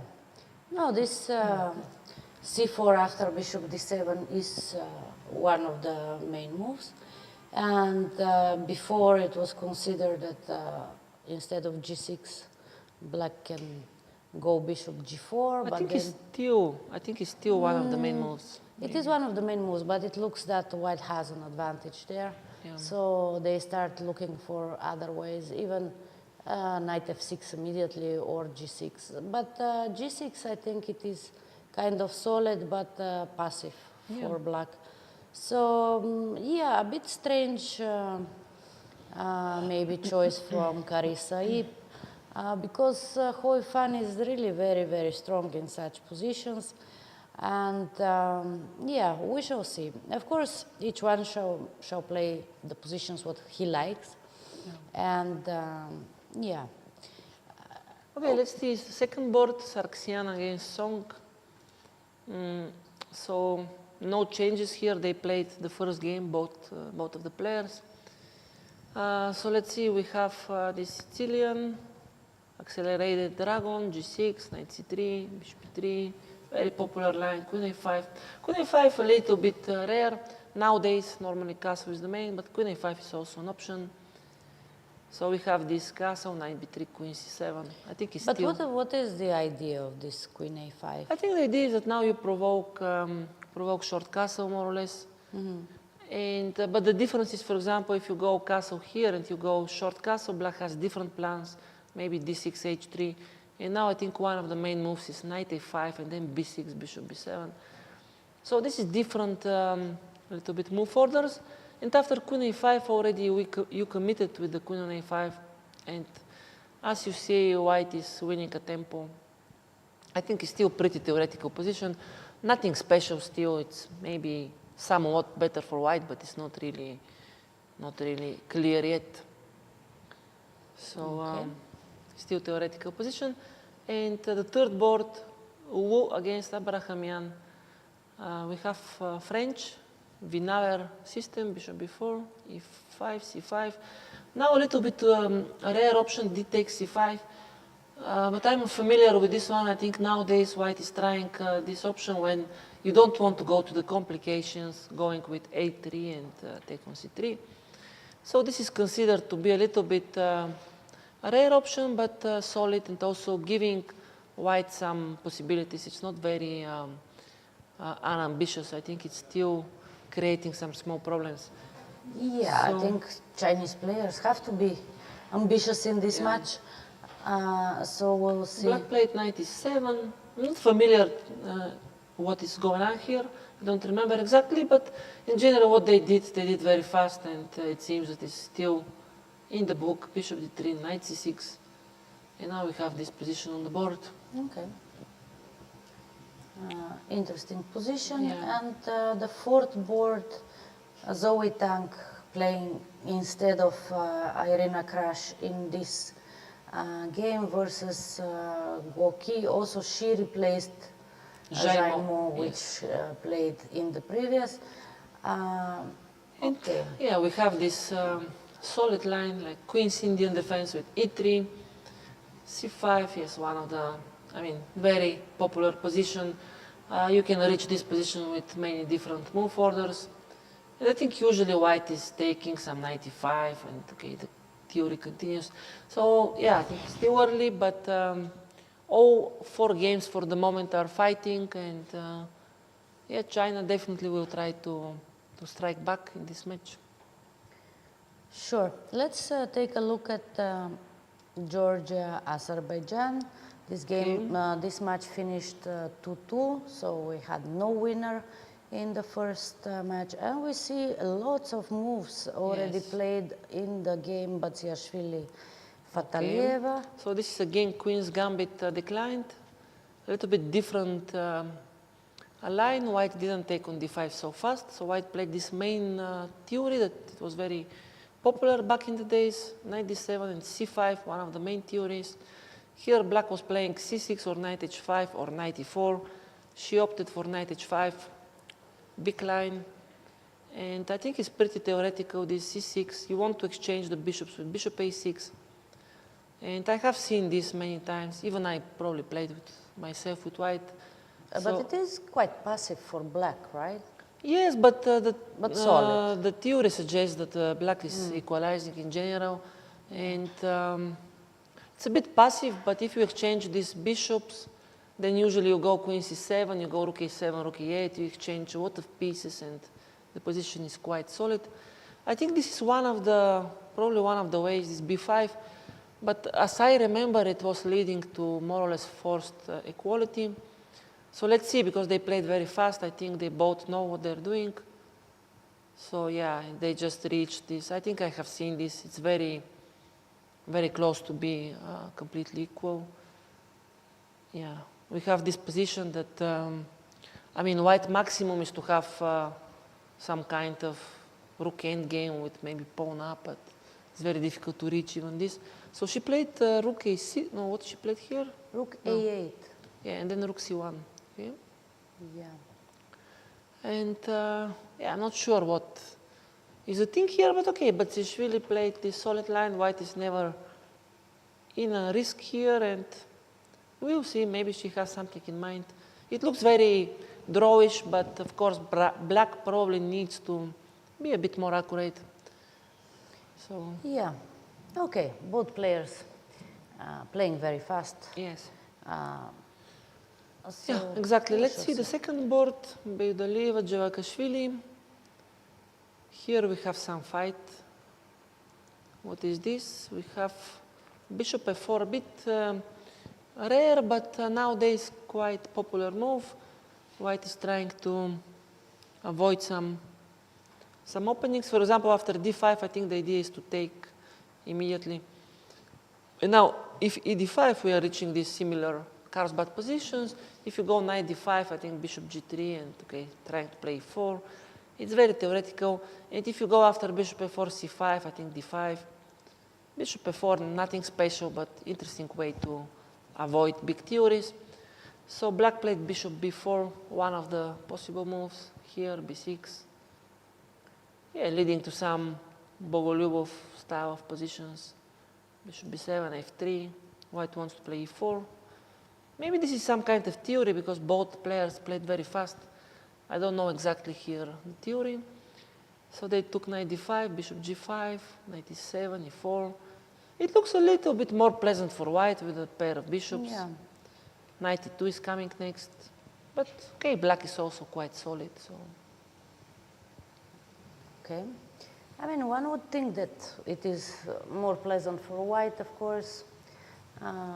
We shall see. Let's see Quarterfinals with white this game against Balayeva. Okay, she's trying to play slowly, like King's Indian defense reversed. So yeah, we have this line, c4, possible. There are many options here for white. Knight bd2, a4. White are playing different moves, even bishop f4 and some sort of strange moves. But she played c4, c5, knight e5, also very topical line. I think recently, like maybe 1 year ago or something, Fabiano Caruana played something like this against Anish Giri. And there are many strong players tried this line, I believe. So now black played queen d6. I'm not sure this is the main move. I think usually queen c7 is the main move. But queen d6 probably Queen also d6, possible. yeah. 4, knight d7. Again, both players played relatively fast here at e4. So this is the current position. It's very fighting game here, I think. Yeah. White reached what they wanted, is some sort of King's Indian defense, quite normal version for white. But of course, black should be doing also okay, so it's just a complicated position still. Yeah, and fourth board, Mamadova Arabidze. Arabidze won the first game Yes. with the white pieces. She's playing now probably Philidor she wants to play, bishop d3, 5. Now we have Bishop d3, it's a bit rare. Bishop d3 is line. strange, of course, knight c3 is the main move. But okay, it's also an option. And now we have some sort of Pirk, quite normal version for black, but still. So d5, knight b8. Yeah, now we have interesting version of King's Indian defense. Should be quite okay for black, because you didn't play c4 yet. This last move I'm not very confident this is the best move, queen d2. It looks a bit strange. Maybe some bishop h6. She's planning at some moment. Yes, but what you are doing with the knight on b1, sooner or later you need to go c4. Knight c3, I don't know. Yes, but then okay, then black will have good King's Indian because okay, you lose some time. I don't know, I think it's still decent position, but of course very fighting for both. For example, I have one quick question after rook e8 here. I think white should play c4. I think so, yeah. Just to not allow knight d5, so. Yeah, c4, knight c3. No, I mean, I'm not even sure that it's good for white to exchange the dark square bishop. Yeah, but then why you played queen d2 is also not easy. Okay, this is another question, but I just don't know when black has pushed already e5. I think actually black can maybe go for knight h5 here. I think it's a decent option. And if you go g4, I can try to even sacrifice this pawn. Yeah, this typical. Of course, the pawn is on c3 now. The bishop is not so strong, but still black will have some compensation with the knight coming to c5. Yeah, but maybe you wait for white to play c4 and then you go knight h5. Also, yeah, there are many options. I think it's just decent King's Indian defense for black, but of course it's still unclear position, obviously. Yeah. Okay, let's see India against Kazakhstan. Because we have surprise here, Kazakhstan is not playing with Bibisara the second game. She lost the first one, and she is not playing the second one. So we have Ruth Padmini against Kamalidenova. We have some sort of Rosolimo. Again, big line, very theoretical. And here I think usually white goes c4. Padmini played knight d2. Quite quickly, knight d5, take, and bishop d4. This is the current position. Maybe she knows this one. So now some small problems that you cannot really play bishop b7, maybe the pawn is hanging. Yeah. But yeah, still should be decent for black. Yeah, we'll see here what will happen. Second board, Kurmangalieva against Velpua.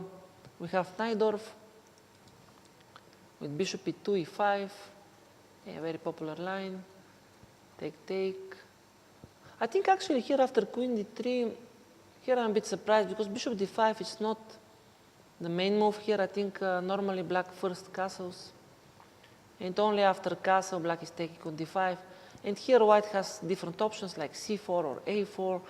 But if c4, then black had some options with b5 and so on. So here after bishop d5 taking castle, I think white has this extra option g4. This is what happened. This is what happened. Knight c5. And I think it's still theoretical. It's just, I'm not sure it's the best for black, but okay, it's possible. Now we have this structure, probably white will take and play maybe c4 or something. And black will try to put the knight on d6. It's still quite playable position, obviously. Yeah. And third? Savita against Balabaeva. We have some Berlin defense with Rui Lopez, Berlin defense with Rook E1, A4, quite popular line. Actually, I think even in this tournament we already have seen this line, E4. It's very possible, D4. Yeah, all this is theoretical. Black is doing okay as normally in Berlin defense. White is trying to gain some small advantage, so I think pretty solid position for both. Yeah. And the last board from this match is Kali Ahmed against Ria. Yeah. We have Meran, Queen C2. Yes, here okay, B5 is the main move. She played E5, also okay. I think we actually saw, I'm not sure exactly if Syria played with Black, but we saw, you remember one game from the group stage, Black played something like H6, and White very fast played Knight H4 and got the advantage. Here Black improved the game, she played A5 pretty quickly, so probably this is what the computer suggests. Bishop B8, prophylaxis against Knight H4, I guess. Yeah, and, in that game Knight H4, Knight F5 was the problem. So Bishop B8, I'm not familiar with this one, but looks very interesting. You avoid this tactic, so now the game continued. Bishop D2, take, Knight B6. And White played Bishop G5 also pretty quickly, pinning the queen and trying to create some attack on the but maybe some Queen D6 is possible, going away from the pin and then also keeping an eye on H2. So this Bishop B8, I quite like this idea because, you can just start attacking something. I still like a bit more White because, for example, if Queen D6, let's say I go Rook D1 or Rook E1, doesn't really matter, maybe Rook E1. If H6, Bishop H4, Bishop G3, Knight to E5. I mean, okay, Black still needs to prove the idea of this Bishop B8 because the Bishop is a bit awkward. You cannot develop the Rook. So A4 played very fast. So maybe there's some theory, but I really don't understand what's going on here. If I take the pawn, what's happening? I don't know. Can you take the pawn? It seems like possible. No, I think Black is probably not really familiar with this position because I doubt this is what the computers would suggest. It's just a pawn up and, okay, maybe Bishop B6 is the idea, but, okay, White can even return and White is just pawn up. No, it seems to me more as a bluff. Yeah. Because, quite strange, actually. Yeah. I don't understand why this was needed. I mean, you can just go Queen D6. Yeah, of course, no, A4 finish your development. But who knows, maybe it is some kind of deep idea. I really sacrificing for some initiative. And I really doubt because I don't see the idea actually after take. It's just pawn up. Yeah, doesn't much look for very... nothing. Very impressive, but yeah, we'll see this game. But I really doubt this is what Black is supposed to do in this position. Just objectively shouldn't be the way, in my opinion. But okay, let's maybe check again the other games, and we'll come back here. Or maybe we take a break, and we find out what's going on with the regulations, because I am really curious how exactly teams can go to tie breaks. Is it exact results with board points, or it doesn't matter if you win one match 4-0 and the other 2.5? Yes, let's figure out this. So let's find out this, and we'll be back, and we'll tell you exactly how the regulations are.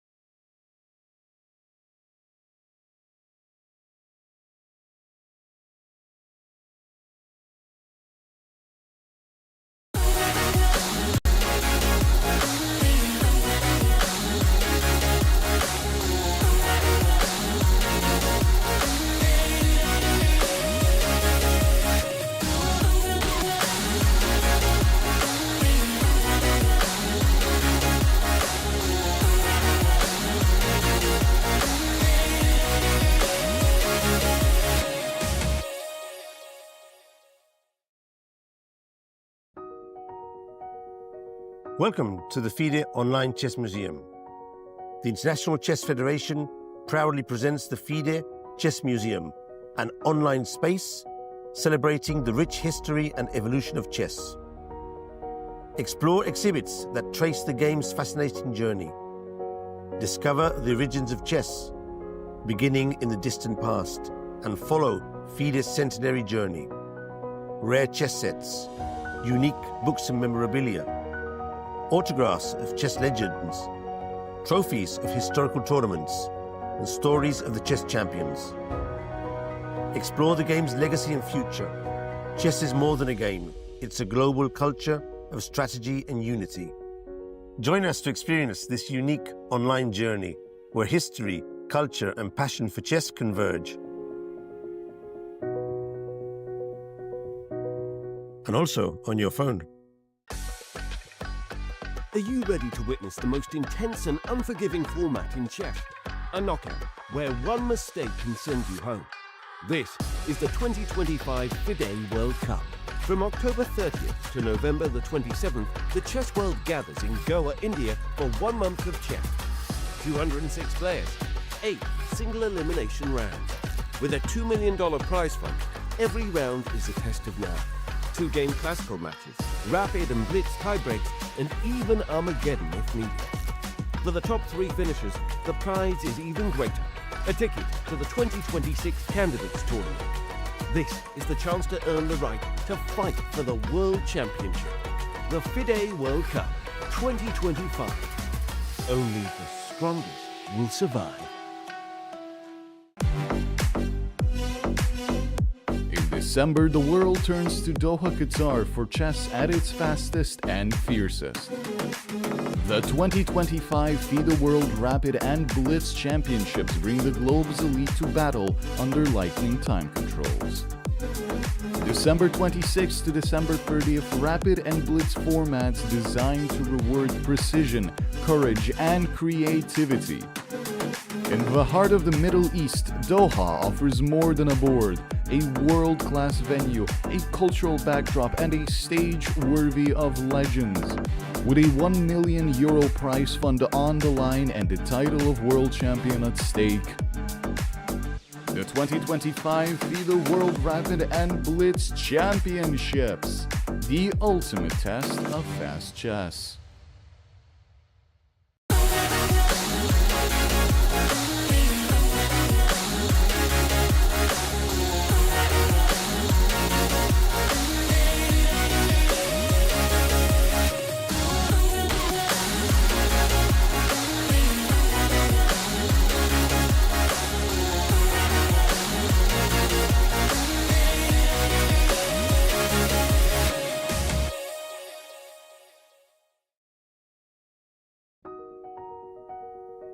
Welcome to the FIDE Online Chess Museum. The International Chess Federation proudly presents the FIDE Chess Museum, an online space celebrating the rich history and evolution of chess. Explore exhibits that trace the game's fascinating journey. Discover the origins of chess, beginning in the distant past, and follow FIDE's centenary journey. Rare chess sets, unique books and memorabilia, autographs of chess legends, trophies of historical tournaments, and stories of the chess champions. Explore the game's legacy and future. Chess is more than a game. It's a global culture of strategy and unity. Join us to experience this unique online journey where history, culture, and passion for chess converge. And also on your phone. Are you ready to witness the most intense and unforgiving format in chess? A knockout, where one mistake can send you home. This is the 2025 FIDE World Cup. From October 30th to November the 27th, the chess world gathers in Goa, India for 1 month of chess. 206 players, 8 single elimination rounds. With a $2 million prize fund, every round is a test of nerve. 2-game classical matches, rapid and blitz tiebreaks, and even Armageddon if needed. For the top 3 finishers, the prize is even greater. A ticket to the 2026 Candidates Tournament. This is the chance to earn the right to fight for the World Championship. The FIDE World Cup 2025. Only the strongest will survive. In December, the world turns to Doha, Qatar for chess at its fastest and fiercest. The 2025 FIDE World Rapid and Blitz Championships bring the globe's elite to battle under lightning time controls. December 26th to December 30th, Rapid and Blitz formats designed to reward precision, courage, and creativity. In the heart of the Middle East, Doha offers more than a board, a world-class venue, a cultural backdrop, and a stage worthy of legends. With a €1 million prize fund on the line and the title of world champion at stake. The 2025 FIDE World Rapid and Blitz Championships, the ultimate test of fast chess.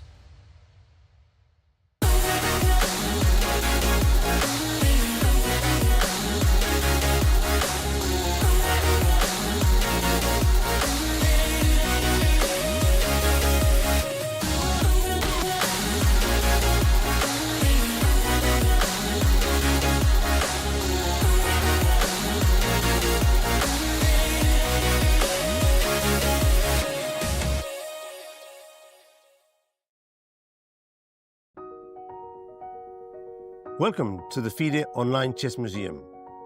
The International Chess Federation proudly presents the FIDE Chess Museum, an online space celebrating the rich history and evolution of chess.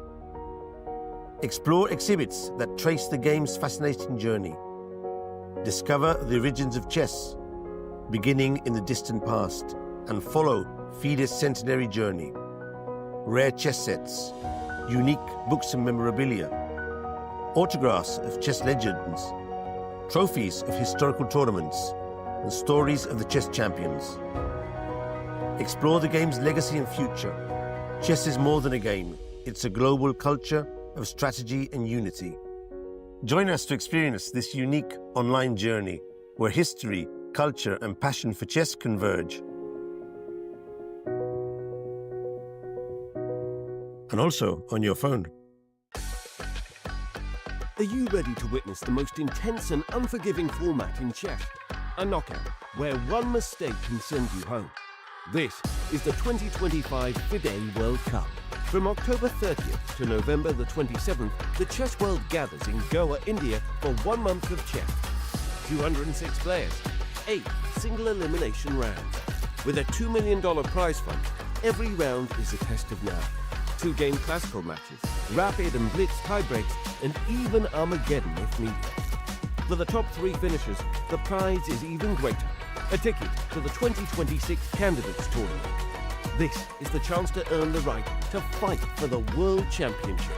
The FIDE World Cup 2025. Only the strongest will survive. In December, the world turns to Doha, Qatar for chess at its fastest and fiercest. The 2025 FIDE World Rapid and Blitz Championships bring the globe's elite to battle under light.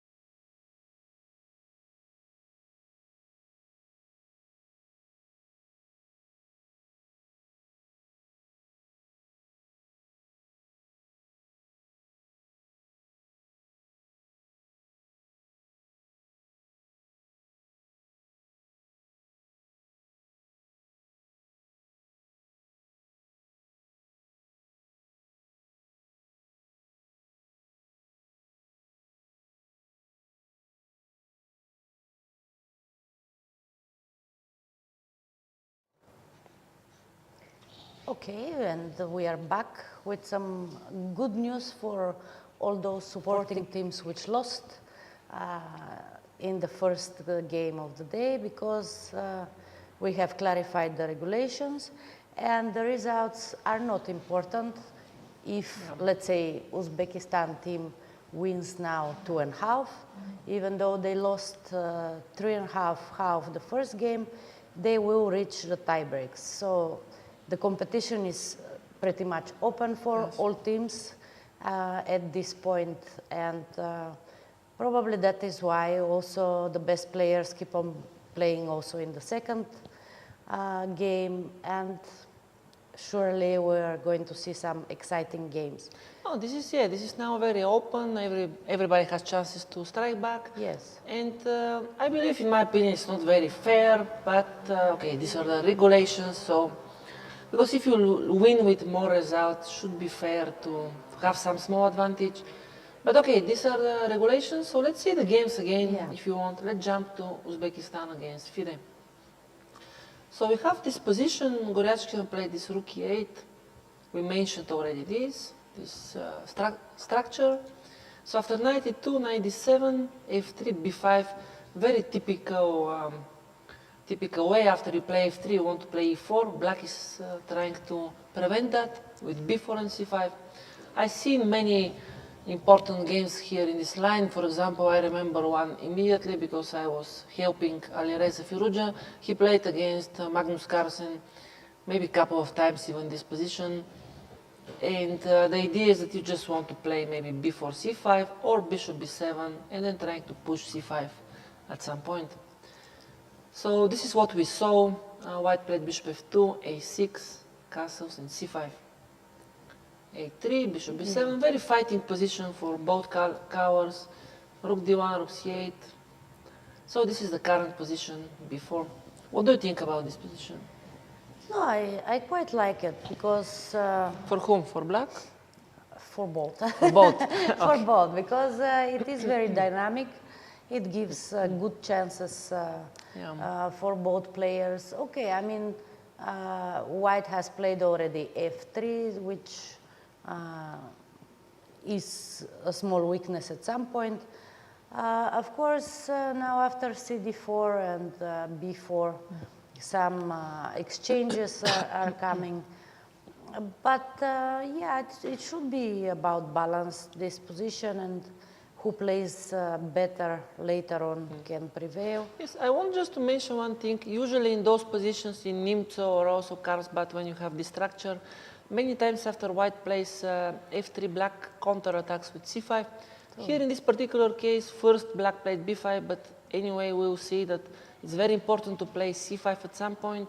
Otherwise, if White managed to play e4 to take the center, the position is dangerous. And usually after you played c5 already, we see in the game that now this plan with e4, it's not possible anymore. It's not really there. Now White must concentrate on the isolated pawn. But Black always has counterplay. For example, after Goryachkina played b4, I think Black is doing pretty decent here. After, let's say, take back, then knight to e5, or knight to c5, or knight e5, knight c4. Black has enough counterplay. It's still about equal, but I don't think Black is worse. It's just a playable position for both sides. But maybe let's take a look at the game Lagno versus Omonova. Okay. Because it seems to me that Black did not play h6 on time. Yeah, this is a little bit strange. And allowed this knight g5 and the other knight coming. Yeah, I think here the move is definitely h6. I think maybe even g6. But just not knight b8. Knight b8 is a bit dubious because of this knight g5, knight f3. And now it looks very dangerous for Black. I'm not sure if it's so bad, but probably it is. I think the point is after h6, White wants to take and take on e5. Yeah, this is the problem, because with the knight on c6, that wouldn't be dangerous. But with the knight on b8, it's just very unfortunate move order that young Omonova has chosen. And now, okay, I don't know exactly what Black should do, because if she goes something like knight bd7, then White can just take on f7 and play the other knight on g5. And I don't really like it. Yeah, I guess it's already Also, queen objectively. e8, you cannot play now. Maybe you move the pieces Yes. a bit, because I just take everything on e5. The d5, d5, knight e5, and f7 is hanging. Okay, still black has many pieces, Okay, but many pieces, but weak king and many pawns. Yeah, And some check. I don't like it. obviously. I don't like it for black. So So I think objectively it's already pretty bad, probably. After knight f3, it's very difficult now to find the correct move. Maybe there's some Yes. move that you're not losing immediately, but I don't think it's easy even to find which one it is. yeah, we see that Katerina with white, she has spent quite some time thinking to go for it or not, but finally she did. She has 20 minutes versus 37 for Omonova, but now it is Omonova's turn to think hard and try to find a move. But the problem is that, I mean, objectively, I don't know if there is a good move for black. And the problem is, I think practically it's even worse than objectively, because practically maybe you can maybe there are some options, some moves, but it's really difficult to find out which one it is. No, maybe okay, you have to admit that you did something wrong and just go knight bd7 and go for this position, knight takes f7, rook takes, knight g5, d5. But might be just lost also. Knight g5, d5, I take maybe on d5, then on e5. Might be just totally lost, so it's not clear. Okay, but what are black's options in this position? Yeah, you should play queen e8, e d4 or knight d7. Probably knight d7 is the main. And if you try to take first on d4, does it change anything? Doesn't look like changing much. Yeah, no, this might be even worse. Yeah, knight because f7, I take knight g5. Knight g5 and d5 now. And just take on f7 and push e5, yeah? Yeah, it looks just very bad. Because, okay, you have two pieces, but they're not playing. Well, E6 I think is she coming. made a move, I Which see one? in the camera. Knight bd7, yeah, knight Okay, bd7. knight bd7. This is decent, right? Maybe, but... I really like the Uzbekistan team, and I hope they can fight well in this match, even though they lost the first one quite convincingly, 3.5-half. Yeah, let's see what happens, but I think this is a very near to losing position for black already. Also, Katerina is very good in these positions, I think. Yeah. With dynamic and also, frankly speaking, I don't see any choice for white. I mean, you need to probably take on f7, and even if you don't want, you just find the moves, because it's very kind of straightforward, so it's very difficult to go wrong. But okay, we'll see. We'll come back in this game. Because she spent a lot of time, she has only 20 minutes, so maybe white can make some mistakes here, but I doubt it will be easy to go wrong. Yeah. Okay, let's see the third board, Karimova, Shuvalova. Something happened there. What is this position? Okay, we saw this Caro-Kann. Black was doing okay. Just very solid position. Yeah. About equal. I don't like this bishop takes d5, but okay. Maybe it's not so bad. So now we have this current position. Yeah, black doesn't have real problems. It looks fine for black here. Yeah. Okay, probably b4 has to be played. Yeah. Might be about equal, but I don't think that black really has a problem in this No, black is position. very solid here and no real problems, but okay, white is also probably not worse. And Anna Schuchman against Khalilova, we have this Vienna variation that we saw. So knight f3, knight a5 she played, and d4. Okay, I'm not familiar with this line. I don't know, maybe it's theoretical because they play quite fast. d4, interesting move. If you take the bishop, I take the other bishop. I don't know what's going on here. She played bishop b4 quite quickly. Okay, she thought for a few minutes, but bishop b4, bishop b5. Okay, but it seems to me that white got the upper hand from the opening. Yeah, let's see how it happened.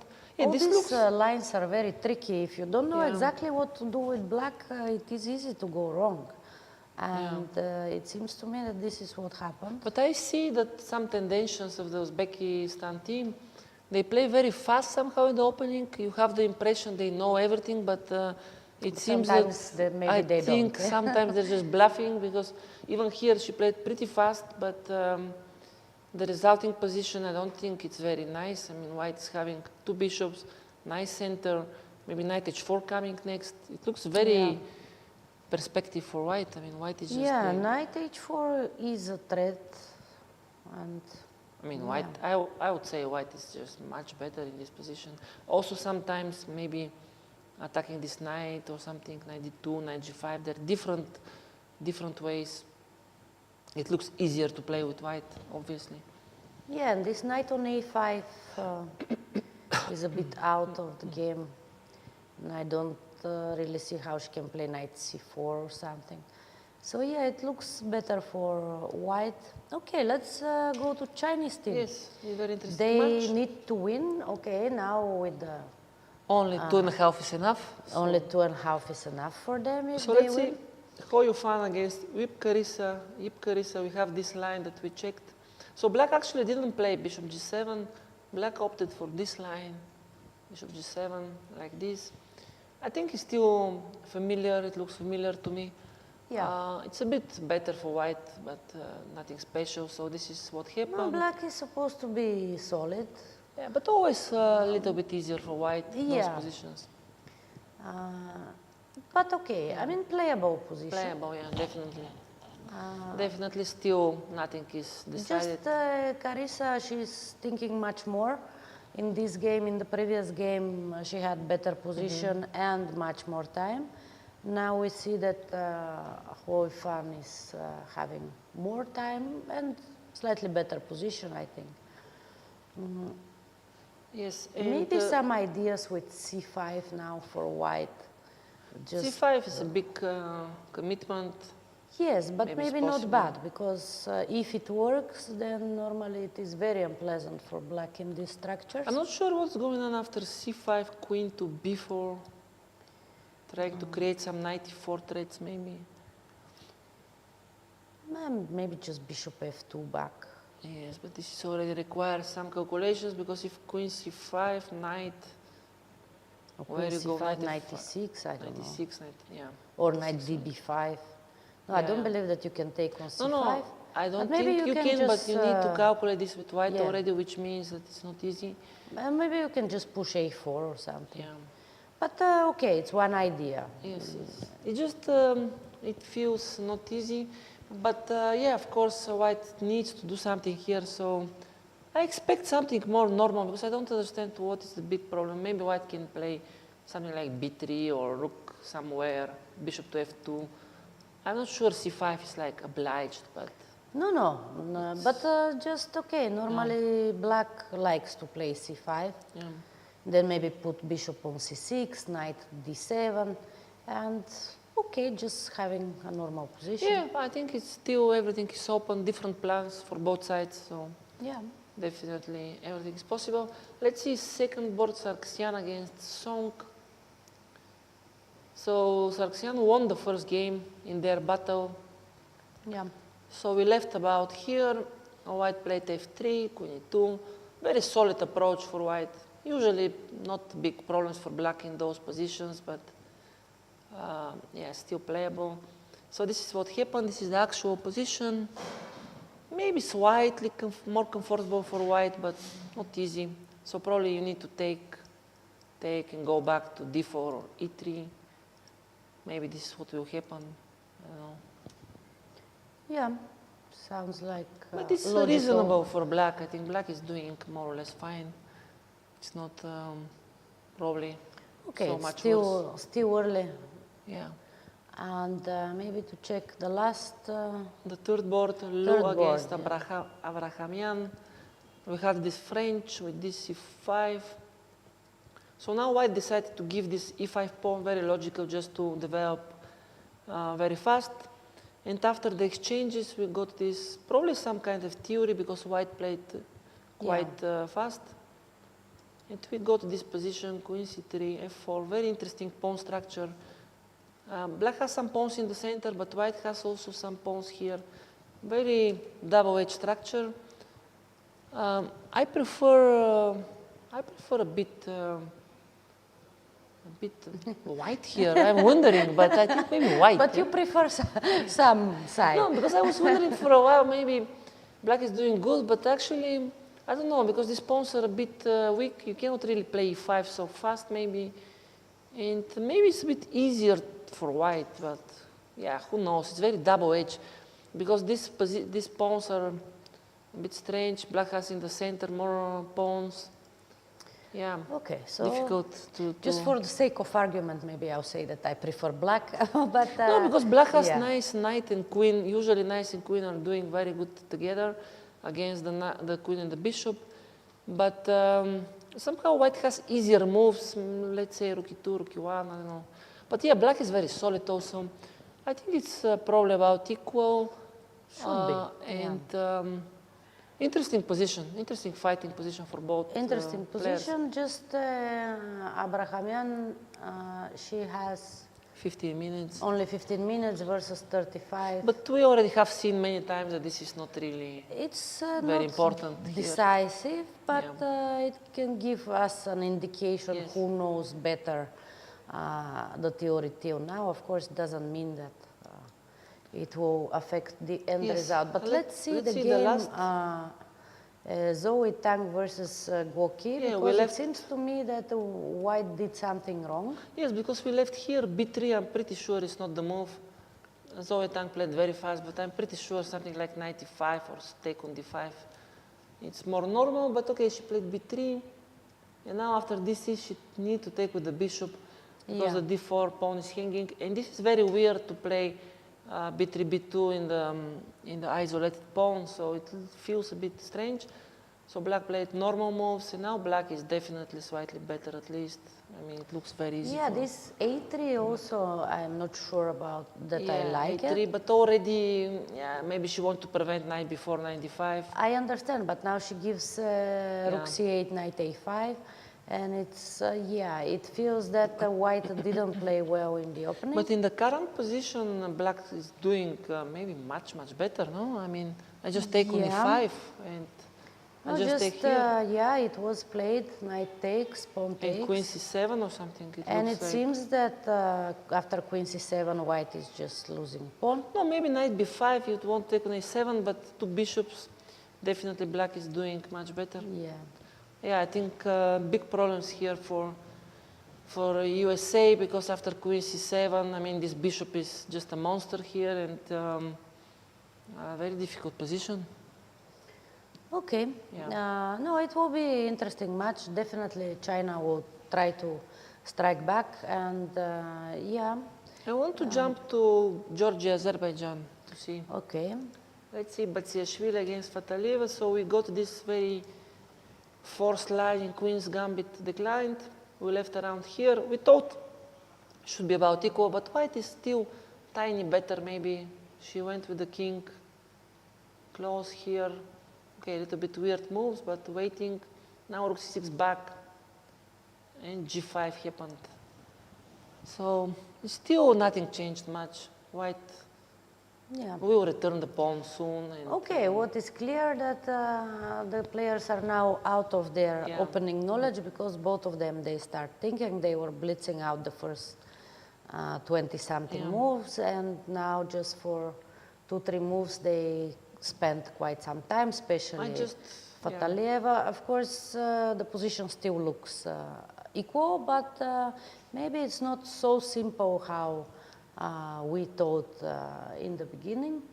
I just feel it's a little bit easier for white. I mean, it's only white who can try something, but also difficult to win, because let's say after g5, what you do, probably you should go g3 or something. Maybe you can take on g5. I'm not sure what is the move now. Okay, if you play g3, then black can just take and d4, d3 maybe, just some... Yeah, this f4 pawn might become weak later. Probably black has enough dynamic here to not be worse. Should be, should be, because until you take pawns back and so on, black will be active enough. And this is very, very close to be some kind of draw. But maybe let's see, other games might be more interesting in this match. Vachier-Lagrave, very interesting position. We left around here. I thought white has stable, small advantage.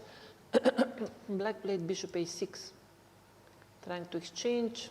White went for bishop a2. And now some complications happened here. d5. Okay. f6, d6. Very interesting play by Dulieva. I'm not sure it was the best, but kind of interesting. So now we have this position, which black probably now, I think black now turned around. I don't think black is worse here. It looks very interesting.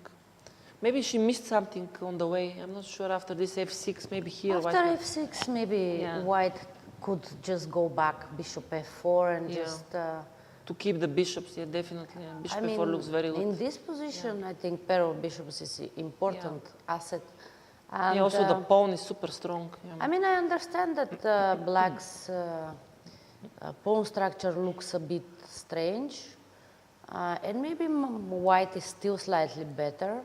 But in the current position, I think black has chances now. Knight d4 is coming. And long castle. I mean, I'm not sure that white kings should be there. Yeah, I mean, also. Because this is, I don't know, just giving counterplay to black that white didn't need to give. So I think, white could do much better.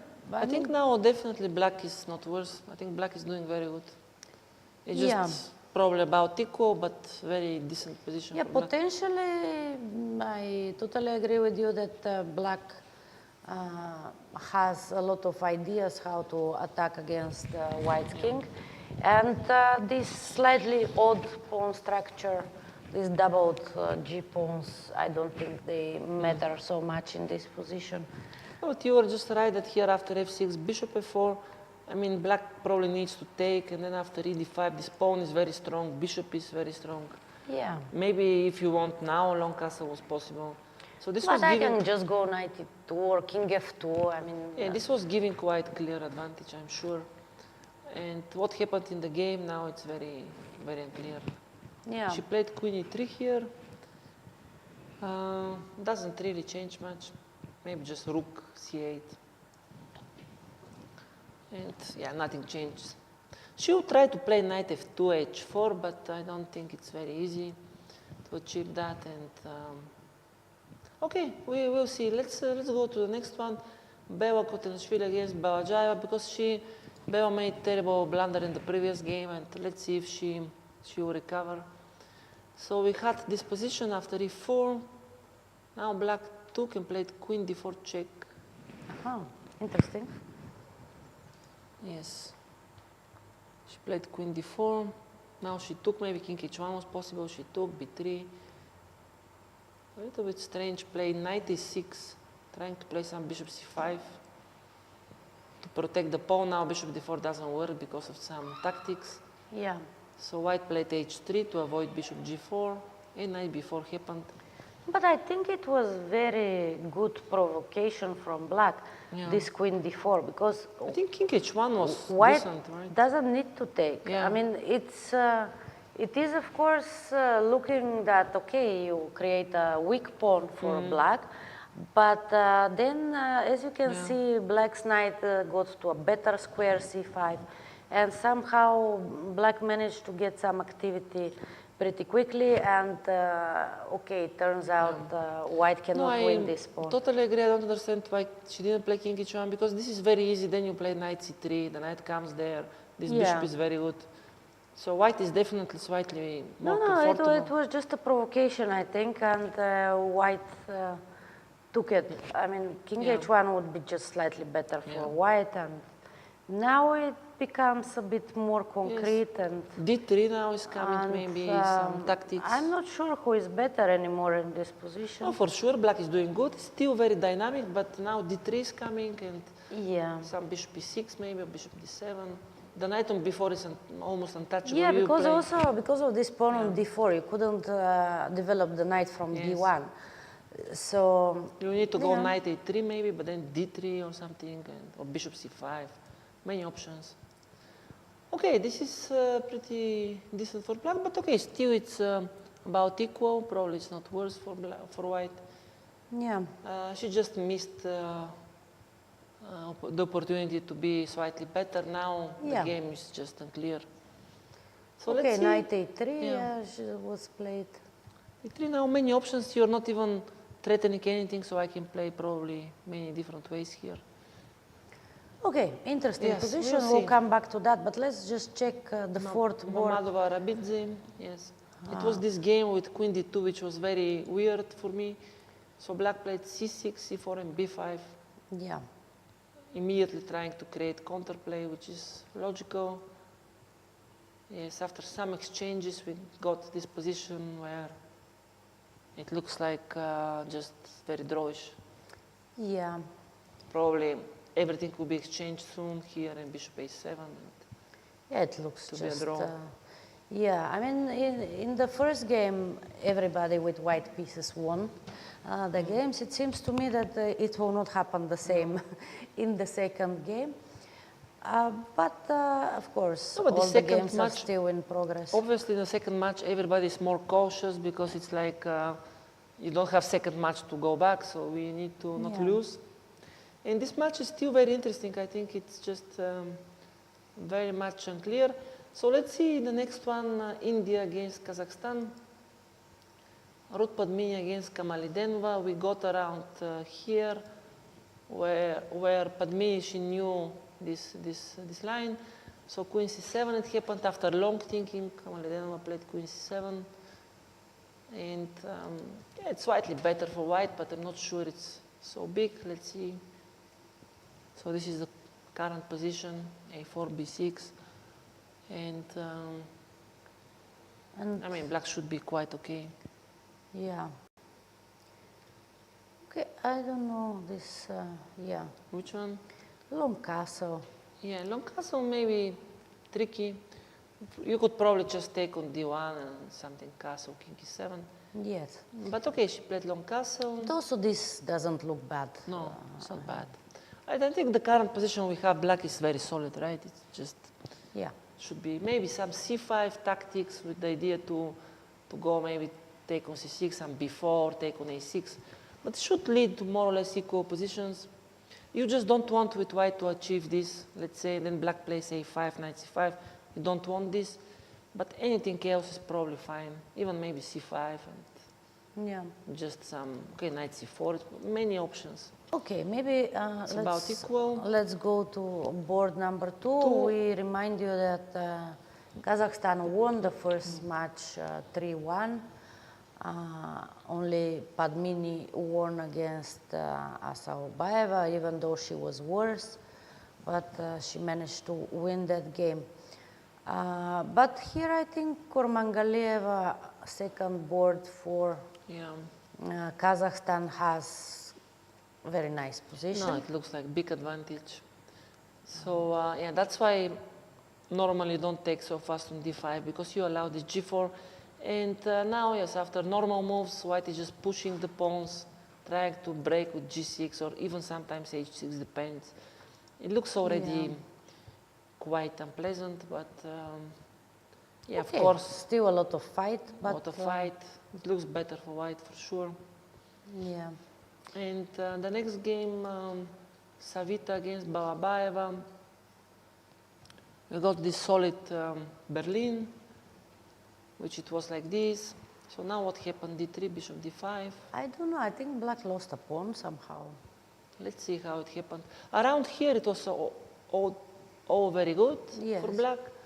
And then But then this suddenly- bishop f6, I mean, just, in my opinion, not necessary. I think she went there knowing that she's losing the pawn, but she thought knight b4 is good enough. But it seems that she missed this move, bishop a5, and now you cannot take because of rook c1. Yeah, I think most this is probably she missed that because there was absolutely no point of sacrificing this pawn. position was completely normal. She could just go Yes. queen d7 or something. And now she went for knight d5. But bishop a5 is a move that is easy to miss, right? So knight d5, but now it's okay. Still black has some compensation, but it is pawn up. It's I very doubt that it's a lot of compensation. I mean, of course, it's not easy to convert the pawn, but okay, just a pawn, so. Yeah. I mean. Okay. And also, okay, just 8 minutes for Balabayeva against 33. So very unclear match, actually. India, it's also having chances here in this match. So let's see, Syria against Kali Ahmed. Yeah, this was this game. I didn't understand anything. Black sacrificed this What pawn. happened? Yeah, this was this a4. Yes, and so white just took it. She went for this rook a5, trying to play for some mate or something. Okay, interesting. Okay. And then h4. bishop b3 back. And now rook f3, she sacrificed. No, but this seems to me that it's quite good, this bishop, rook f3. Maybe. I or don't maybe know. just worse, but okay. No, requires some calculations. We cannot say like this without calculating, but for example, if queen d6, bishop g3 was happening, if queen d6, bishop g3, so that's why she took on h3, and now rook e1 happened. And black needs to prove the compensation, otherwise, because bishop g3 is coming, and... No, maybe just queen d7, and... Yeah, maybe it is not enough. I doubt it's enough, but of course black has some tricks here and there, so it's not like super easy, but definitely white is better. She needs to be solid and not make huge mistakes. You know, maybe bishop h3 was... and what she had to play? Maybe not the best. There was queen d7. Okay. With the idea to take with the queen on h3. So maybe this was more interesting. And okay, of course, perhaps, still bishop g3 and bishop a7. And well, just maybe it's more interesting with the queen on h3 instead of the bishop. I think objectively white is also here, definitely, of course, better, but after bishop takes h3, I don't see much. Okay, we have this on the board, rook e1, queen d7 she played. Yeah. Okay, still some tricks. Obviously, black has some game, but white has chances here to be better if they play normal. I think if you don't make mistakes, white should be better. Should be. Yeah, let's go back to maybe FIDE. Yeah. See what if something changed. Tohrionova against Goryachkina. I liked black's position after b4, so the game continued here. Rook c7, some prophylaxis, d5. And now we have this position. Yes, black doesn't have any problems. It's just equal position. Maybe at some point you can take there, and black will take on c3. It looks very level position. Because knight c4 also coming, so I think white must play for draw here already. It's difficult to play for advantage. Okay, I think black has managed to survive in the Lakhno-Omonova game. Yes, let's see, because a lot of okay, she's pawned down still, but yeah. Okay, but how it happened? Knight d7. Black played knight d7. White took here. Okay, what we mentioned. Okay, instead of knight f7, she first took here, which is similar. Bishop d6. Now she took on e5. Took on e5. d6. Okay, she managed to not lose immediately, but is still pawned down. Still pawned down and probably technically winning for white. Yeah. Because the bishop and the rooks didn't are very survive that much. I think simply develop the bishop, rook to d1, and white should be, or a4. No, but it was just very unfortunate, this knight b8 in the opening, and then after that. No, I think Lakhno, she much. reacted very well, and basically she spent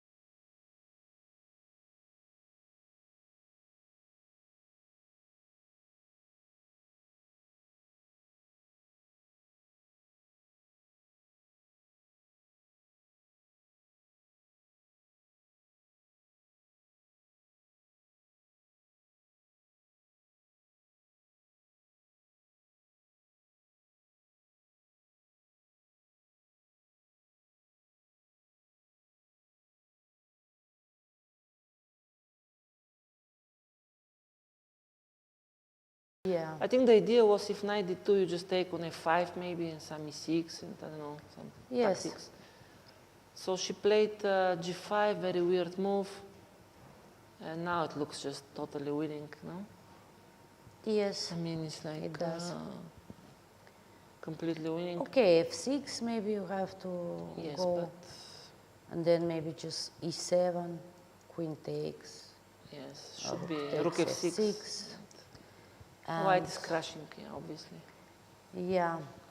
Yeah. No, I think this match went badly for Uzbekistan Yes. from the opening. And Oh, but actually FIDE took it very serious. They didn't exchange many players. They played with the top players. Yeah. And, okay, they're doing good for the moment. Let's see Hoyu Fan against Yip Carissa, what happened. She did play this c5 that you mentioned. Okay, let's see. But after queen b4, she didn't play bishop f2. She went for cd6, knight e4. Aha. Which was not my idea. Yes. But okay, maybe it is playable. So cd6. I thought black is doing good here when I calculated before. Yeah, I think black. I don't understand why not bishop f2. Why to go for this c takes d6, knight e4, and what can now It's difficult to say. I'm not sure she missed this knight e4 or not, but probably she did because otherwise. No, it's hard to miss it. Yeah, but otherwise, why you allow it? I mean, it's very. Now it's maybe obvious. She just didn't evaluate very well. But the now it's result. obvious black is not worse, at least. Well, maybe black was not worse or much worse in the first place, but of course it is strange to allow it. No, even I think white should be a bit careful now because, okay, it might be even worse at some point. How you take now on e4, it's not very obvious.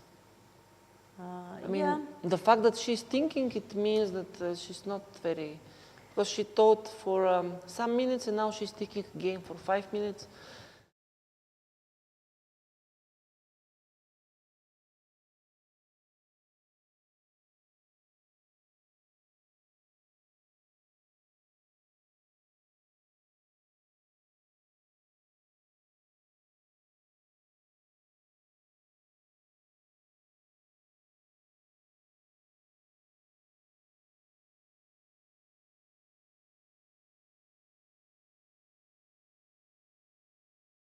In my Okay, opinion. not worse, but why exactly? Because if you take with the knight, I think white is just much worse. I just take here, and black is just pawn up.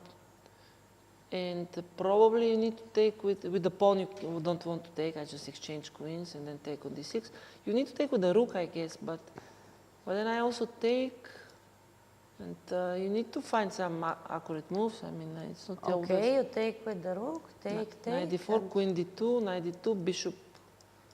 Yes, probably that's it, bishop f2 now, and Yes. after the exchange is knight d4. But okay, you see that you need to calculate all this, which is not... Okay, it was, very yeah, because simple, with the rooks now, black would have rook e6. Yes. So it is important to take rook takes e4. But okay, definitely white is the one who is trying to not lose here, so... Okay, so we'll see. True. We'll see. No, I really don't have any explanation why she would take on d6. She missed something. We don't know if knight e4 or something later, but I'm sure she didn't want to go for this because you can play many other moves here instead of c5. You can play whatever you like. And after queen b4 also you can play bishop f2, which keeps the game going on and okay. Yeah, this is what she wanted. A very strange decision. Yes, let's see the second board, Sargsyan against Song. So we left around here. Yeah, let's see what is going on. White has some small pressure, I guess. Yeah. Because the bishop is a bit stuck with this pawn on c3. Maybe some e6 pawn is weak a little bit. It's still playable for black. I don't see big problems, but maybe some small issues here for black. Yeah. Okay, maybe check. Yes, Let's check Lou the third. against Barahamian. So we got this position that I thought I was not sure who I prefer. Yeah. But you decided on white, right? Yeah, I decided white, but now maybe I'm changing. So this is the current position. This is the current position. No, I think still... It's about equal still. It is about equal. White has some ideas with f5 or rook e6. If rook e8, maybe f5. But okay, it should be around equal anyway. There is a very, very nice idea, which I'm not sure that it Knight works. a5, yes. Knight a5, and if you take, then queen takes c5. Yes. And going to exchange And everything. if I go queen a2? Well, if you go queen a2, then maybe we have a problem. You go back or what you do? No, but I can go rook takes c5, no. Oh, okay. No, knight c4. I don't think so. But knight c4, okay, yes, you sacrifice pawn, no? Rook e6. Rook takes e6. And just rook playing for a8. rook e8, yes. But okay, this queen is b1, I don't know, this is too complicated. d4. It's not obvious at all. Yeah. No, this is, yeah, this is very long. It's probably good for black, it looks good, but it's very looks good, difficult. Also, I see that Tatev, she has only 3 minutes now against 27. Yeah, very big difference. There's no way she'll go knight a5. And maybe it is not necessary. She played b6. She played b6. Which But wait, feels terrible to me. Rook takes e6, what is going on? I don't know. It looks just looks very very bad. No, just b6 is just... there was no other way to keep this pawn from e6. It was difficult maybe, because if rook e8 f5, so... So maybe this knight a5 was kind of... Maybe not only move, but it was good move, definitely, yes. Okay, rook e8, f5 was very unpleasant. I mean, okay, you can go e5 and claim that it is not so bad, but it is a pawn down. Yeah. No, but b6 is bad decision because after rook e6... No, I'm afraid here Abrahamian is just falling apart because she has very little time and difficult position, Okay, and she just lost a pawn. She took on c5, but okay, queen d5. Now what Queen is the d5. point? King h8. Okay, they h8. played very fast. Okay, maybe she was hoping here to survive somehow, but But queen takes c5. yeah, just 2 pawns for the moment. Okay, black will manage to maybe take one of the pawns, but Maybe, but still it will be a difficult position. yeah, also big time advantage and Yeah. very good chances here for Lu. I agree. Very good chances. And very good chance for black also in the last board. Which one? Tank against Zoe Duo? Tank. Yeah, this game that we mentioned, white was much worse from the opening. Okay, the game continued through g1 here. The5. Yeah, just terrible position with these pieces here, attacking on g2, attacking on c4. Pair of bishops. Black is just winning, I would say. Okay, queen c4, and what happens after rook Rook d7? c7. Rook c7 is very easy just rook defense. c7.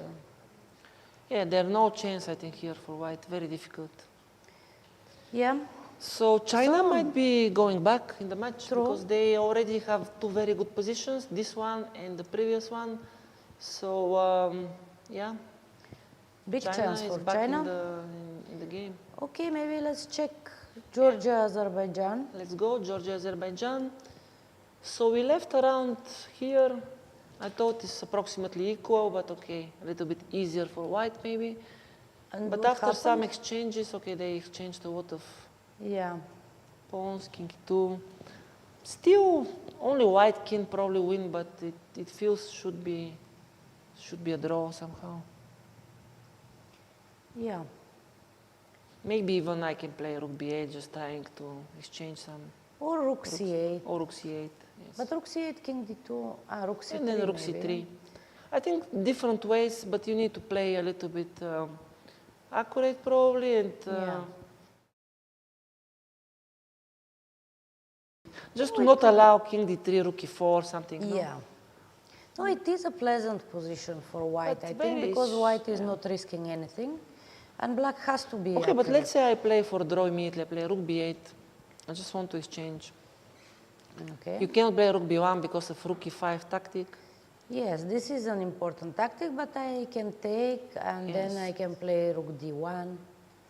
Okay, rook to... Aha, if rook b3, rook d3. Yeah. Not so easy. Yeah, this is giving some chances. I agree. No, because all these weak pawns Okay, which rook black b2 has, is probably a draw, but okay, rook b2, rook d2, d3, it's probably a draw. it is probably a draw. But also I can try to go king f3, rook b3. I just take on f4. Yeah, but this should be a draw, I right? take on d4. Should be a draw.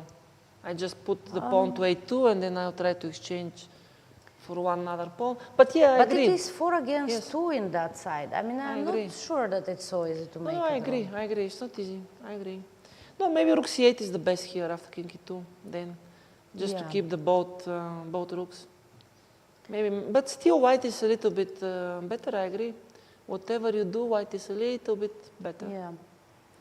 And this is actually style of Nino. She likes this kind of positions when you cannot lose and you're playing just for one result. So I think some small chances here for white. Not big ones, but definitely some. Let's see, Beudalieva, Javakashvili. So what happened? We left around here. What happened? Okay, white tried to play for draw.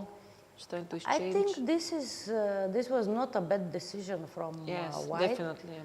Because if the knight would jump to d4, then white could be in trouble. But now I didn't understand this h5. Okay, you allow rook d5, but okay, still probably nothing special. King to h6? Or g6 even, I don't know. G6, yeah, no, I just didn't want to receive some knight e5 check, but knight d3 is not possible, so. Okay, but now, yeah, now it's equal. I don't think white is in danger, but probably black also. It should be about equal, but okay, still. Yeah, it should be about equal, because you cannot move the knight from f2, otherwise I push g4. I somehow think white has a bit easier game now. I can go with the king to e3. Might be, yeah. And then just trying to, I don't know, push some things maybe here, g3, f4, or something. Even some rook end games, knight d3, just to provoke some rook end games. Yeah. I control the d file, the only open file. I don't know if there was a way for black to play Maybe better. there were some other ways. Maybe but in general, not to exchange queens, but how? No, maybe there was. I'm no not sure way. about this h5 plan here, but Yeah, h5 maybe was not necessary. okay. Let's keep this game in mind. Still many things to happen here. Let's see Kotenashvili, Balajayeva, some actions I see. So after knight a3, black played a5, knight king h2, bishop c5. Well, this a5 move was, of course, not great. Probably not. Allowing all this knight b5 stuff. Yeah, it was not the best, but even what is this current position we have? Okay, let's see. It's very how complicated. It is. No, it is complicated, but I have the feeling that already white is slightly better. I'm not sure about this. I'm not sure because black still has some counterplay with the knight. No, I don't white know. can even go knight d5 and stuff.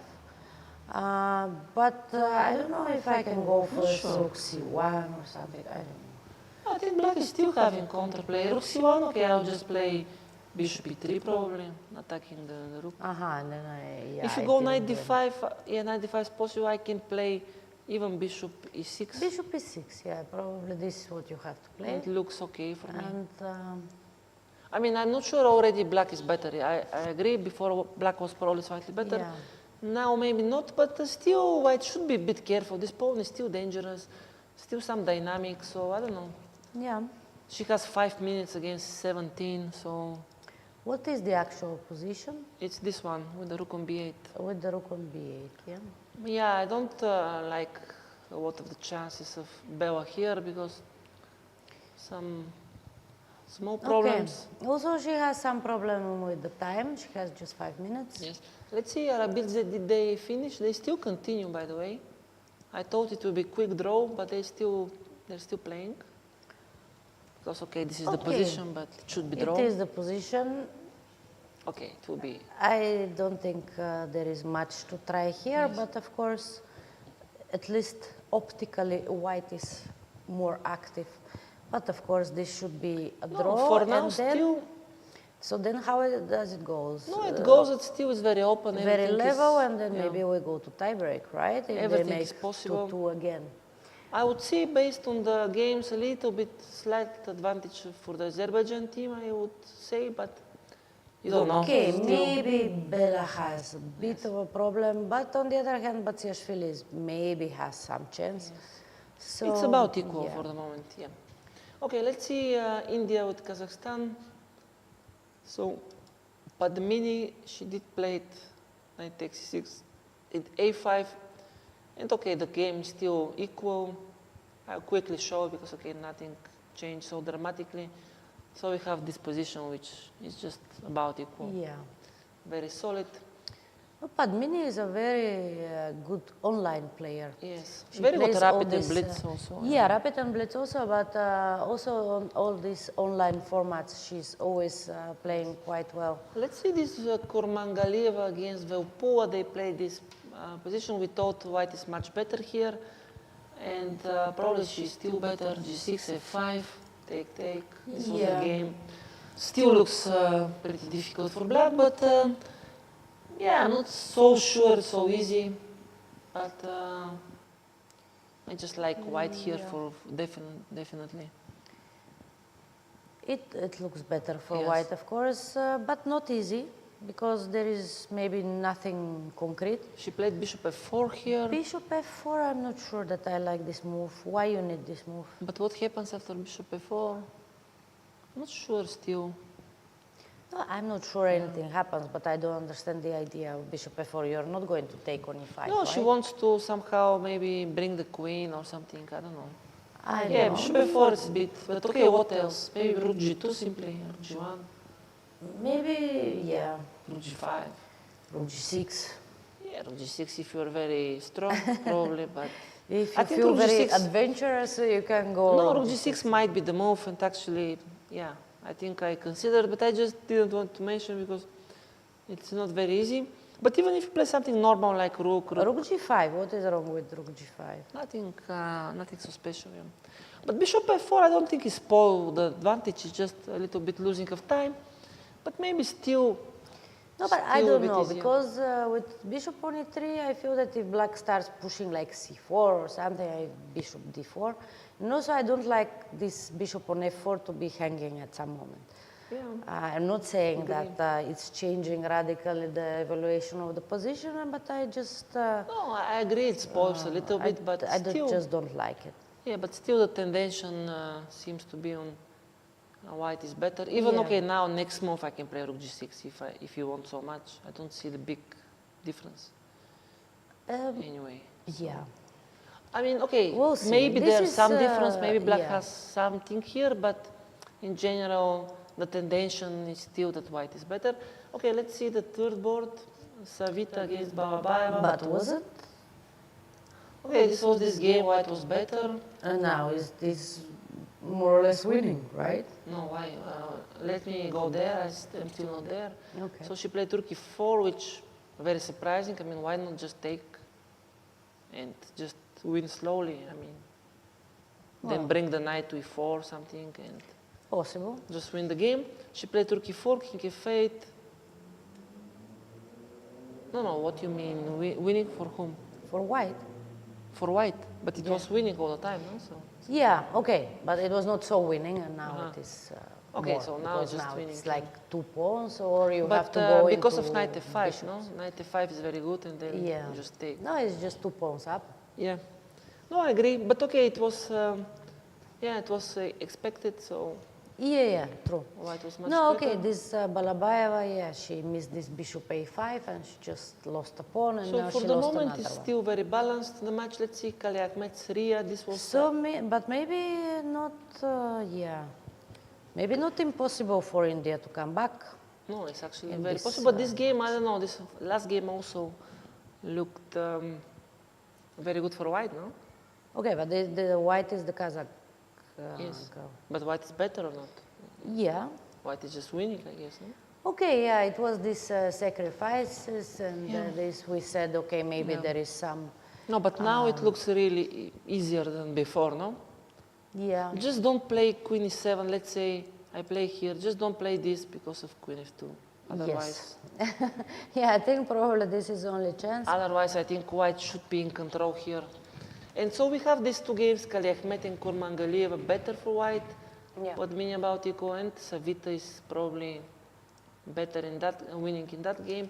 So still unclear, but Kazakh team still has chances to not lose this match at least. Yeah. They need to.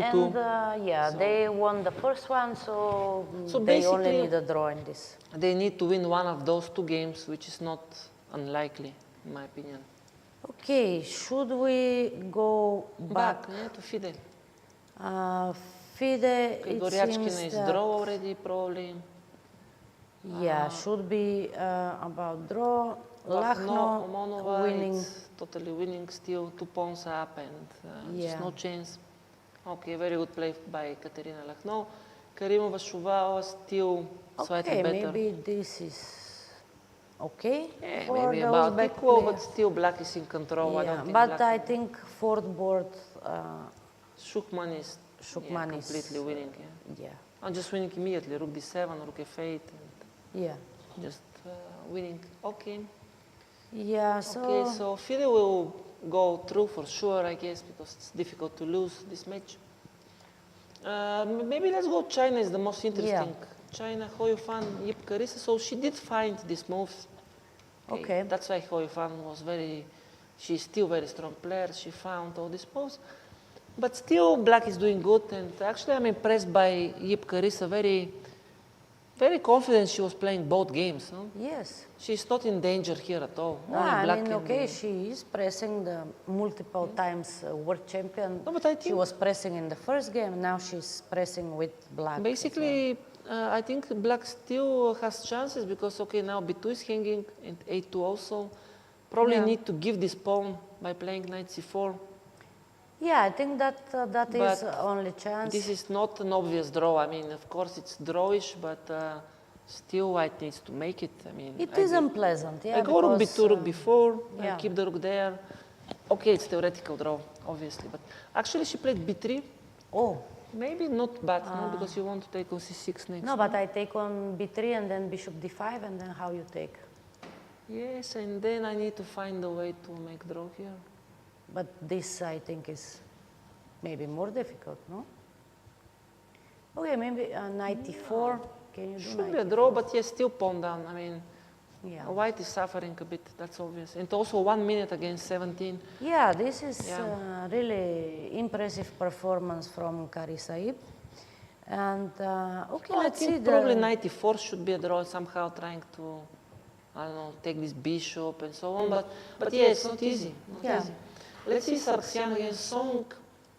What happened here, we thought is a bit better for White. But the current position, I guess, it's about equal. I mean, the knight is a bit out now of the game. It seems to me that Black is fine in this position. Me too. And, balanced position. But third board, White was much better. So they played queen c5, queen a4, Black played. What is this? She sacrificed piece? No, I think White is just winning. No, but Tatev, she just collapsed completely because, I mean, she was much worse, but she just lost now with the piece down. Yep. Absolutely unnecessary because in few moves she just lost everything. So China is definitely leading now 1-0 because this is just no way to go. Yeah, and also I think go on differently. Fourth board. And fourth board also, it's, I mean, still not winning on the score sheet, but difficult to imagine Black will not win. So we might have a tiebreak. I think it's actually, for now, it's pretty a very big chance actually to go to tiebreaks because I think third and fourth board are already more or less clear. And then, Hoyofan have some problems. Sargsyan also still playing, so still chances for USA, but already a little bit going through for the tiebreaks. Okay, I mean, if Hoyofan makes a draw, I think no problem for the Chinese team too. I think she's doing well. She played knight e4, good move. Yeah. But still pawn down and, I mean... Okay, but she's a very good player and I think just, she has so little time and it's a bit worrying, but... In any case, I think um, China will win this match, and it they looks will very go to likely, tie but breaks. still not clear. Okay, Not let's clear, see. yeah. Let's see Fatalieva again. Let's go to Azerbaijan. Fatalieva. She played rook c8, rook d1. Actually, she's facing some problems. She's not very confident. It seems that she's thinking, taking time. Okay, time is equal, 10 minutes each. Yes. How you make draw now? It's not very easy. Yeah, maybe f6 is only move. F6 is the point, yeah, probably. But if she doesn't play f6, then I think she can be in trouble. F6 is pawn down, no? After rook d4? Rook c2. Or f takes e5, I don't know. Okay, f takes e5, I take on a4, rook c2. Rook c2. I'm trying to calculate this endgame rook d2. Sorry? Rook d2. I thought that you took on a4. No, but you said rook c2 here, no? f6, rook d4, you see rook F takes e5. First you take, okay. Rook a4, rook c2, this and is now different. rook c2, yeah. Yeah, king f3. Rook And c3. now rook c3, rook c2. Okay, Because I think if I start pushing e4, might be also a draw, no? Not sure about this. Why? When? a4. Here? No. I know, but you have rook g5, yeah? Yeah. No, I mean, it it's is a dangerous. draw. It is a draw, but black needs to be more careful. And I'm not sure, did she play rook d8 here? I think she played rook d8, no? She didn't play f6. I think so. Okay. Still decent. Still. Rook d3 happened. Okay, maybe now rook c2. Yeah, King no, interesting. f3, rook c3. Interesting game, but okay, white is still pressing a bit. It is still a fight, yeah. It still is. pressing. Let's see, Bayudalieva, Javakashvili, some bishop on g2, I see. How did this bishop get there? Okay, she just played bishop f1 and bishop g2. Okay. I think it's still equal, right? Still decent for black. Yeah, but I might start preferring white. Not sure about this, but yeah, it's still... I don't know. No, because this bishop is all the time attacking on h3, very difficult to do something about it, so I'm not sure how white can even progress. If I just stay on the same place, what you want to do? Yeah. f3 is hanging, you cannot move the rook. If you exchange it, then But this do you bishop... want to push h4 or not? It is for black to move. I can push h4 if I want. I'm not obliged to do. No, but I'm just wondering if it's good. Then can I trap your bishop somehow? I can even play c4 here, just playing on the other Maybe side. c4, yeah. Maybe c4 is not a bad idea. Then I She can did take on actually, f6. very good move, yeah, I think. Very good move. Yeah. Very practical decision. And now it's the point is, okay, I can even try to push these pawns because you cannot take f3 is hanging, so I can try pushing some pawns. No, I'm not sure, I think it's equal, but black also has chances. I don't think black can be worse here. Okay. Bishop Let's on see g2 who was a good has idea. better endgame technique. No, bishop on g2 was very good idea because very concrete traits now. The bishop is very active. I like what she did actually. Let's see Kotenashvili, this game. Only one move happened after we left. She left with 1 minute and she played knight d5. Really risky. I'm a bit worried about this game. I think black has very good chances to make some problems for white here. Yeah. Seems... Objectively, of course, it's around equal, but... and we have a result. Arabidze made a draw. Okay, expected. Mamadova draw. So this match is super unclear, and this match is just super unclear. Still, everything is possible. Bella, she needs to really not lose this game, but very difficult task. We'll see. Do you want to go to Kazakhstan again? Yeah, Kazakhstan, India. Okay, Padmini is All still games are playing. in progress. Still equal, nothing changed. Kormangileva, bishop f4, what happened? Rook b6. She did play this plan, queen c3, queen g3. I'm not sure it was the best plan. But, okay, now knight c4. Now it's very unclear. What, queen g6, what's going on? Yeah, queen g6 looks like better for white, but why black did play knight c4? It is, yeah. Okay, in any case, it has been played. Queen g6 now, I expect queen g6. Queen g6. And black has to take. Yeah, but no then I other take, choice. king g8. It's not a mate yet. Not a mate, but I was just about to say that white lost her advantage, but after knight c4, Yeah, queen g6, now bishop it is g5 again. or bishop c1 even I can just go back. Yeah, no, bishop c1 I like, yeah, because you just need rook h7. Oh, rook h5 attacking this rook pawn. h5. Oh, looks very pleasant for white, yeah, again. No, again, black is in trouble. Black is in trouble. Of course, both players have little time, so everything can happen. Savita Balabaeva, okay, white is just winning, I guess, no? Yeah, because black cannot play king d4. She didn't play this knight f5, which was better, but even how she played is still quite winning. Okay, now bishop g7, f6, it's not winning immediately, but okay, you but just go with the king king. d2, king d3 should be enough. White should be winning, yes.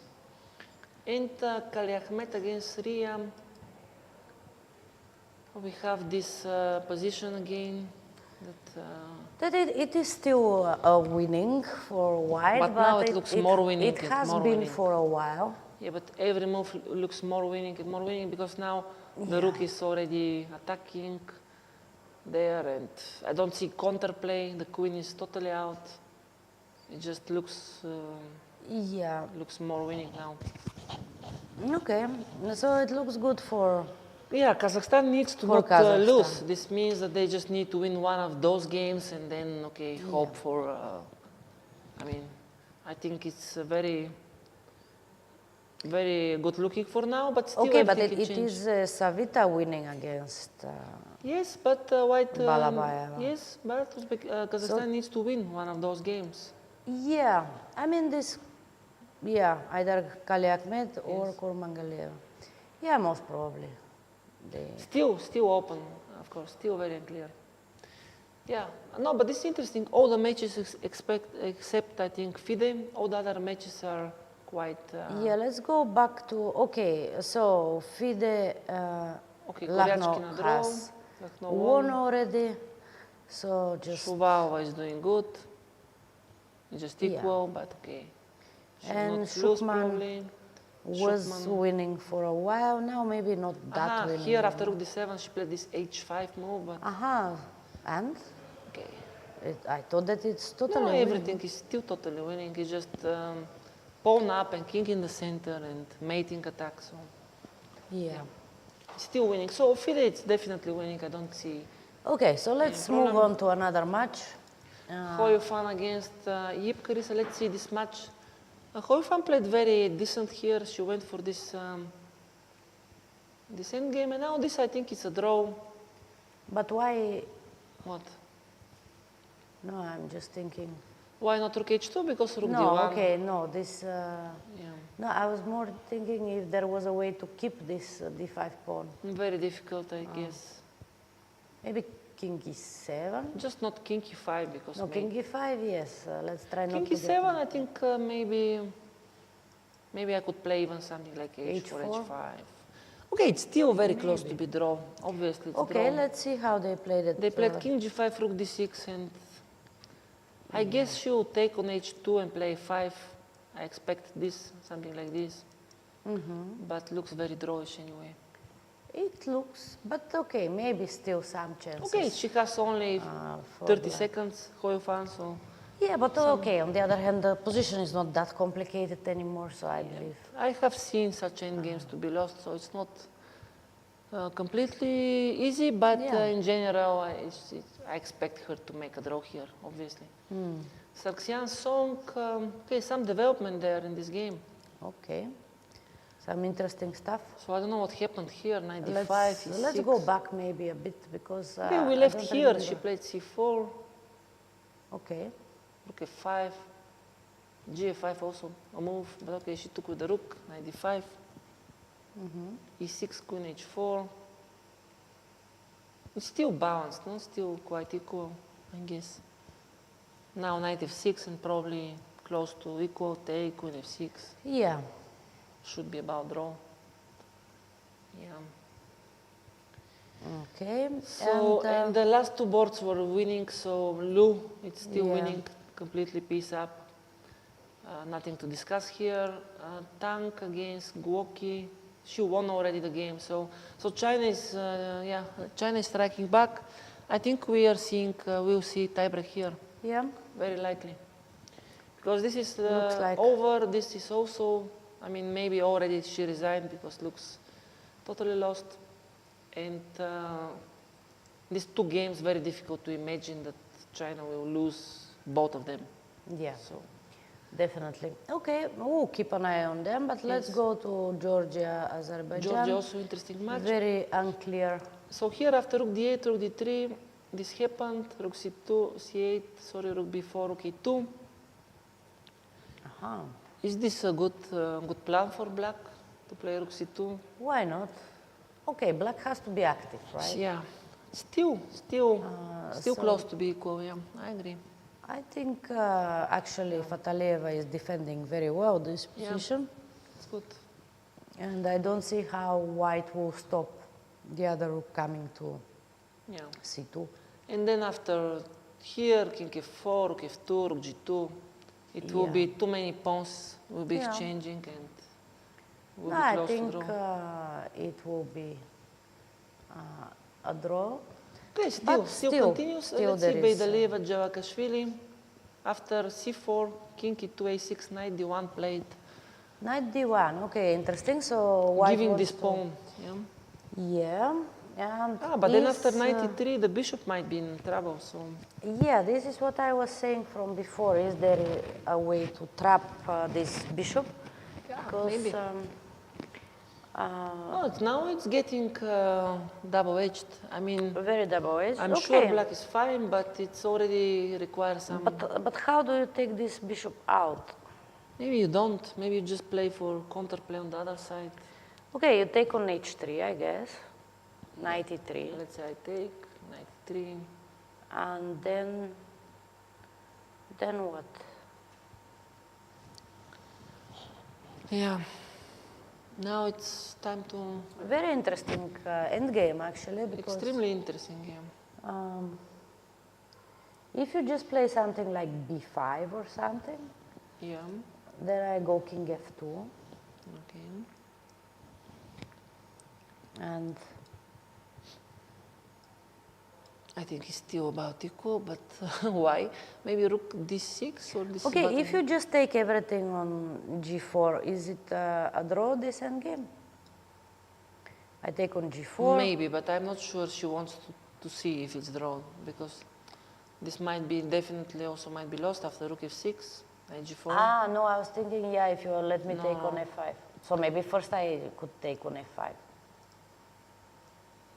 Yeah, but this changes a little bit. Oh, maybe, I think it's still balanced, but already it's concrete, which means that some mistakes are expected. No, I think it is very good news for the Georgian team that Leva still has more time, because it's becoming extremely complicated, and some precise calculations will be needed. And I don't really know how she can now take this bishop out. No, she will not. I think she will lose it, but at some point she will got counterplay on the other side. I think this is the point.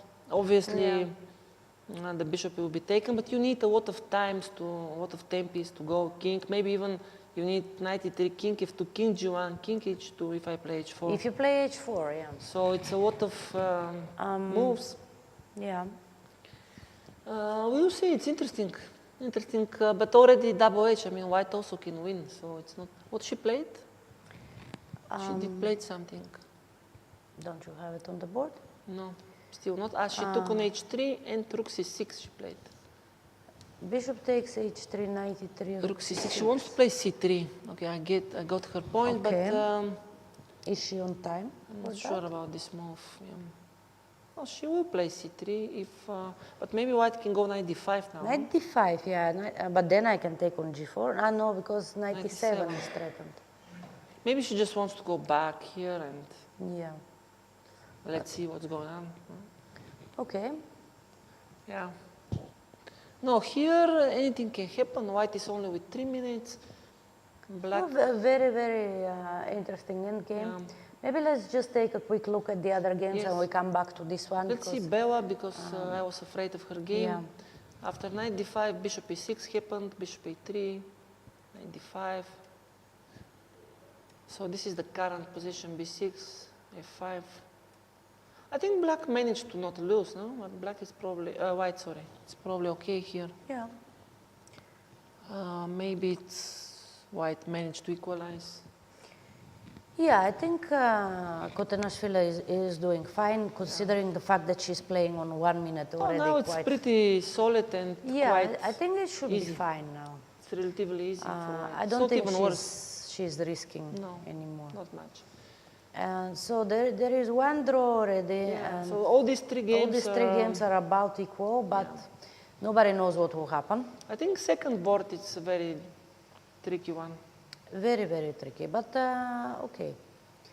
Also here, I'm not sure, because I mean, Bella might even win this. she can, yeah, because it is quite easy with black to forget that you might lose this d3 pawn. Yes, some rook d1, king f3, who knows? Yeah, well, there are chances. Yeah. What happened with Kazakhstan, India? Okay, let's see. Padmini, nothing changed. With Kamalidenova, still equal. Kurmangilieva, okay, this position we left. She did play this bishop c1 and bishop e7. So now the current position is this one, which looks still good, but okay, still some tactics. Yeah. So it's not easy. Not easy. Okay, still. I don't know what is the correct move no here. No material gains and no mate. But of course, still much better position for white, right? Yeah, but she needs to find some move here. I'm not sure what it is. Maybe bishop c1 back, trying to attack the pawn, just to provoke f3, and then to have some targets. Yeah, just slowly. It's not very concrete now. It's somehow slowly white is just better, but yeah. Yeah. I think white is better, but of course it's still complicated. And Savita, what did she win? Not yet, but she will win, I guess. I think she will just win. Okay, it is for white to Maybe move. a5 even is winning. No, because in the first moment I thought that it's for black to move. I said, okay, what happened? But yeah. I think even a5 it's winning here. Yeah, she did play at a5. Yeah. There's no way to prevent the queen. Yeah, so white is winning here. Savita playing very well here, yes, actually. India is going up, but Kazakh team has chance on board 2. And board 4, it's this position that's still continuing. I mean, it's very surprising. Black is still somehow in the game. But it's, I think, already very close to be over, but okay.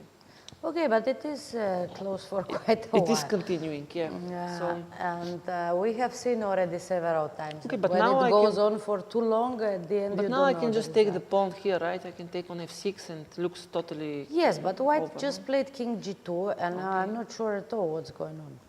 Yes, again, some problems. Now bishop d8, maybe she missed.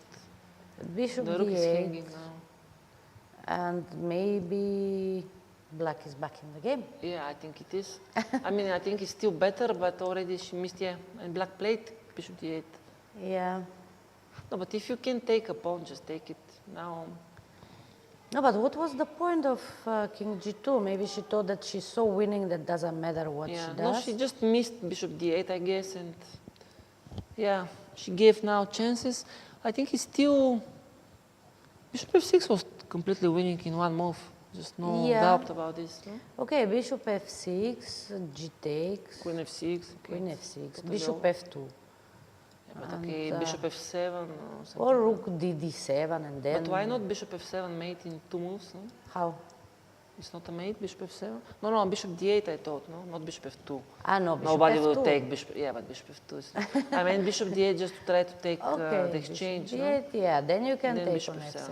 f7. Bishop f2, obviously, it's just nothing because white has many options. No, and yeah, I mean, we see that when No, she missed the bishop defending d8. side is just resilient and not... She missed bishop d8 and now the game is... Yeah, I'm just not sure if we have the board. I have... Can we see the board? Okay. Yeah, now we're very here. well. Thank you. Okay, so after bishop d8, yeah, what is going on here? I think now it's not easy, no? Now it's not easy. Okay, Not easy anymore. one game just finished. Yes, Vita won, but okay, this was known for a while.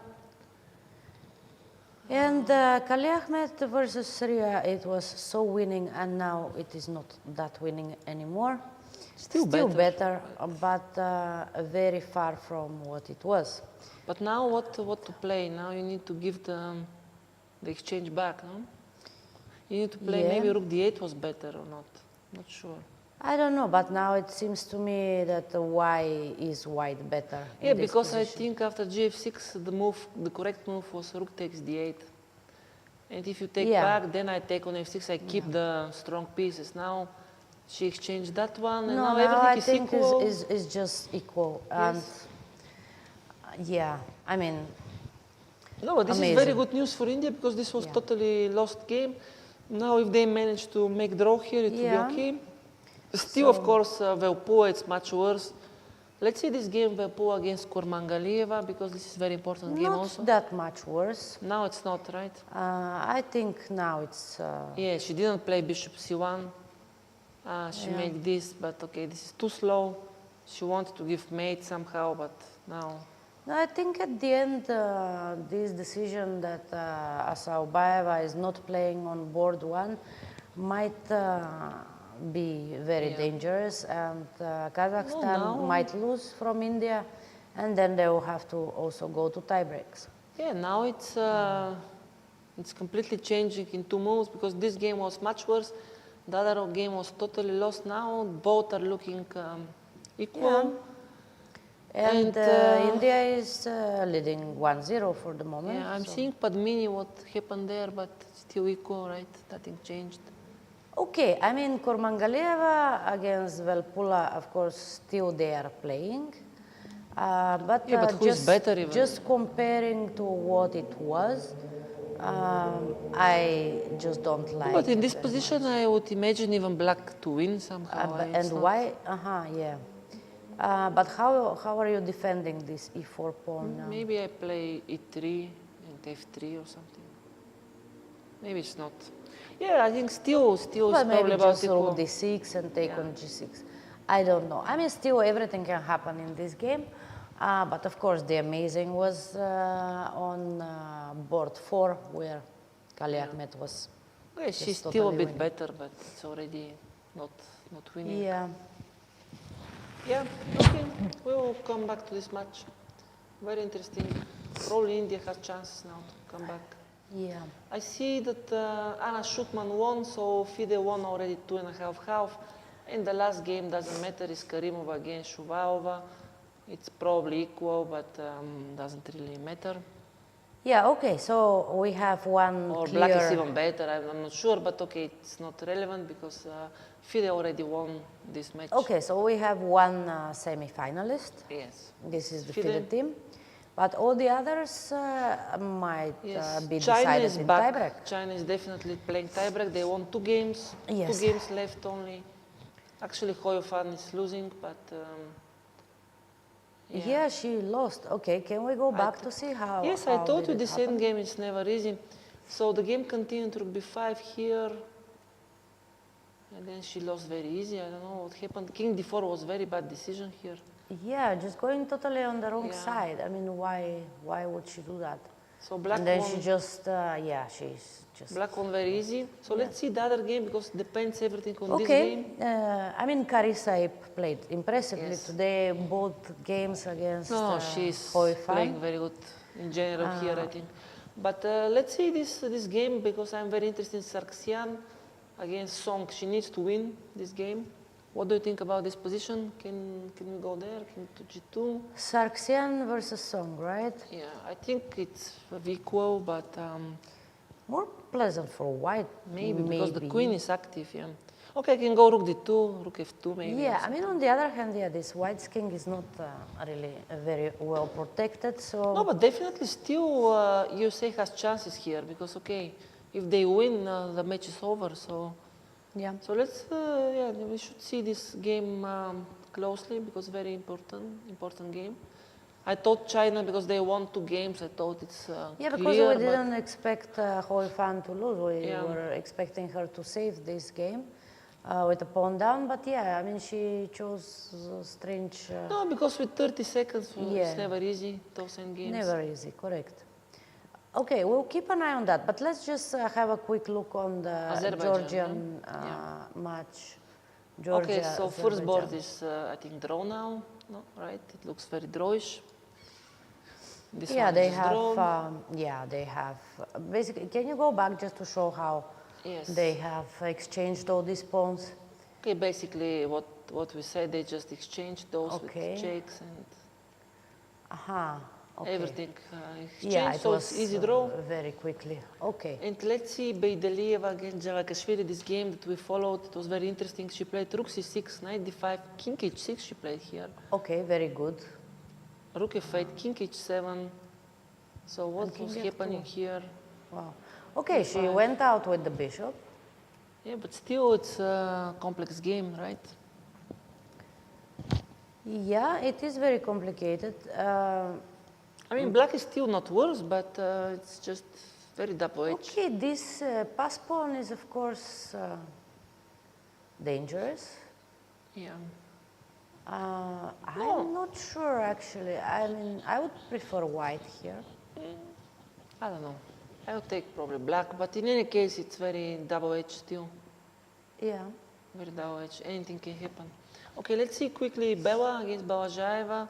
I think she's doing maybe good. Maybe it's equal, but pressing Okay, a but bit. she's pressing, yeah. So this is the game. Okay, it's easy. Of course, it's equality, but white is a bit pressing. King is more active or something. Okay, a bit better rooks. Yeah. And I this mean- g5, h5, maybe. So still very equal match, and everything can happen basically. Still. Okay, yeah, still just, okay, Vachier-Lagrave will be a draw, I guess. Yes. But these So two games are draws. still unclear to me. They Yeah, still can. interesting. Yeah. Interesting match. It will be interesting to watch them also in tie breaks. Yeah. Okay, let's see But against. I have the feeling that in shorter time controls, the Azeri Maybe. girls might Maybe. increase their chances, because Maybe. all these young players, they are very good in blitz. Okay. Let's see Padmini Kamalidenova. She lost the pawn somehow. How did that happen? Okay, I saw this b6, rook b7, but I thought her plan was to go. Rook e7 was not possible because take and maybe some pin or something. She was afraid. I don't know. Okay. And she went for this, and now it's pawn down. So I mean, it's still draw obviously, but black is pressing. Yeah. Maybe with knight and the rook. Okay, black has some chance. I'm not sure it's so easy draw. And let's see, okay, so here Kamalidenova has chances. Let's see Velpua against Kurmangalieva. What is this? Who is better here? I think black is winning now. Yeah, looks like black is winning here. But what happened? Yeah, in that position, black played rook d8, rook d1, and somehow they just won. Yeah, I think Kurmangalieva just lost the thread here, and she just collapsed in this position, yeah. But how it's winning now for black? What is the winning move here? It's just the position is winning, no? Yeah, no, I don't know. I mean, just something like going away from rook Yeah, d2, just like king c7 and the position just winning. I understand. This pin is very difficult to go away from. And also black is pawn up. Yeah, I mean, black is just winning, but still, of course, 20 no, seconds. okay, it's not over yet, but yeah. And Kali Big Ahmed, chance. Syria, let's see there what happened. After she missed the advantage, she's still pawn up, so, you know. Okay. But now who is Ah, still now better? she managed to win a pawn. Okay. Yeah. No, maybe she still has chances to Yeah, win but now this the game. problem is if Pua wins, then India will lead 2-0. So basically, Kazakhstan to not have tiebreak, they need to win this game and the first game. Okay, but which is very Padmini, difficult. I think, is it's not so easy to defend this position. No, but she still needs to win. It's not easy also to win this. Yeah. Okay, we'll see. Very interesting match. Let's see this game, Kali Ahmed Syria, because it's the only one with queens on board, and both players have very little time. And yeah, I really have Honestly, no idea. I expect to be a draw here, to be honest. I think. I don't expect black to lose. Because whatever happened already, I mean, she needed to win much before now. I even don't understand maybe h5, h4, or even queen d4, this end game looks like. I don't some know. chances. White has a pawn up, and white is pushing a4, Yeah. a5. Okay, So- I also push h4, h5, Okay, h4. just yeah. She played king g7 though, but okay. King g7 is a bit a strange move. I don't understand why you need to go there. Maybe she wants to push h5, h4, how you said? I know what she wants. She wants rook d4 and to not get mated. So this is her plan. Aha. Or to So activate how the rook was- somehow, maybe rook d1 or something. Who knows? Yeah, okay. a5. Let's see. h5 or rook d4? Let's see who was right. Or rook d1. Or rook d1. Everything. No, is- rook d1, I'm not sure that you do something. No. No, it's interesting position, of course. Especially knowing what happened before. But they have they're very short on time and everything can happen. Yeah. I would play h5, h4, but okay, she played rook d4. No, but okay, the player with black pieces, Syria, she was already quite a few times down to 5 seconds or 3 Okay, seconds. but now I see very good trick for black. If you go queen c3 here, I have rook a4, probably equalizing. Equalizing immediately, yeah. Yes.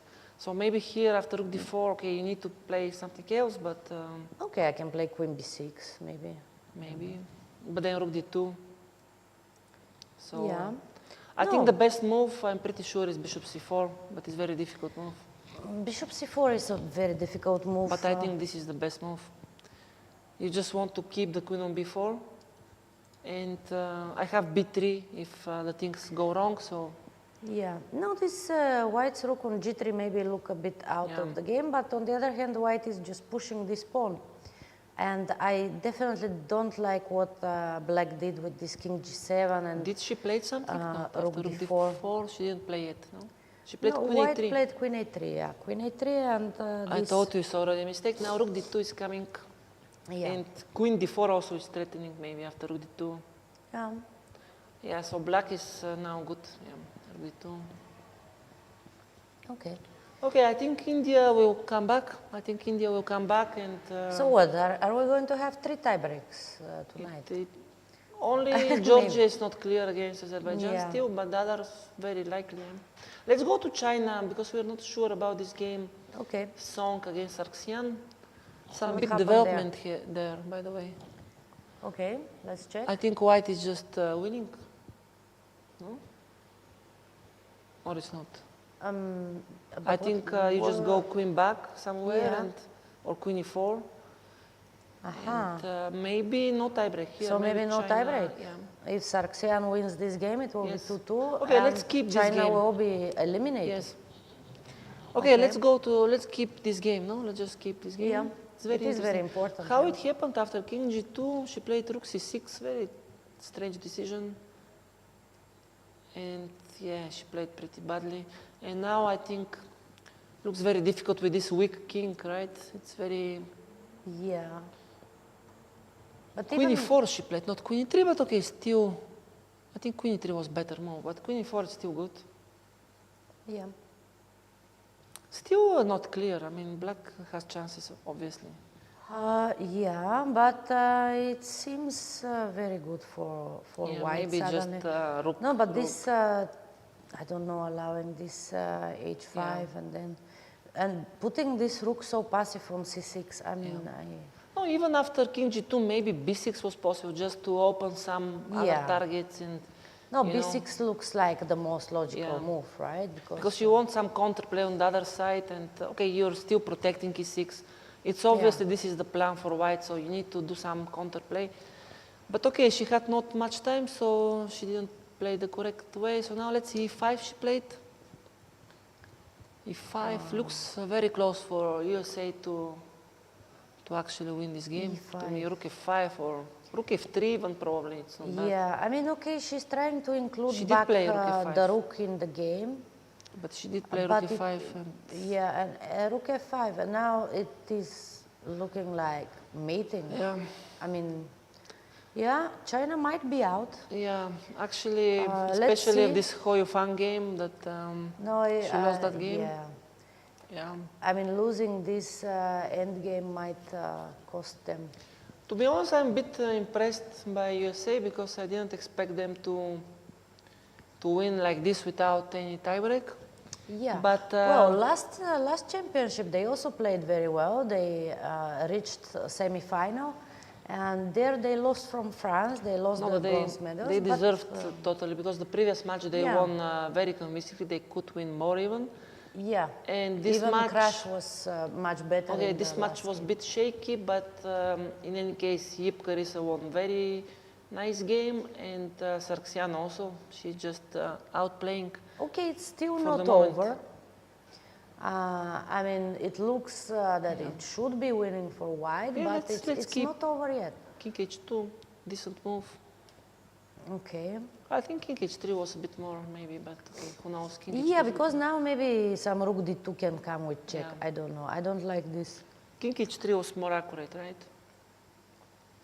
I think so, yeah. No checks.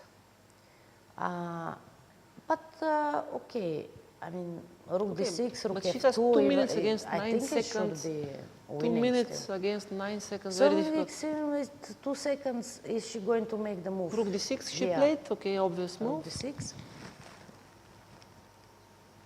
And how to win now? How to win? If you play the most logical move, rook f2, he's not winning anymore. No, but I will play queen e3 is the most logical to me, and rook g5, no? Preventing rook d2. Yeah. And threatening rook g5. And if you go h6, I can think about take on e5 maybe. Just, but now, okay. Queen e3, I can go h6, and then what you do? If I go rook e5, you go rook d2, right? Some yes. tricks, yeah. No, but that is the whole problem with king h2. I mean, why to go to such a square where you can be checked? I mean, okay, of course, very okay, short still winning. time control. Still winning.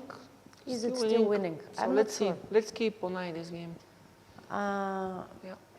Maybe only rook e5 is winning, and she did it. This is the only winning move, okay? Yeah. This is surprising. And after rook d2, how you win? King, where you go? King h3? King h3. Aha, and if rook Queen d3, d7. you just take it. Yeah. Yeah, because then you have queen g3 check. Queen d7, you can go for endgame even, probably winning, no? Or... And queen d7, queen g4. Yeah. Okay, well done from Sargsyan for the moment. But one moment, wait. Queen d7, what is this? Queen g4, I take, rook d3. How it's so obvious winning? Okay, I thought that I am somehow winning the Maybe I just play b4 and b5, something, no? So you take, and then rook b2. Rook d3, I said, but okay. Doesn't matter, rook e7. You want to give this pawn, okay. And king g5. Okay, but this is not easy. Okay, this is not easy. Okay, let's see the game. So she played rook d2, king h3 is on the board, right? I think, let me go back to live. I think it's on the board. She did play queen d7 Queen d7, even. and now it is white thinking. Okay, queen g4 she will play. Is there any other move? Okay, I doubt there are many other moves, but queen g4 is the most obvious. Yeah. No, but if she thinks that it is only a draw, this endgame, No, it doesn't feel draw. It just feels that it's still a game. It's still not like totally winning. No, you need to still fight a bit. Okay, very little time. She's not so less happy. than 30 seconds, I I see think. she's not so happy for some reason. Wow, she went king g3. No, this is very, very This is tough very decision. dangerous. Still winning, I guess, but... Okay. After queen d3, what now? King f4? No, where do you go? King f4? No, this is risky, I don't know. Why king g3? Why not queen g4? I don't understand. I don't know. Because this is with tempo I now. think this was just panic at the end. Because queen d3 might be still winning by just, I don't know, some move like queen... No, queen d3, maybe you just... queen f3 or something. Go queen f3. Yeah, but okay. She saw that and she didn't see queen g4. I'm a bit surprised. But, no, but okay. she saw, of course, queen g4, but she didn't evaluate how is this endgame after you take the pawn on b3. Yeah. Because, okay, it is very, very important for her to win this game. Yeah, of course. So if, of course, she thinks that this end game, because it's with equal number of pawns. No, I agree. Draw, King g3 was a good decision. I agree. Okay. Let's quickly show maybe just to see No, but Azerbaijan. it is, just a second. Just to see Azerbaijan. 1 second, I'll come back. So Batsishvili is draw. Mamadova beats the draw. We have 2 games. Beidaleva, Javakashvili. It's pawn down for Javakashvili. Which I don't know, maybe Okay, still maybe chances. we can go back and see what happened. In Kotenashvili against Balazhaeva, they played this position, which, yeah, I assume is draw, but maybe not. Maybe some chances. Okay, so let's go back to USA. I think it is G7. now black who is mating. What happened after queen g7? Ah, the move was king h3 back. She need to go Yes, and she went king f4 and now it is just mate. Yeah. Okay, Oh, so a pity. very unexpected turn of events. We were already congratulating the American team. It's not mate, but rook f4, maybe winning the queen, no? Yeah. Well, it's basically the same. Yes. Very pity. Yeah. She just panicked, I think. She just Well, panicked. she panicked. She couldn't evaluate correctly Yeah. this rook Okay. endgame. She didn't want to make a draw, and she lost. So, what does it mean? It means that it Tie break. It's tie break. Let's see then Okay. Javakashvili against Beidulaeva. What do you think about this position? It's pawn up, but is there winning chances? I think with few seconds, very big winning chances. Because, okay, the king is very far on h5. There are also a lot of tactics. And I believe that the white has very big winning chances. And in what this about this position. one? Kotenashvili, Balazhaeva, they made draw here or what happened? No, Did she's they? playing rook No, f7. they are playing. Yeah, but Rook how? f7, I'm not sure that I understand why. Yeah, but what else? Yeah, I mean, it should be a draw, this position, yeah. Okay, then, yeah. No, then it's Georgia's just in danger up to because this... Javakashvili to save this game. Yeah, let's see this game, if she will manage to save. Yeah. How this happened? Okay, we had this position e5. It was a very interesting game, but somehow Beiduleva played better in this endgame and she managed to outplay her opponent, and now Yeah. we have this position. No, I think there are very big chances. Of course, I think it's objectively, still- I'm not saying that white should be winning, but practically, I think it's But maybe even very objectively big it's close, no? Maybe even objectively it's close. Yeah. Yeah. Because this pawn is very strong, maybe some f4 at some point. But okay, I think also blacks still have chances, so it's very No, let's, interesting to see. okay, in any case, we don't have many games left, so let's just stay with this game to see what Okay, happens. we have Kazakhstan still. India is leading 2-0. Yeah. Maybe I'll just show quickly. Kamaliden was still playing this position. They need to win both games. This one with black and this one with white. And they still winning with white now, no? Or not? Yeah. It looked very good for black, but now I'm not sure like how that. it's again kind of. You're talking about Kali Ahmed, right? Saria, yeah. Yeah, it is winning Because again it was for very white. good for black here around rook d2, and then suddenly, I don't know what happened, but they shuffled some moves, and now white is winning. So this means Kamalidenova, if she wins, they avoid the tiebreak in this game if she wins here. Yeah. Okay, interesting. Interesting. And Kotenashvili, I think she's trying to win because she understands that they might. Yeah, she understands that, okay, Lewa is in big danger. But so difficult to see here how she can win. And Yeah. Lewa, okay, this is the position, the current position, knight d5. I'm not sure she played the best way here. The white player, Bayudaleva, I'm not sure.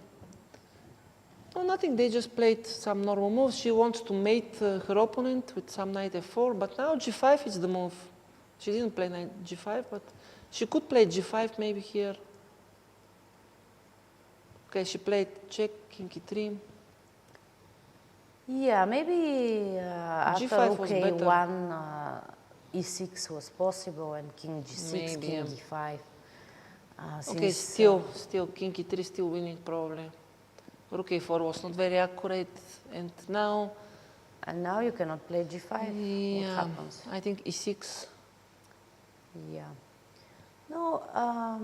Yeah. Because the difference was that if I play g5 here, you play e6, then I have check, and maybe just go back with the king, and probably I hold. Yeah. No, but very, very difficult position to Yeah. defend with black. Maybe you go back to the real moves. This is the real moves, I think. Is it? I think so. Okay. She played bishop f5. Bishop f5, yeah. Wow, bishop f5. Okay, Why? but what else? Yeah? And now e6. Yeah, because knight f4 was the threat, so she played bishop f5, but now e6 is winning, yeah. He's just promoting. Okay. Slowly. Maybe knight f4 also, it's good, but. No, knight f4, king g5. Yeah, I think e6 is the move, e6 here.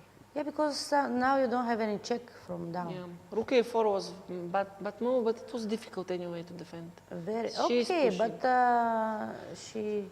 Wow, Azerbaijan. She played 97. What is this 97? Why I not don't know. e6? Why? I don't know. E6 was just winning on the spot, no? And just pushing the pawn. I don't understand. Yes. Okay, E6 king g6, was, but I have e7 and pushing, no? No, e6, king g6. Okay, I got you. I E7 understand. maybe was not winning. I understand king why. f7. Because e7, you go king f7, rook b8, bishop d7, rook f8, and king e6. But okay, very easy win is here after king g6. I just go rook d6 first, and then I go Yeah. e7, rook d8. It's very trivial win, just no way to prevent. No, but this knight e7, I think black is Yeah, fine. obviously, yeah. King g5 now. As long as she doesn't repeat where she was, I think black is fine now. Okay, she played king No, g5, but the very tension good. is simply high now. No, and, of course. Stakes are high. They have very few seconds just left. Believe should And, push because the yeah. only way to win this position is by pushing this pawn. Otherwise, black No, is but not now I losing. think black is not in danger anymore. Okay, she because repeated 95. Yeah, but now rook a3 maybe simply giving a check. Rook a3. Okay, I go king f2. Still continuing, no? Still no draw. Okay, but yeah. Yeah. Okay, it's better, much better version for black, but still. No, because even yeah, I give you check and then rook a5 and Rook might d6. be. Rook d6. I'll go. Still, I don't see forced draw. Yeah, maybe. I don't see forced draw now. It's just now very difficult to push the pawn, but I don't see forced draw for black either. It's just. Okay. Yeah, might Maybe be rook a5. again winning for white. In a few Now I minutes. see. I think this is the draw. Rook a5, rook d6, and bishop e6. Yeah, but then I was thinking that knight c7. No. Yeah, no, this bishop e6 should be a draw. Yeah. Yeah, knight 7 is possible, but I can go away. Yeah, I don't know. It's still, yeah, it's still fight, but already close. Very good chances now. Very good chance for Lewa to Bela save is this. still draw. Okay, they just repeat some moves. So Yeah. Very experienced player, Leva Jevakashvili, so difficult to beat her in these positions. Yeah, I'm not sure. I mean, okay, if tiebreak starts at 9, not too much time for the players actually to get a rest or to get dinner. No. So I don't know exactly what will happen if they will keep. Yeah, but they will probably keep the schedule. If they said that it will be at 9, it should be. Yeah. Yeah. Okay, she played rook a2, by the way. She didn't play rook a5. King g3. And probably rook a3 she can play, but the game is continuing. Yeah. Because now f4 might be some days, or rook a3 she played. No, it's still a draw, of course, because bishop e4 is now coming, but it's not forced draw, so the game continues. But still, e6 is not working. Yeah, bishop e4 is coming. And e7? I doubt it's working. I think I can even take maybe. Can I take bishop f3? No, maybe not. I don't know. Maybe you can. I don't know. No, you cannot, because e8 queen, bishop h5, queen e3. So. Okay, but I could play, of course, bishop g4, better. And e7? And then I have bishop here, I take on f3 maybe or something, or not. Uh-huh. And? Yeah, still not. I still don't understand what yeah, I how want to go here, but it's not easy. No, but I can go here now, bishop h5, what? You can go now. Yeah. Now it's easy draw, no? I take on f3 next and draw, no? But okay, some tactics, I guess. But okay, she didn't play e6 in the previous move. I doubt she'll play here. So Yeah, I think no, she'll but play something else. it's just funny somehow how sometimes people forget to push their pass pawns in the Yeah, she played what I want games, to mention rook before she played. She did. Yeah, okay, this is a solid move. No, still dangerous Protecting for from bishop Jevakashvili. e4 and Still bishop dangerous. g4. I think still problems. Still dangerous. And what happened in the Kotenashvili game? I think it's draw, no? Still continuing, but maybe some chance, huh? For or whom? not? For whom? Well, for no, white. just the draw, no? But who is to play? Doesn't matter. Doesn't matter, yeah? It's white, but doesn't really matter. Rook g7, I go back, I take. I always have this check. So Yeah, it is just a draw, yeah. No. Just a draw. Okay, Leva has to keep survive, the surviving I think there. she has very good chances now. She has more time already, but still the game is going on. So Yeah. rook d3, we see it's not the most accurate move. Knight f4. Now maybe rook e3, attacking the Yeah, and the pawn. Is it a draw after that? No, I think it's still draw, but it's already some fight. Aha, okay, then I can just move the knight and you cannot take on e5 Yeah, go because knight of d5 f4. back, rook here. But maybe knight d5 looks better than knight I think, g2. yeah, I think here maybe she could try knight e7 again, but okay. Okay, now it's very close to be draw because already difficult. She Okay, played knight g2. Okay. Okay, she will probably go rook d3 or something, like c3, I don't know.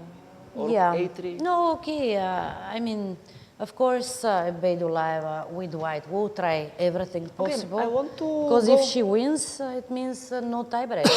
Yeah, of course. I want to go to India because they still play and Okay. still not clear because Kali Ahmed won this game. And this means 2-1 and only one game in progress, Padmini, Kamalidenova. If Kamalidenova wins, they are winning this match, this whole match. So, and she's pawn up and pretty good chances with this knight. Yeah. So this is also pretty interesting encounter because if India make draw here, they will win the match and they will go to tiebreaks. Okay, so two people have very difficult task. Yes. Padmini has to keep. We already have one tiebreak a draw. and we Yeah. are hoping for two more maybe. Yes. So let's see. Okay, Padmini is still closer to make draw than losing, but okay, it's difficult position.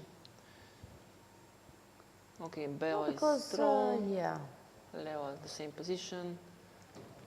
Yeah, so these are the games that left, these two games left. Okay, Bela still playing, but it's draw. So basically two games, yes, two games which are deciding the matches. Okay, here Leo, I think she will just make draw. It's very difficult now. with less time, and she already knows how to make draw, repeating, and Okay, she seems difficult. She passed from a lost position. Now she Bedileva lost her, I think, chances. Now it's difficult. In this game, I think more chances maybe to win, no, with black. What do you think? Yeah. Difficult to defend, no? Maybe some knight e5, they bring the knight to probably to g4 or d3. Try to I don't know if pawn. this is the correct way to play with bishop on e8. She wants to create some counterplay, no? But it looks a bit weird there, no? Okay, but okay, what is basically black's plan here? You need to attack on f2, I guess, but she doesn't play this. She plays knight d6. So she wants to somehow trap this bishop. Yeah. No, white's problem is that black can play thousands of moves and nothing will change. And then at some point you can make some progress. If the rooks are exchanged, how is this position? It's draw. It is If the draw. bishop and knight exchange, also is draw. No. I think the only chance is with knight and rook, and somehow you can attack those pawns like some. Let's imagine I play here e3 and then I take there, no? Yeah. This is already. No, weak. then h4 will be lost at some This moment. is what I mean. That you need to keep the rook, the knight. Okay. It's very difficult. I would prefer to bring this knight to d3, but she played knight d6. But okay, she might go that direction. But with later. this bishop on e8, I had a feeling that black had some ideas here, knight e5, maybe even knight g4 at some moment, or knight f3. Because also you have, I mean, some ideas. But I think it is very unpleasant Knight to d6 defend I didn't this. like much, because now after rook e5, if king d4, bishop c6 maybe. Okay, check. King g2. And Yeah. the problem is rook d5 is still a threat. No, this, this knight on d6 somehow. So it was not very convincing. maybe I can go king b4, but then rook e5, and she played No, king she b6, played but king still queen rook e5. c6. Rook e5 now. Okay, maybe, she can just go rook a7 or... Yeah, but already a little bit... No, because she obviously tries to trap now white's bishop. Yeah, but I don't think that you can do it, actually. No, I think she went wrong. She needs to went go wrong, knight e5 to keep the activity of the pieces. And No, but we don't know. Maybe they had already this position with the knight on e5 and but I she can couldn't check. do anything. I can check easily. They didn't have. The knight So is the knight always, was all the time on d6. was always on d6. Okay. Yeah. Strange. But okay. She did play it. No, she did play rook e8, no? She played rook e8, not rook e5. Yeah. Okay, now black can go back to this if they want. Yeah, very interesting. Let's see Lewa quickly if something changed. G6 she played. Okay, nothing changed dramatically, right? It's still the same position. Yeah. Yeah. It is, yeah. Well, you will see. Maybe both players will manage to keep. Despite being pawned down, they will manage to keep a draw. Of course, much easier for computers to do so. But, yeah. Rook e7. Yeah, now she needs to play bishop a4. Okay, she did. King c5, I expect to go back to more active I'm position. keeping an eye on the other one. Vachier-Lagrave, Yeah, we'll Vachier-Lagrave. switch the board because only these 2 games left, Yeah. and they decided both matches. No, of course, players are accumulating time, so this might go on for a long time. Because, of course... Oh, now after knight f5, I like this e3 plan, no? Rook e3. Yeah, this trying is... to- might become but very sharp. why not rook e8? Just exchange. This is a good question, rook e8. And then it should be fine. I think rook e8 might be the move here, correct? Yeah, because, okay, otherwise... Yeah. I it'll be think very rook e8 difficult is the to practical defend. decision to go for this. She will play. No, she didn't play. She played bishop b3. What? Bishop where? Bishop c2, I think she played, but e3... Let's see where she went. Okay, e3, just you take on e3, you don't take on f5. Yeah. Correct. Okay. But okay, now the game continues. I played knight d4 and still same. No, of course. Just rook e8 was a chance if to exchange the Maybe rooks and she's maybe. not sure it's draw, but I think it's much easier Yeah. to defend without the rooks because all the pawns are on white square, so No, I totally it feels agree logical with you. to go for that, but okay. Knight d4, okay, now it continues, yeah. Continues forever, this game. Yes, maybe it can go after 9 o'clock, this game. I mean, it's possible because, okay, Kazakhstan, Yeah. if they win, they're winning all today, so. No, of course. No, I mean, in both matches, it is so important, the result, that of Let's course they see. will play Here till the nothing end. changed, no? Here it's nothing changed. Yeah. Same. Okay, so let's go this a bit more interesting. Bishop b1, I'm not sure about putting bishop there. This might be a little bit of playing with the fire, no?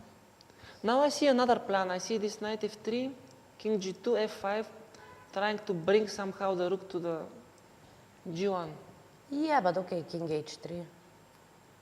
Okay, but if I manage to bring it there, I don't know. I don't know, but your g6 pawn would be kind of hanging in the same time. I don't know. Okay. Of course, black will continue to play this forever. I think this might be a plan, knight f3, f5. I'm not sure it's so easy. Yeah. Because, okay, yes, I'm giving you g6 ideas, but okay, she played king c5. Okay, I think black needs to bring back the king. King has nothing to do on b6. Yeah, but where? Not easy. I Some don't checks are coming again and not easy, but yeah. No, it's just moving around and let's see. And every 50 moves you move one pawn. Yeah, bishop a2, she And then played. you continue. I mean, at some point you will play probably f5, but let's see when. I'm not sure that the black should rush with f5. No, I'm not rushing, but at some point I should do something and I don't see another plan. Yeah. I think this is the only plan that I see. f5, some knight maybe comes back or something. And yeah. Because it's clear this e3 plan to be very difficult. White is always attacking this pawn, so it will be impossible. Yeah, but in this position, isn't it better to keep the bishop on e2 or g2 or whatever? I mean, this diagonal there, I'm not sure. Okay. I mean, it should be still holdable, of course. Just, I don't know. Okay, let's see Djavakashvili quickly. Nothing changed. No, they just repeat some moves and it's easy draw. Okay, but mini rook f8, provoking some knight d6. I expect going back. And Okay, Beidulaeva almost lost on time. I Wow. must tell you that, Okay, she that should be would be careful. an unexpected turn of events if No, but this will be- Georgia wins the match on time. now this will be very bad. But I think she made her move with like 3 seconds or Yeah, something. and now, okay, now I expect easy draw here, no? This is very difficult to improve. Well, easy draw, I don't know if No, it's, it is easy draw. I'm pretty sure it's easy draw. Okay. And also she knows already, she just stays. I don't see any plan. You just stay with the rook there and back, and what you want to do is just very... I Now wanted rook to e3, attacking. improve my knight because I don't like this knight on Yeah, h4. but it was already the knight in many other places, but I nothing know. changed. So now rook e3, and you just stay again, rook somewhere, and okay, we keep moving. Yeah. I understand what she wants. She wants rook f8, and then eventually take and some check, no, and then win. Yeah. But Okay, it is an idea. yeah. For example, rook e3, she wants to go rook f8. And bishop. And now you need to E6. move the bishop, I guess. So, But bishop e6 or bishop somewhere else? I don't know. yeah, bishop e6 or bishop b1. Okay, still some hopes for Oh, white. bishop e6, maybe knight g6 and rook f6. Yeah, correct. Still draw, maybe, but okay. Okay. Maybe not. Maybe not. Okay, doesn't matter. Let's see. Let's see what she'll play. Padmini, Kamalidenova. She played e3. She played already. It's okay. She has no. She No, but had- I think this makes white Yeah, stuff much easier. Yeah. Because, okay, she liked this idea with the knight on f5, but this is not the same. No, I would like really to prefer this f5 ideas with the knight on f3, but okay, she tried this. And now this seems to be easy, no, draw? No, I don't think any of these positions is easy draw, especially okay, with... king g2, how you want to win?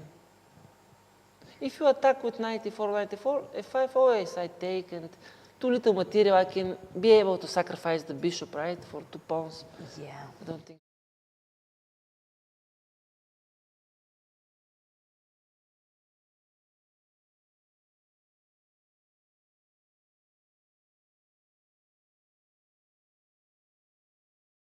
Rook and knight against rook. This is what I expect. Okay, then we'll definitely not make it for dinner. This is clear. Okay, so and, here but also the players will not make it on time. Vachier-Lagrave played rook e3, rook e8. Okay, now danger. 95 is winning.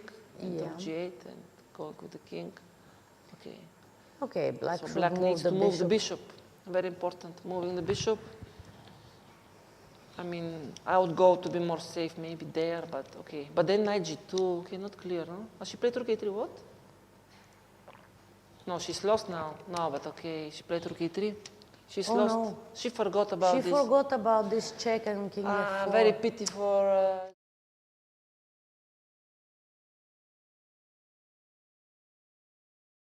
don't see coming back from this. Yeah. It's over. No, she just missed the idea. She forgot. I think she relaxed too much that now it's an easy draw and then... No, she forgot. I mean, definitely is, bishop back was bishop d7, bishop e6, something, even this. It is such no, probably a bishop pity. d7 was only move, I'm afraid, but anyway. Yeah. No, because, yeah, I mean, Georgia, they were winning bishop b1 was also their good. matches so easily in the groups, and now just to be eliminated But, in this way. no, actually, very good for Vachier-Lagrave. I mean, she kept fighting and she found this good try. Yeah. And Leva was not prepared because No, here think, basically yeah. bishop e6 bad, what you said, knight g6. So the only good move was, I think, bishop d7, or bishop b1 was also good, but bishop d7 was the yeah, correct bishop way. e6 was losing also. Yes, because knight g6, but bishop d7 or bishop b1 was draw. And she forgot about this, and now I don't see... she just forgot about it, yeah.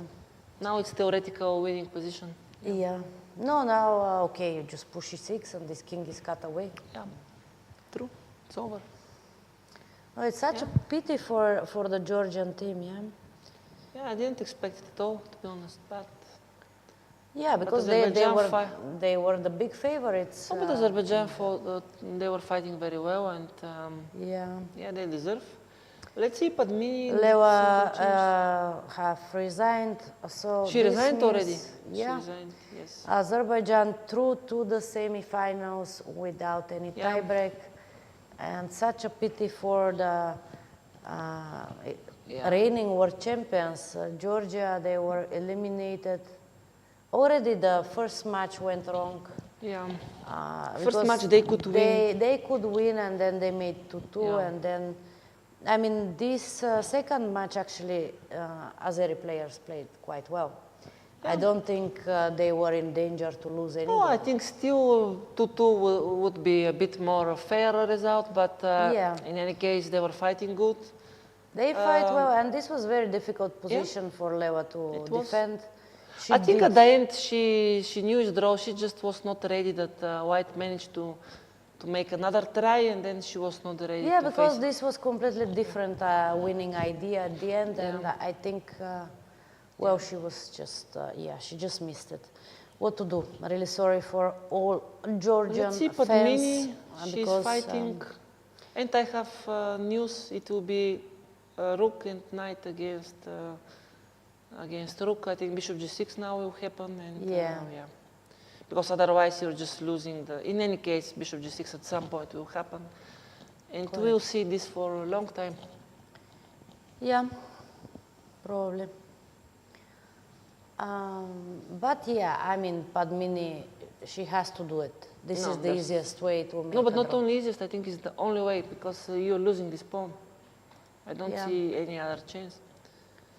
I'm not sure king h3 here, maybe you can try, but still, even here, g5 is probably the same. You need to take and You need to go for this. I mean, yeah, no, but it's just easier to take on g6. I mean, yeah, but I mean, but whatever. okay, rook and knight versus rook is not a problem. I mean, it's not like rook and bishop I have versus seen rook. strong players to lose this position. So Okay, it's not she did it. She played bishop no takes other choice. g6, Yeah. Other choice. and yeah.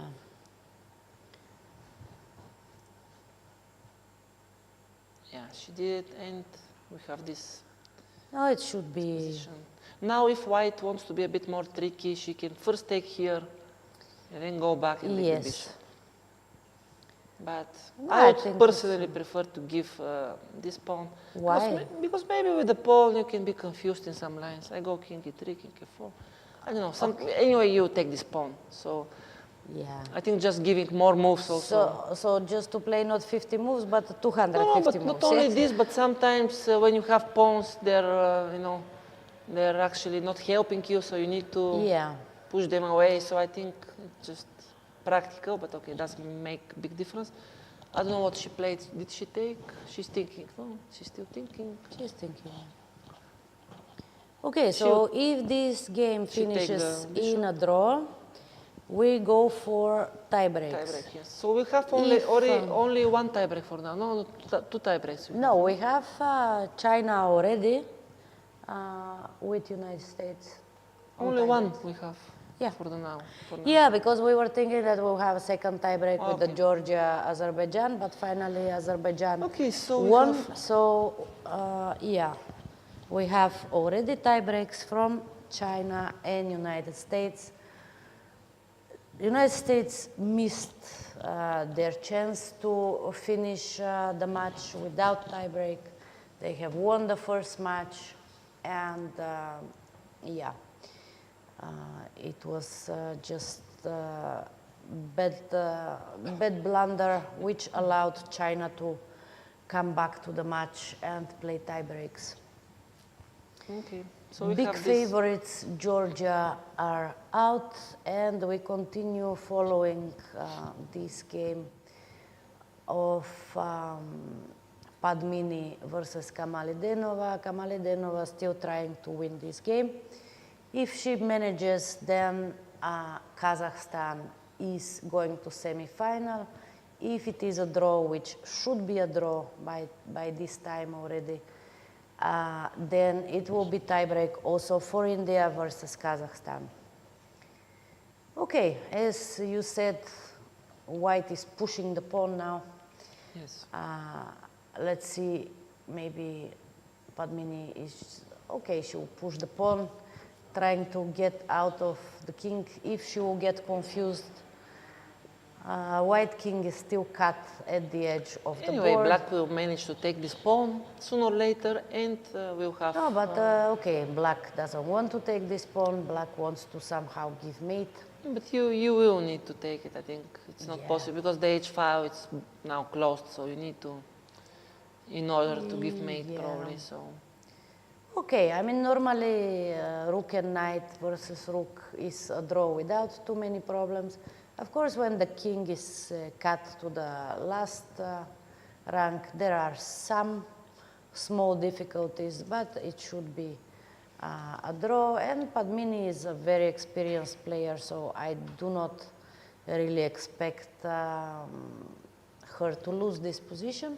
No, me neither, yeah. But okay, she's... I played many times this... She's showing great fighting spirit, because she has been defending this position with pawn down for a very long time. Then she has found a way to sacrifice the bishop and go to this theoretically drawn endgame. Okay, not... of course, it can take many moves, but in fact it is much easier now than before, when it was the position with the bishop and pawn less. So, okay, I mean, of course she's in a hurry to push the pawns, because the 50 moves will start counting from there.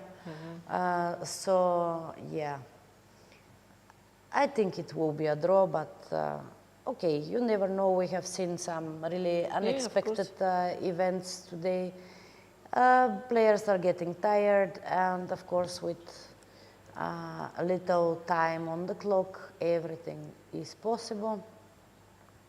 Let's see where she will go. She went king h2. Yeah, more safe.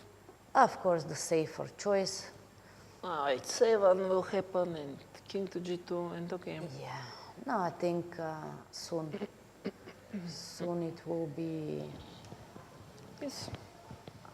a draw.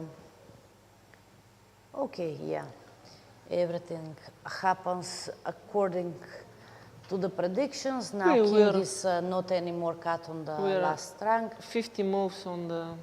And we are 50 moves away from the tie break. Yes. And it's already 8:25. I don't know, maybe they might think to postpone at least this match of India versus Kazakhstan, because players, they need to have a break between the different stages, and I don't believe it's fair that after such a long game they make them play blitz immediately. Yes, we'll see.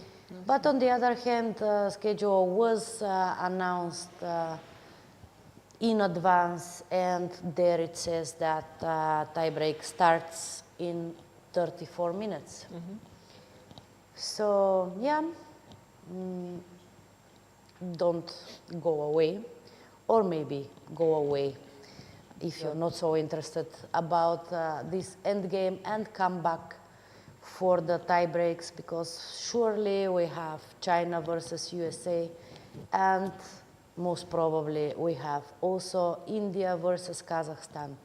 Yeah, very interesting, very interesting. Let's see, I'm a bit surprised that Padmini is hesitating here, how to play. Okay, she needs to relax a bit. I mean, okay, the tension for the players is really very big, and finally it is an easy draw. She has 2.5 minutes, so why not to take her time just to calm down? Usually the best strategy is just to pin the knight all the time. This is what I think is the best strategy, but okay, of course, nothing changes still. No, I don't think white is really in danger, but yeah, what you say is the easiest way. On the other hand, I don't see how white can really threaten, I mean black can really threaten something. Okay, rook b2, king f1, king will start running to the other side. I played many times myself with both sides, and I never won with the knight, I never lost with the rook, so yeah. Usually, I mean, with the bishop is different, but with knight, obviously, no, it's with much bishop easier. is but very, I have very seen strong story. players losing. For example, one very famous game is Polgar against Kasparov many years ago, I believe, and another game is... Okay, but they entered in a position not with king in the center, still draw, right? so it was still draw. Yeah. And another game that I remember, it was Erwin Lamy, my friend, against Magnus Carlsen in one of the Vaikanze tournaments some years ago.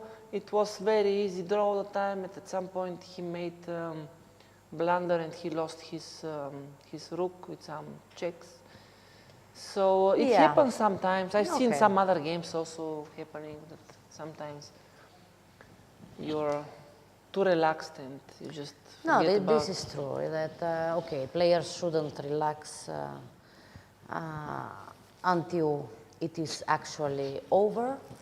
And, okay, they already have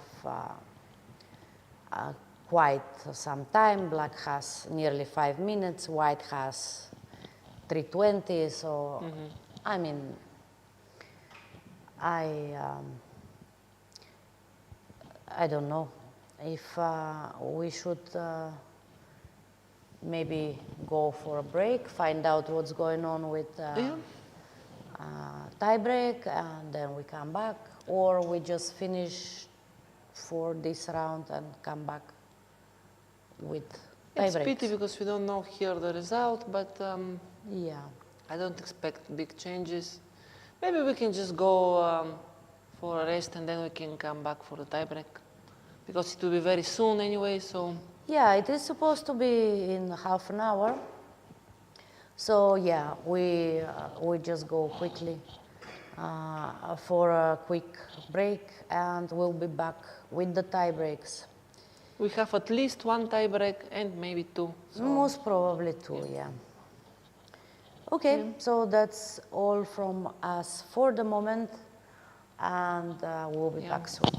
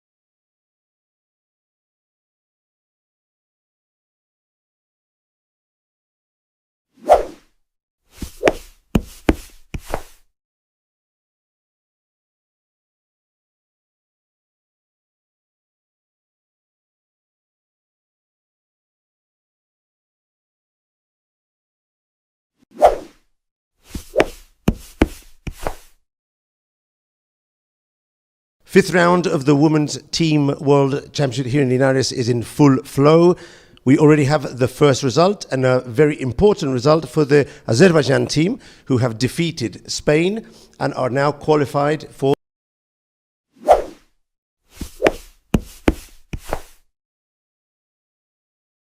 Fifth round of the Women's Team World Championship here in Linares is in full flow. We already have the first result, and a very important result for the Azerbaijan team, who have defeated Spain and are now qualified for the quarterfinals. Team captain and trainer Nijat Abbasov, what are your feelings after this important win for you guys? I should say it's a huge relief. We started off the tournament with a victory against Peru, but then we had some unlucky streak, and today's game was pretty much decisive. We were, I believe, well prepared and focused, determined to win the host team, and happy to manage to do so and qualify for the quarterfinals. For the board number one, Olivia Fatalieva, I hope I pronounced your name more or less correctly. So how would you assess your performance personally up to now? And what do you think of the matchup in the quarterfinals? I mean, that's all the 4 rounds were like better for me, but I cannot say anything because the tournament's still going on. And but overall, it's satisfying. But we're still focused because, as I mentioned, that's just the process is still going on, and we will try to put our focus and concentration on the quarterfinals and to give our best. Nijat, my final question for you. We met in Baku. You had an excellent run there and you qualified for the candidates. What are your thoughts on the current situation of the current World Cup in Goa? Definitely, I'm looking closely at to the tournament. Of course, rooting for my Uzbek friends, and I was eliminated this time by Yesipenko, and he's still doing good there. I also root for him. So let the stronger win the tournament. Good luck to all three of you, and also for the rest of the team, and good luck in the quarterfinals. Thank you very much for being here.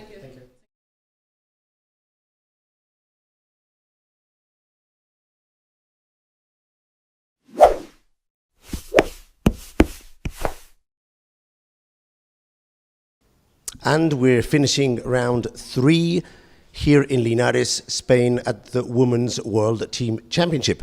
I'm thrilled to be joined by one of the victors of today's round, representatives of the team of Kazakhstan, and we have team coach and trainer Grandmaster Pavel Kotsur. Thank you for coming, Pavel.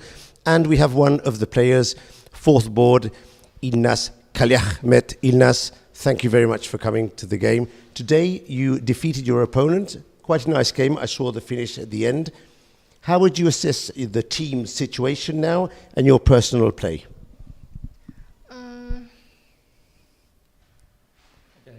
Okay, can you repeat the question? How would you assess your play in this tournament and also the team? Are you doing well? Okay, I knew that my position was good. Like from the debut, I got a really not bad position, and after I tried to. Don't worry, it's good. I know I have an advantage, and in the moment I don't know how to win, so I think a lot, and so yeah. And you ended up winning the game. Yes. Yeah. So you won 3-1 against Peru, which is a very good result. The team lost the first game against the FIDE team, but you defeated Azerbaijan. Okay, 2 games you won. So good chances to qualify for the quarterfinals? We have some chances. Yes, we have. We have some chances. You have good chances. You have good chances for the quarterfinals. Yeah, we will play 2 matches more. And I think if we will not lose, we will qualify. Okay. My final question for you, Ilnaz. Are you enjoying Spain? Is it your first time here in Spain? No, this is my second time in Spain. I was playing here in World Youth Chess Championship in 2000. 18 maybe. I don't remember because I was like little and yeah, it's Linares. It's a really legend city for chess. Like there was a lot of famous tournaments. So yeah, it's a really good good chance to be here. Like it's a traditional event here. Here was the famous Linares tournament with Kasparov, Karpov. So you played the youth tournament in 2018. Was that in Santiago, in Galicia? Yeah. It was in Santiago. I was there as well, training the Spanish team. But of course, it was some years ago. And it was raining a lot. Do you remember? Yes, and also the tournament hall was like, really like far away from our huddle. And yeah, it was every single day was rainy and yeah. But you need to come back to Spain when it's sunny. Many times in the year it's sunny. Both times in November. So interesting. Okay. Thank you both for coming to the interview. And we are happy to have Kazakhstan team here in Spain in Linares and hoping for them to qualify to the quarterfinals. Thank you very much. Thank you.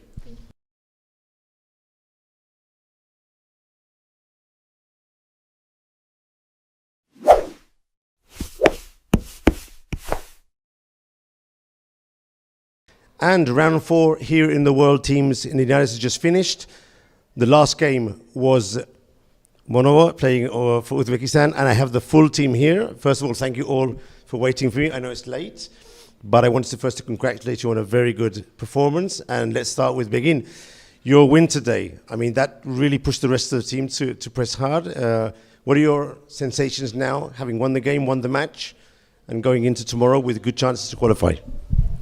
Honestly, we're feeling very good as a team. Even though yesterday the day was horrible for us, we knew that we can come back, and our plan was to win 2 matches and see our chances. Now our chance looks very good, and we're happy about that.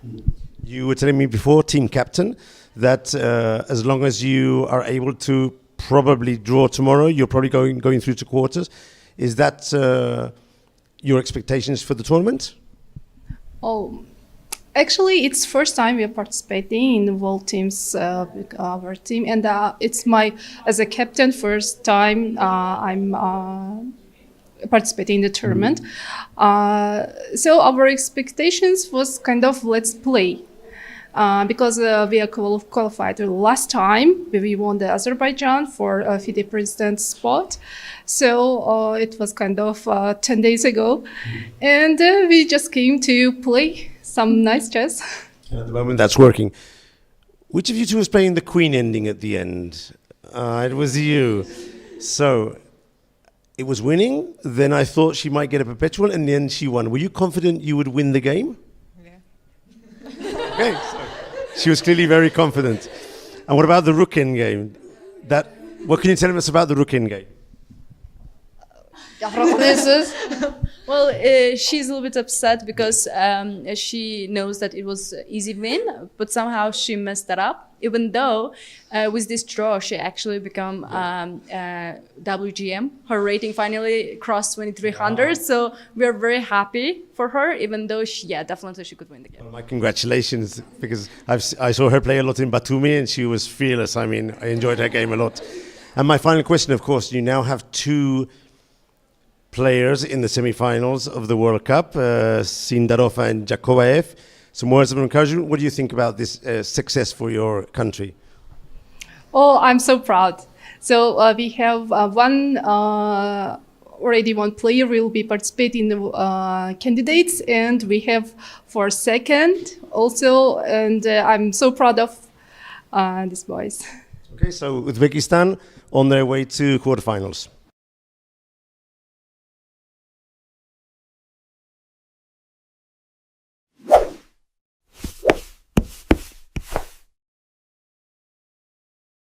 And I'm thrilled to be joined here in Linares by the FIDE president, Arkady Varkovich, who will now answer these few questions of the interview. Arkady has just opened with the gong the first round of the Women's World Team Championship. And Arkady, how was it for you doing the gong ceremony on opening?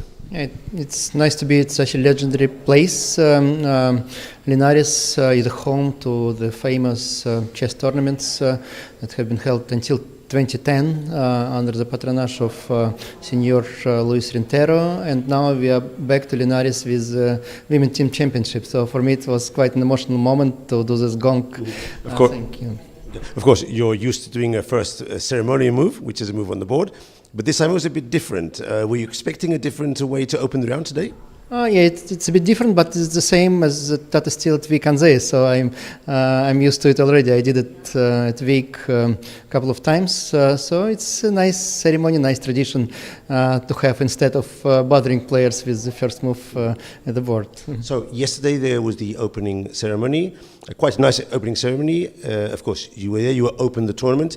In your opening speech, which by the way, you fantastic Spanish, you mentioned that your father had been here many times in the past, and that was a tender and gave you fond memories. Could you elaborate for the spectator on that part of the tradition of your family here in the Linares? Yeah, right.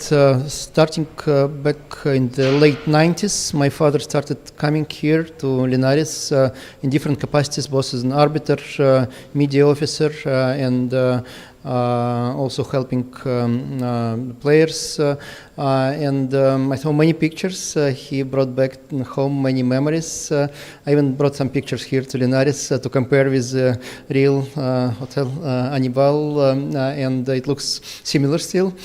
Not much changed since those times, and I'm really kind of emotional about this. It's exciting to visit the same place as my father was visiting for many years, and being in the same place where all world champions have been playing together, actually, with Vachier-Lagrave, who is a three-time champion here in Linares.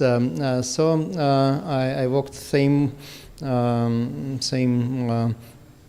boulevards, same place as my father, and it made me proud of what people were doing in chess history throughout the years. For sure, and of course here in the same hall where they used to play the Linares tournament, the women's team world championships just started. What is your assessment of the quality of the teams, the players, the level, the conditions of the playing hall? What do you think? When I heard about the initiative of the mayor of Lady Mayor of Linares related to the celebration of 150-year anniversary of the designation of Linares as the city, I thought it's a great idea to bring women teams here. We supported that. Of course, a bit of a short notice, so probably not all the teams have their the strongest composition, but it's a choice of any country. Some countries are intentionally supporting their younger players, trying to promote them to the international stage and make sure they have a great reserve for their main teams also in the Olympiad. Some of those players, even if they are not in the first teams now, they will play the Olympiad for their first teams already. So I think that it's going to be very competitive, probably even more competitive if we would have three best teams with the strongest composition and they would just take the first three places. Now we have real competition and nothing will be clear until the last round. What other initiatives is FIDE intending to do in the near future to strengthen the global development of chess for women all over the world? We started focusing on women chess already back in 2018, and we've been consistently increasing the prize funds, number of tournaments for women, also creating mixed tournaments where men and women playing together, having candidates tournaments together in one location, as we will have next year at Cyprus as well. We have training camps. So we also have support for the Olympiads. Also Chess Mom is a nice initiative to allow women players to come with their kids to the events. So that's another step in the same direction, and I hope that with time it's not just about appreciation of what we are doing. We don't really need those things. We're just doing this for chess players. I hope that this will increase the number of women playing as professionals, a number of players who will go to the events around the world, and also we'll have more women in the organization of chess in the FIDE institutions and FIDE bodies. So that's our goal. You mentioned Cyprus. Of course, the candidates will be held in Cyprus in end of March, beginning of April. Tell me about how Cyprus was decided. How did that process go, and what do you think of the place as a venue for the candidates tournament? The Cyprus was chosen as a location that it was comfortable to players from around the world, and that our partners, our sponsors like. And it appears that for all our traditional partners, Cyprus is a good site, good hosting country, since we were choosing between different alternatives. And in the end, it appears that in this single location, everyone is happy.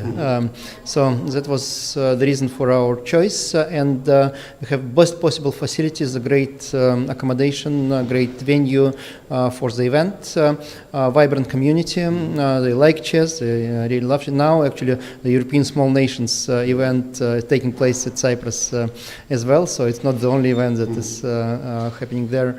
And I believe that April is one of the best possible weather conditions at the place, not too hot, not cold already, and people will enjoy it, and many spectators will come as well, since logistically it's a nice spot as well. I've already heard very good things from some players, and of course Cyprus has hosted the Women's Grand Prix twice, and also FIDE Congress, so they have some... We know the place, but the hotel will be different. The top level, it's not to say that the previous one was not good, it was good as well, but this one is really of top level, and we have good connections with the chess community at Cyprus, doing a lot, and we are confident that we can provide the best possible conditions for players. Very exciting. Arkady, thank you very much. Thank you. Thank you.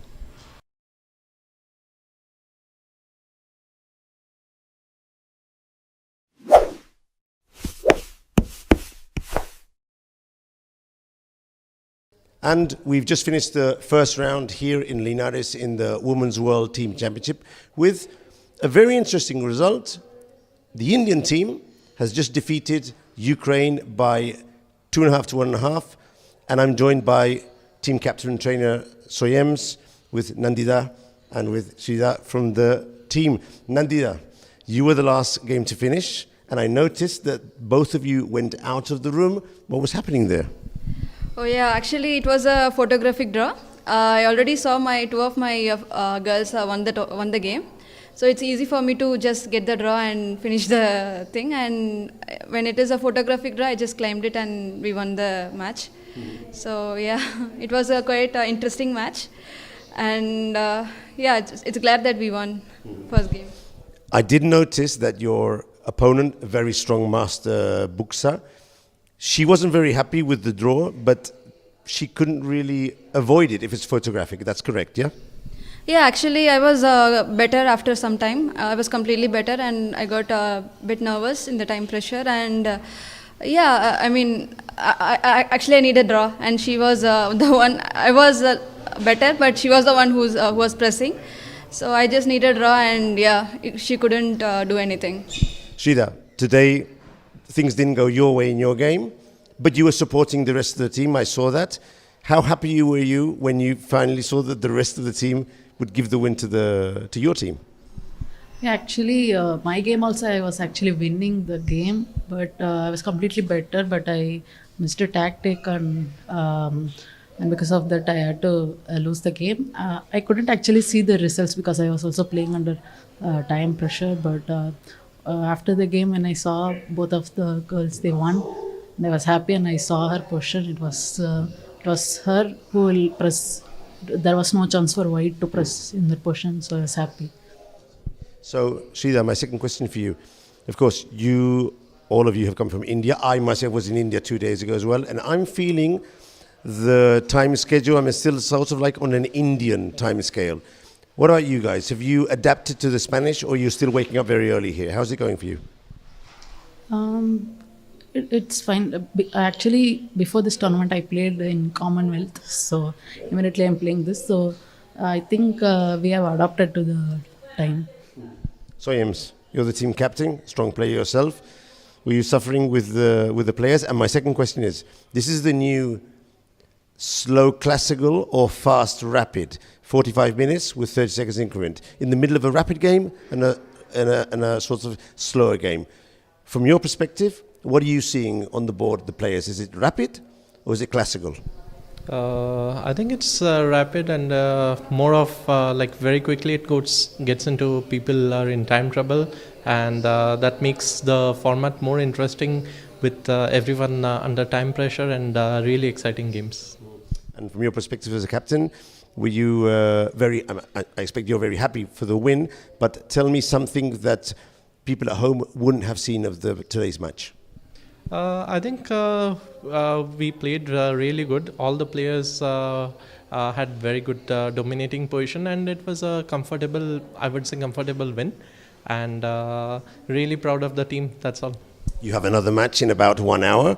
Have you decided who's going to play? We'll see. We'll just see. Okay. The half of the Indian team, very thankful for them for coming along, and good luck in the next rounds. Thank you, Ral. Thank you. Thank you. Thank you. Thank you. Thank you.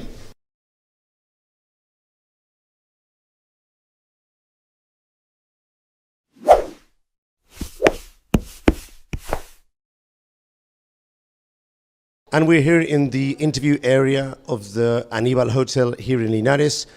Second round is just finished or about to finish, and I'm pleased to be joined by the Spanish team who have just defeated Peru by the minimum score, a very important score because this morning, unfortunately, things didn't go well with USA. Pepe Cuenca, tell me about today's full performance.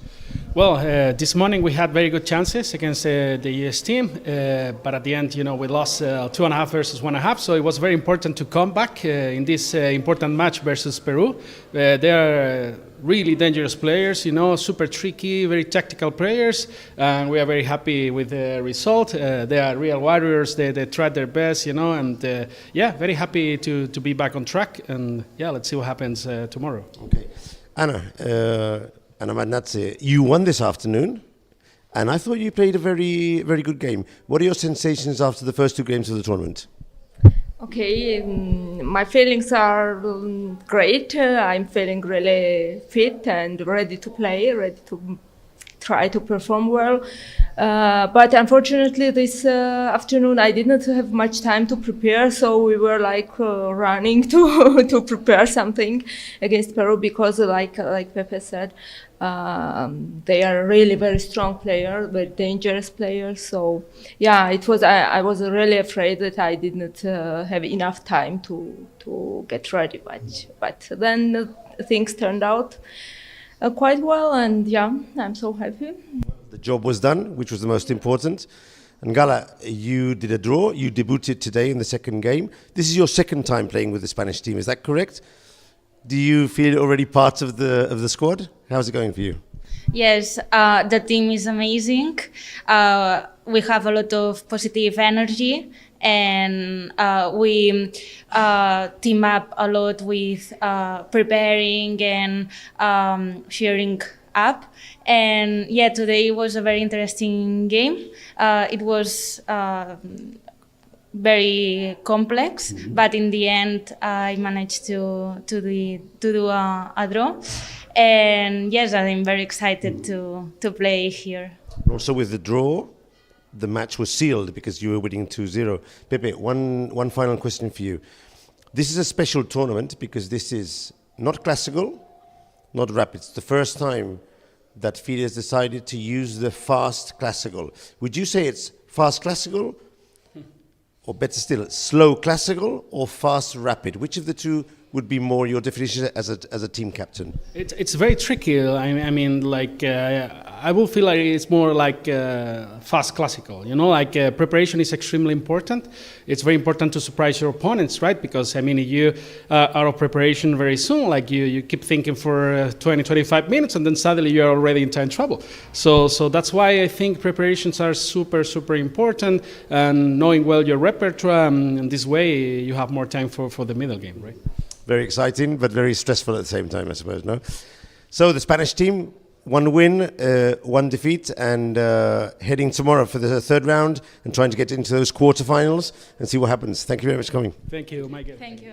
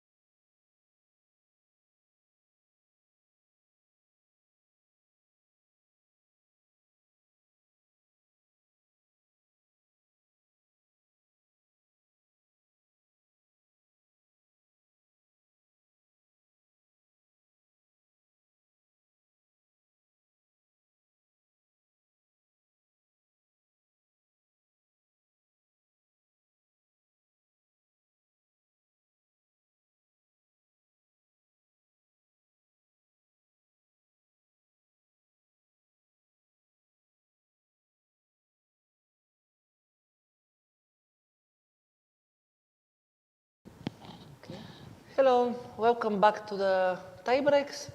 We have two exciting matches, China against USA and Kazakhstan against India. We've seen the Kazakhstan team that Bibisara Sabayeva is actually playing again. So, very interesting matches. What do you think? Very, very exciting. Okay, another match was near to be in tiebreak, but Azeri player managed to win in the last moment against Leo Javakishvili. So Azerbaijan is through to the semifinals, and we have two tiebreaks. USA had big chance to win against China and to qualify direct, but they couldn't, and now it is again very open, this match, and China is supposed to be the favorite, at least by ratings. Of course, as we have seen, anything can happen, especially in shorter time controls, and they are starting the Blitz 3+2. Just I see them on the cameras that they started. I don't see the games on the boards, and I also see that they put wrong time in the website. So I really hope that we'll get the games, but we don't have them for the moment. So, okay, it is, okay, now some games are in. The format is one Blitz game 3+2. If the match is drawn to 2, then we have a second match. But otherwise, it is just one match, so whoever wins this first match is through to the semifinals. Okay, we have some games. Let's see. Bibisara Sabayeva is coming back because she didn't play the second game, but she's back in the Blitz. And she's playing against Ruth Padmini. We see some Berlin with Rook E1, and very aggressive line, Bishop A4 here on move 6. Sacrificing a pawn, but playing for the initiative. If black takes, some knight d5, at very interesting positions. Still theoretical, but very fighting. We have seen this variation already in one of the Diamantes games from the French team. That game, I think, finished in a draw. But okay, I mean, here Padmini plays more solid, doesn't want to keep pawns up. I think after e4 also 95 was possible. But okay, we cannot go into big details here, so we have this position. It's playable. Let me quickly jump to the game Hoi Fan, because she lost her game, the previous game with Yip Carissa, and also the first game they played today, she was also suffering. So very interesting how this game will go. So we have again Rui Lopez, Castle, D6, C4, something similar what they played, but a little bit different that game on Black played It is different, D7. because now Black took on E4, and this is completely different. I'm not familiar with this position. It feels a bit too strange. It is supposed to be risky for Black, but of course, just 3 minutes. Let's see if Hoi Fan is familiar with this. Yeah, Black probably, White probably could take and play some 92 and 95. But okay, we'll see. It's very interesting. We can simply check a little bit all of the games just to see. For example, Sargsyan Song, we have this position. Interesting. Some Nimtso. Wu Miao against Abrahamian. Yeah. Some French again. This time she didn't play DC5 like the previous game. She played Bishop D2. And we have this game. Very exciting. Rook G1 playing G4 next maybe. Also, Nandida versus Kamaledenova is interesting. King's Indian defense. Interesting position. Well, I mean, too many things are going to be happening very fast. So I think we should choose 2-3 games. This game is not very exciting, Bibisara Padmini, but okay, still it feels like equal, but... No, but I feel Hoi Fan Carissa Ip will be very interesting. Let's check there. So she took on e5, knight takes e5, and she's spending some time, but knight e5 is just losing, I think, no? I think knight e5 was winning, and rook e4, she missed this tactic, And queen h5, I think it was just winning. No? Yeah, I think so. But okay, I mean, just she played very quickly this knight bd2. But actually, it's not so easy after queen h5. Maybe this is not so easy to calculate. King f7, this is hanging, and now bishop b3 actually is the winning move, threatening c5 and winning. But this is not easy and at all. if bishop c5 or something? No, bishop c5, I take it, no? Ah, yeah, you just take it and bishop g7, I go c5, and bishop h6 maybe winning. Very nice line, but yeah, I mean, extremely risky play from she played Carissa. knight d2, bad move apparently, but okay. Still, I think it should be fine for black. No, it's fine for, maybe white is still better, but it's just not winning like before. Yeah, knight c5 was maybe a mistake after knight bd2. Maybe. Yes. Knight d3 was an interesting option. I mean, so many options, yes, of course. This would be too much already, knight d3, but yes, maybe it was the but, best. But again, Carissa having much more time, like double. We have this current position is still, I like white, but it's very unclear on blitz game. Black will just take and some knight d3, and it's very, very unclear.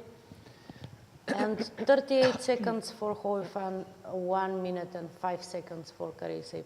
I was really impressed by Carissa today. Both of her games against Hooifan, she was nearly winning in the first one, and then the second one actually she managed to win. Okay, now she took with the knight. I'm this surprised is really about this strange, also. She's strange down. decision.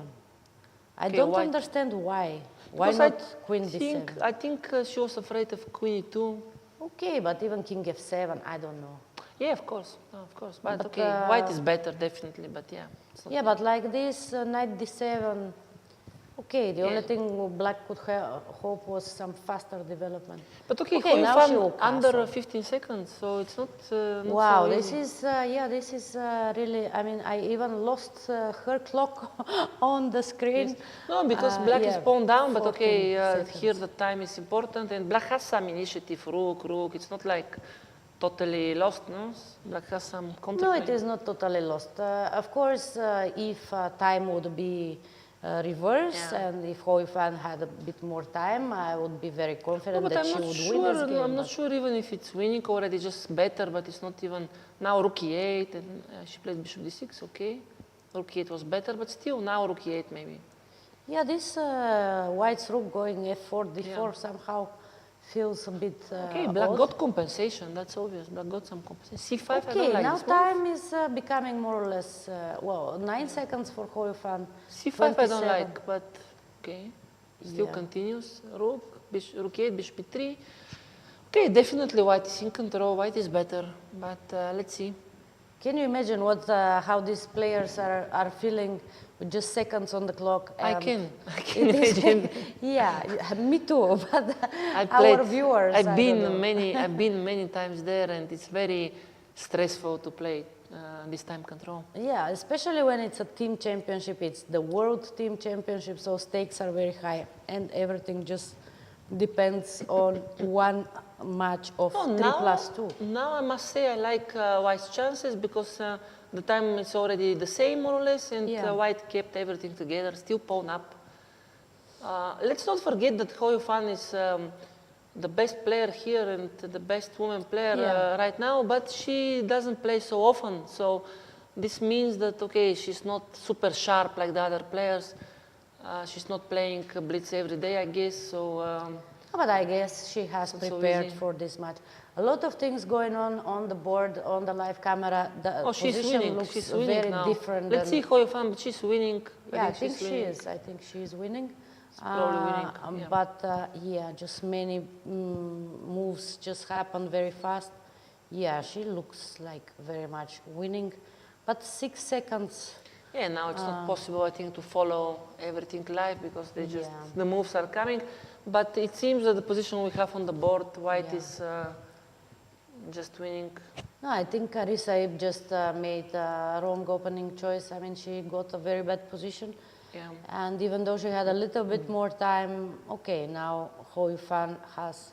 Okay, she's down to 1 second, 0 seconds. What happened? Did she Okay, manage to make a move? No, this is never correct. This 0-0 here, so don't worry. Yeah. But yeah, I we just see on the don't camera, really no, know. they're still playing, and They are still playing, but we cannot see how many seconds she has. I think she is winning, but did she give mate or she lost on time? What happened? No, I think she won. I think she won, right? Not sure about this though. No, because I saw that she put the white king like on e4. Okay.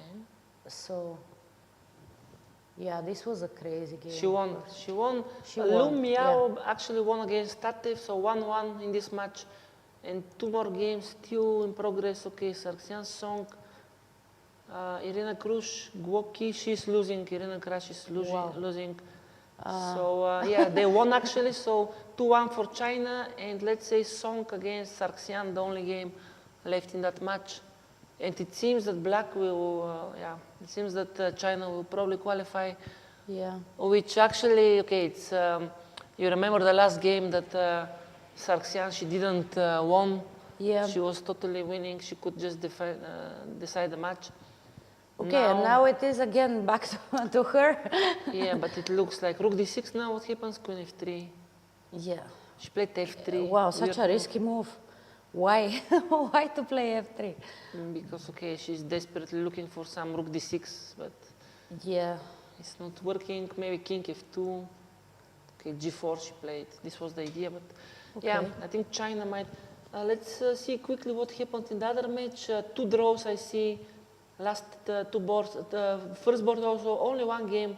Oh, but Kamaledenova winning.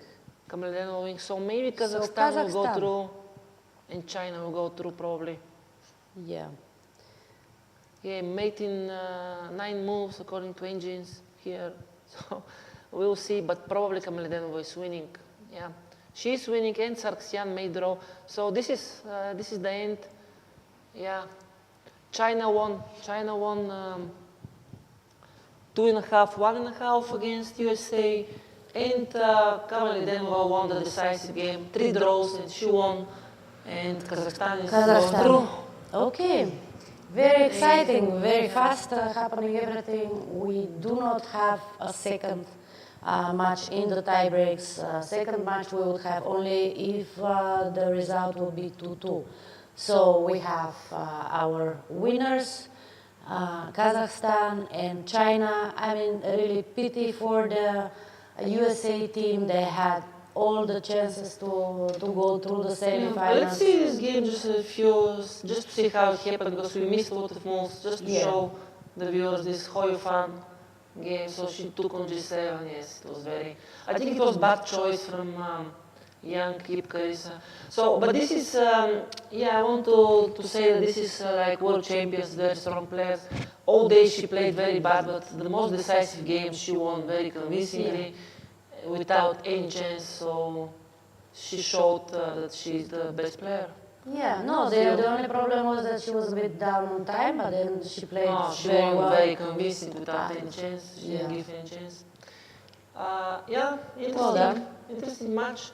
And unfortunately for India, they were fighting very good today, but they lost their match. No, but congratulations to them for reaching this phase with such young players. So yeah, they did well. They almost made it to the semifinals. Do you know the semifinals? Who is playing against whom? I think FIDE team is playing China, and Azerbaijan is playing Kazakhstan. Very interesting matches. Very interesting matches. Yeah, Kazakhstan are playing very good, but Azerbaijan is a little bit favored probably. And FIDE, of course. I'm not sure that Azerbaijan are favorites, not sure. Yeah, maybe very equal match. And okay, FIDE team is always favorite, even against China. But China is very strong, young team, followed by Hoyofan. So it will be very interesting. Yeah, well, Georgian team is out, the reigning world champions. So tomorrow, as we said, FIDE against China and Azerbaijan versus Kazakhstan. Again, 2 matches as today. Yes, 45 minutes. We are back to the longer time control. And if again there will be 1-1 the score in those matches, we'll have tie breaks again.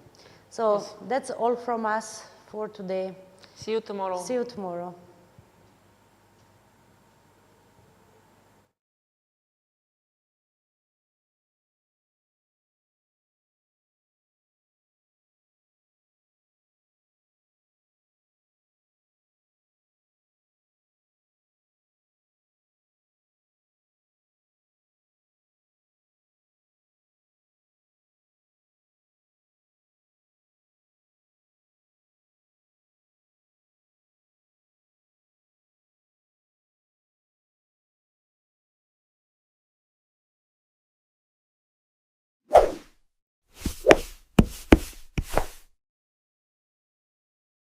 Fifth round of the Women's Team World Championship here in Linares is in full flow.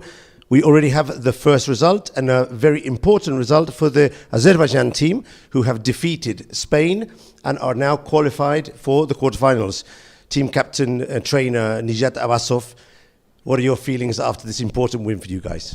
I should say it's a huge relief. We started off the tournament with a victory against Peru, but then we had some unlucky streak, and today's game was pretty much decisive. We were, I believe, well prepared and focused, determined to win the host team, and happy to manage to do so and qualify for the quarterfinals. For board number one, Olivia Fatalieva, I hope I pronounced your name more or less correctly. So how would you assess your performance personally up to now? And what do you think of the matchup in the quarterfinals? I mean, that's all the 4 rounds were like better for me, but I cannot say anything because the tournament's still going on. And but overall, it's satisfying. But we're still focused because, as I mentioned, that's just the process is still going on, and we will try to put our focus and concentration on the quarterfinals and to give our best. Nijat, my final question for you. We met in Baku. You had an excellent run there and you qualified for the candidates. What are your thoughts on the current situation of the current World Cup in Goa? Definitely, I'm looking closely to the tournament. Of course, rooting for my Uzbek friends, and I was eliminated this time by Yesipenko, and he's still doing good there. I also root for him. So let the stronger win the tournament. Good luck to all three of you, and also for the rest of the team, and good luck in the quarterfinals. Thank you very much for being here.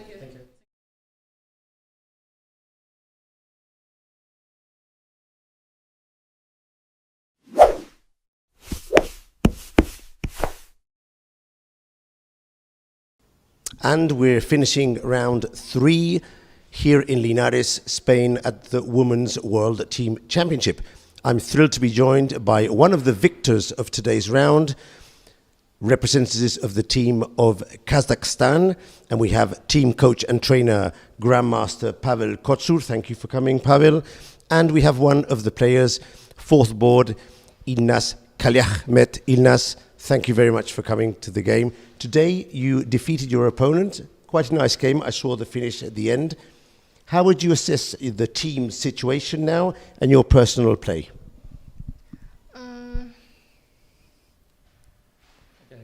Okay, can you repeat the question? Yeah. How would you assess your play in this tournament and also the team? Are you doing well? Okay, I knew that my position was good. Like from the debut, I got a really not bad position, and after I tried to. Don't worry, it's good.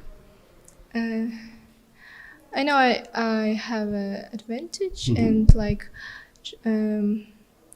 in the moment I don't know how to win, so I think a lot, and so yeah.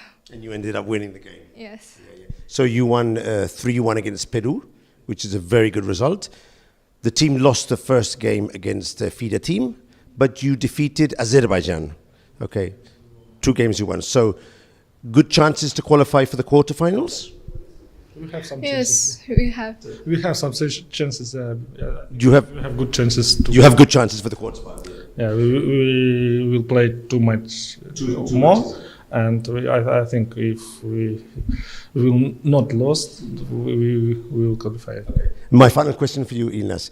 Are you enjoying Spain? Is it your first time here in Spain? No, this is my second time in Spain. I was playing here like in World Youth Chess Championship in 2018 maybe. Yes. I don't remember because I was like little and yeah, it's Linares is a really legend city for chess. Like there was a lot of famous tournaments, so yeah, it's a really good good chance to be here. Like it's a traditional event here. Here was the famous Linares tournament with Kasparov, Karpov.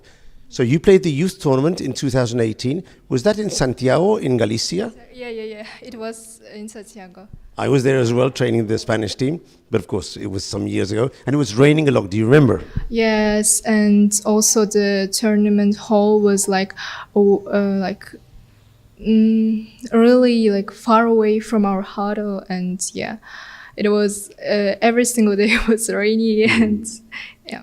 But you need to come back to Spain when it's sunny. Many times in the year it's sunny. Both times in November. So interesting. Okay, thank you both for coming to the interview, and we are happy to have Kazakhstan team here in Spain in Linares and hoping for them to qualify to the quarterfinals. Thank you very much. Thank you.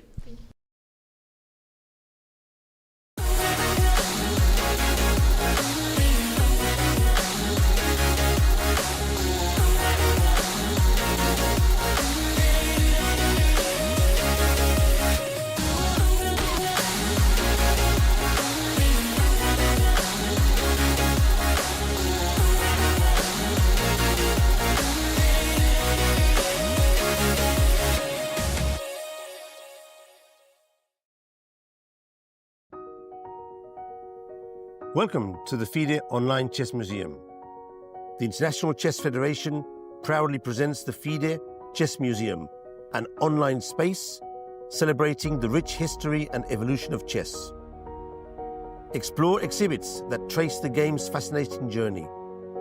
Discover the origins of chess, beginning in the distant past, and follow FIDE's centenary journey. Rare chess sets, unique books and memorabilia, autographs of chess legends, trophies of historical tournaments, and stories of the chess champions. Explore the game's legacy and future. Chess is more than a game. It's a global culture of strategy and unity. Join us to experience this unique online journey where history, culture, and passion for chess converge. And also on your phone. Are you ready to witness the most intense and unforgiving format in chess? A knockout, where one mistake can send you home. This is the 2025 FIDE World Cup. From October 30th to November the 27th, the chess world gathers in Goa, India for 1 month of chess. 206 players, 8 single elimination rounds. With a $2 million prize fund, every round is a test of nerve. 2-game classical matches, rapid and blitz tiebreaks, and even Armageddon if needed. For the top 3 finishers, the prize is even greater. A ticket to the 2026 Candidates Tournament. This is the chance to earn the right to fight for the World Championship. The FIDE World Cup 2025. Only the strongest will survive. In December, the world turns to Doha, Qatar for chess at its fastest and fiercest. The 2025 FIDE World Rapid and Blitz Championships bring the globe's elite to battle under lightning time controls. December 26th to December 30th, Rapid and Blitz formats designed to reward precision, courage, and creativity. In the heart of the Middle East, Doha offers more than a board, a world-class venue, a cultural backdrop, and a stage worthy of legends. With a €1 million prize fund on the line and the title of world champion at stake. The 2025 FIDE World Rapid and Blitz Championships, the ultimate test of fast chess.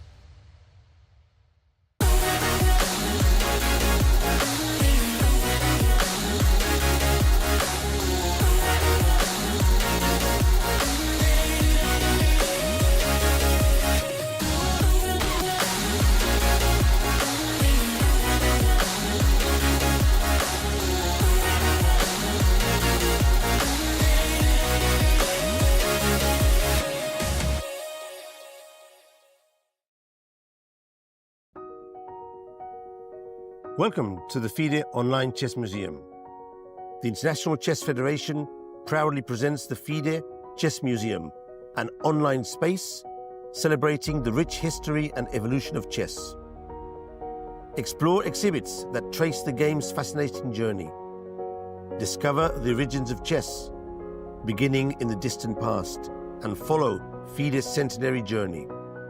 Rare chess sets, unique books and memorabilia, autographs of chess legends, trophies of historical tournaments, and stories of the chess champions. Explore the game's legacy and future. Chess is more than a game. It's a global culture of strategy and unity. Join us to experience this unique online journey where history, culture, and passion for chess converge. And also on your phone. Are you ready to witness the most intense and unforgiving format in chess? A knockout, where one mistake can send you home. This is the 2025 FIDE World Cup. From October 30th to November the 27th, the chess world gathers in Goa, India for 1 month of chess. 206 players, 8 single elimination rounds. With a $2 million prize fund, every round is a test of nerve. 2-game classical matches, rapid and blitz tiebreaks, and even Armageddon if needed. For the top 3 finishers, the prize is even greater. A ticket to the 2026 Candidates Tournament. This is the chance to earn the right to fight for the World Championship. The FIDE World Cup 2025. Only the strongest will survive. December, the world turns to Doha, Qatar for chess at its fastest and fiercest. The 2025 FIDE World Rapid and Blitz Championships bring the globe's elite to battle under lightning time controls. December 26th to December 30th, Rapid and Blitz formats designed to reward precision, courage, and creativity. In the heart of the Middle East, Doha offers more than a board, a world-class venue, a cultural backdrop, and a stage worthy of legends. With a €1 million prize fund on the line and the title of world champion at stake. The 2025 FIDE World Rapid and Blitz Championships, the ultimate test of fast chess.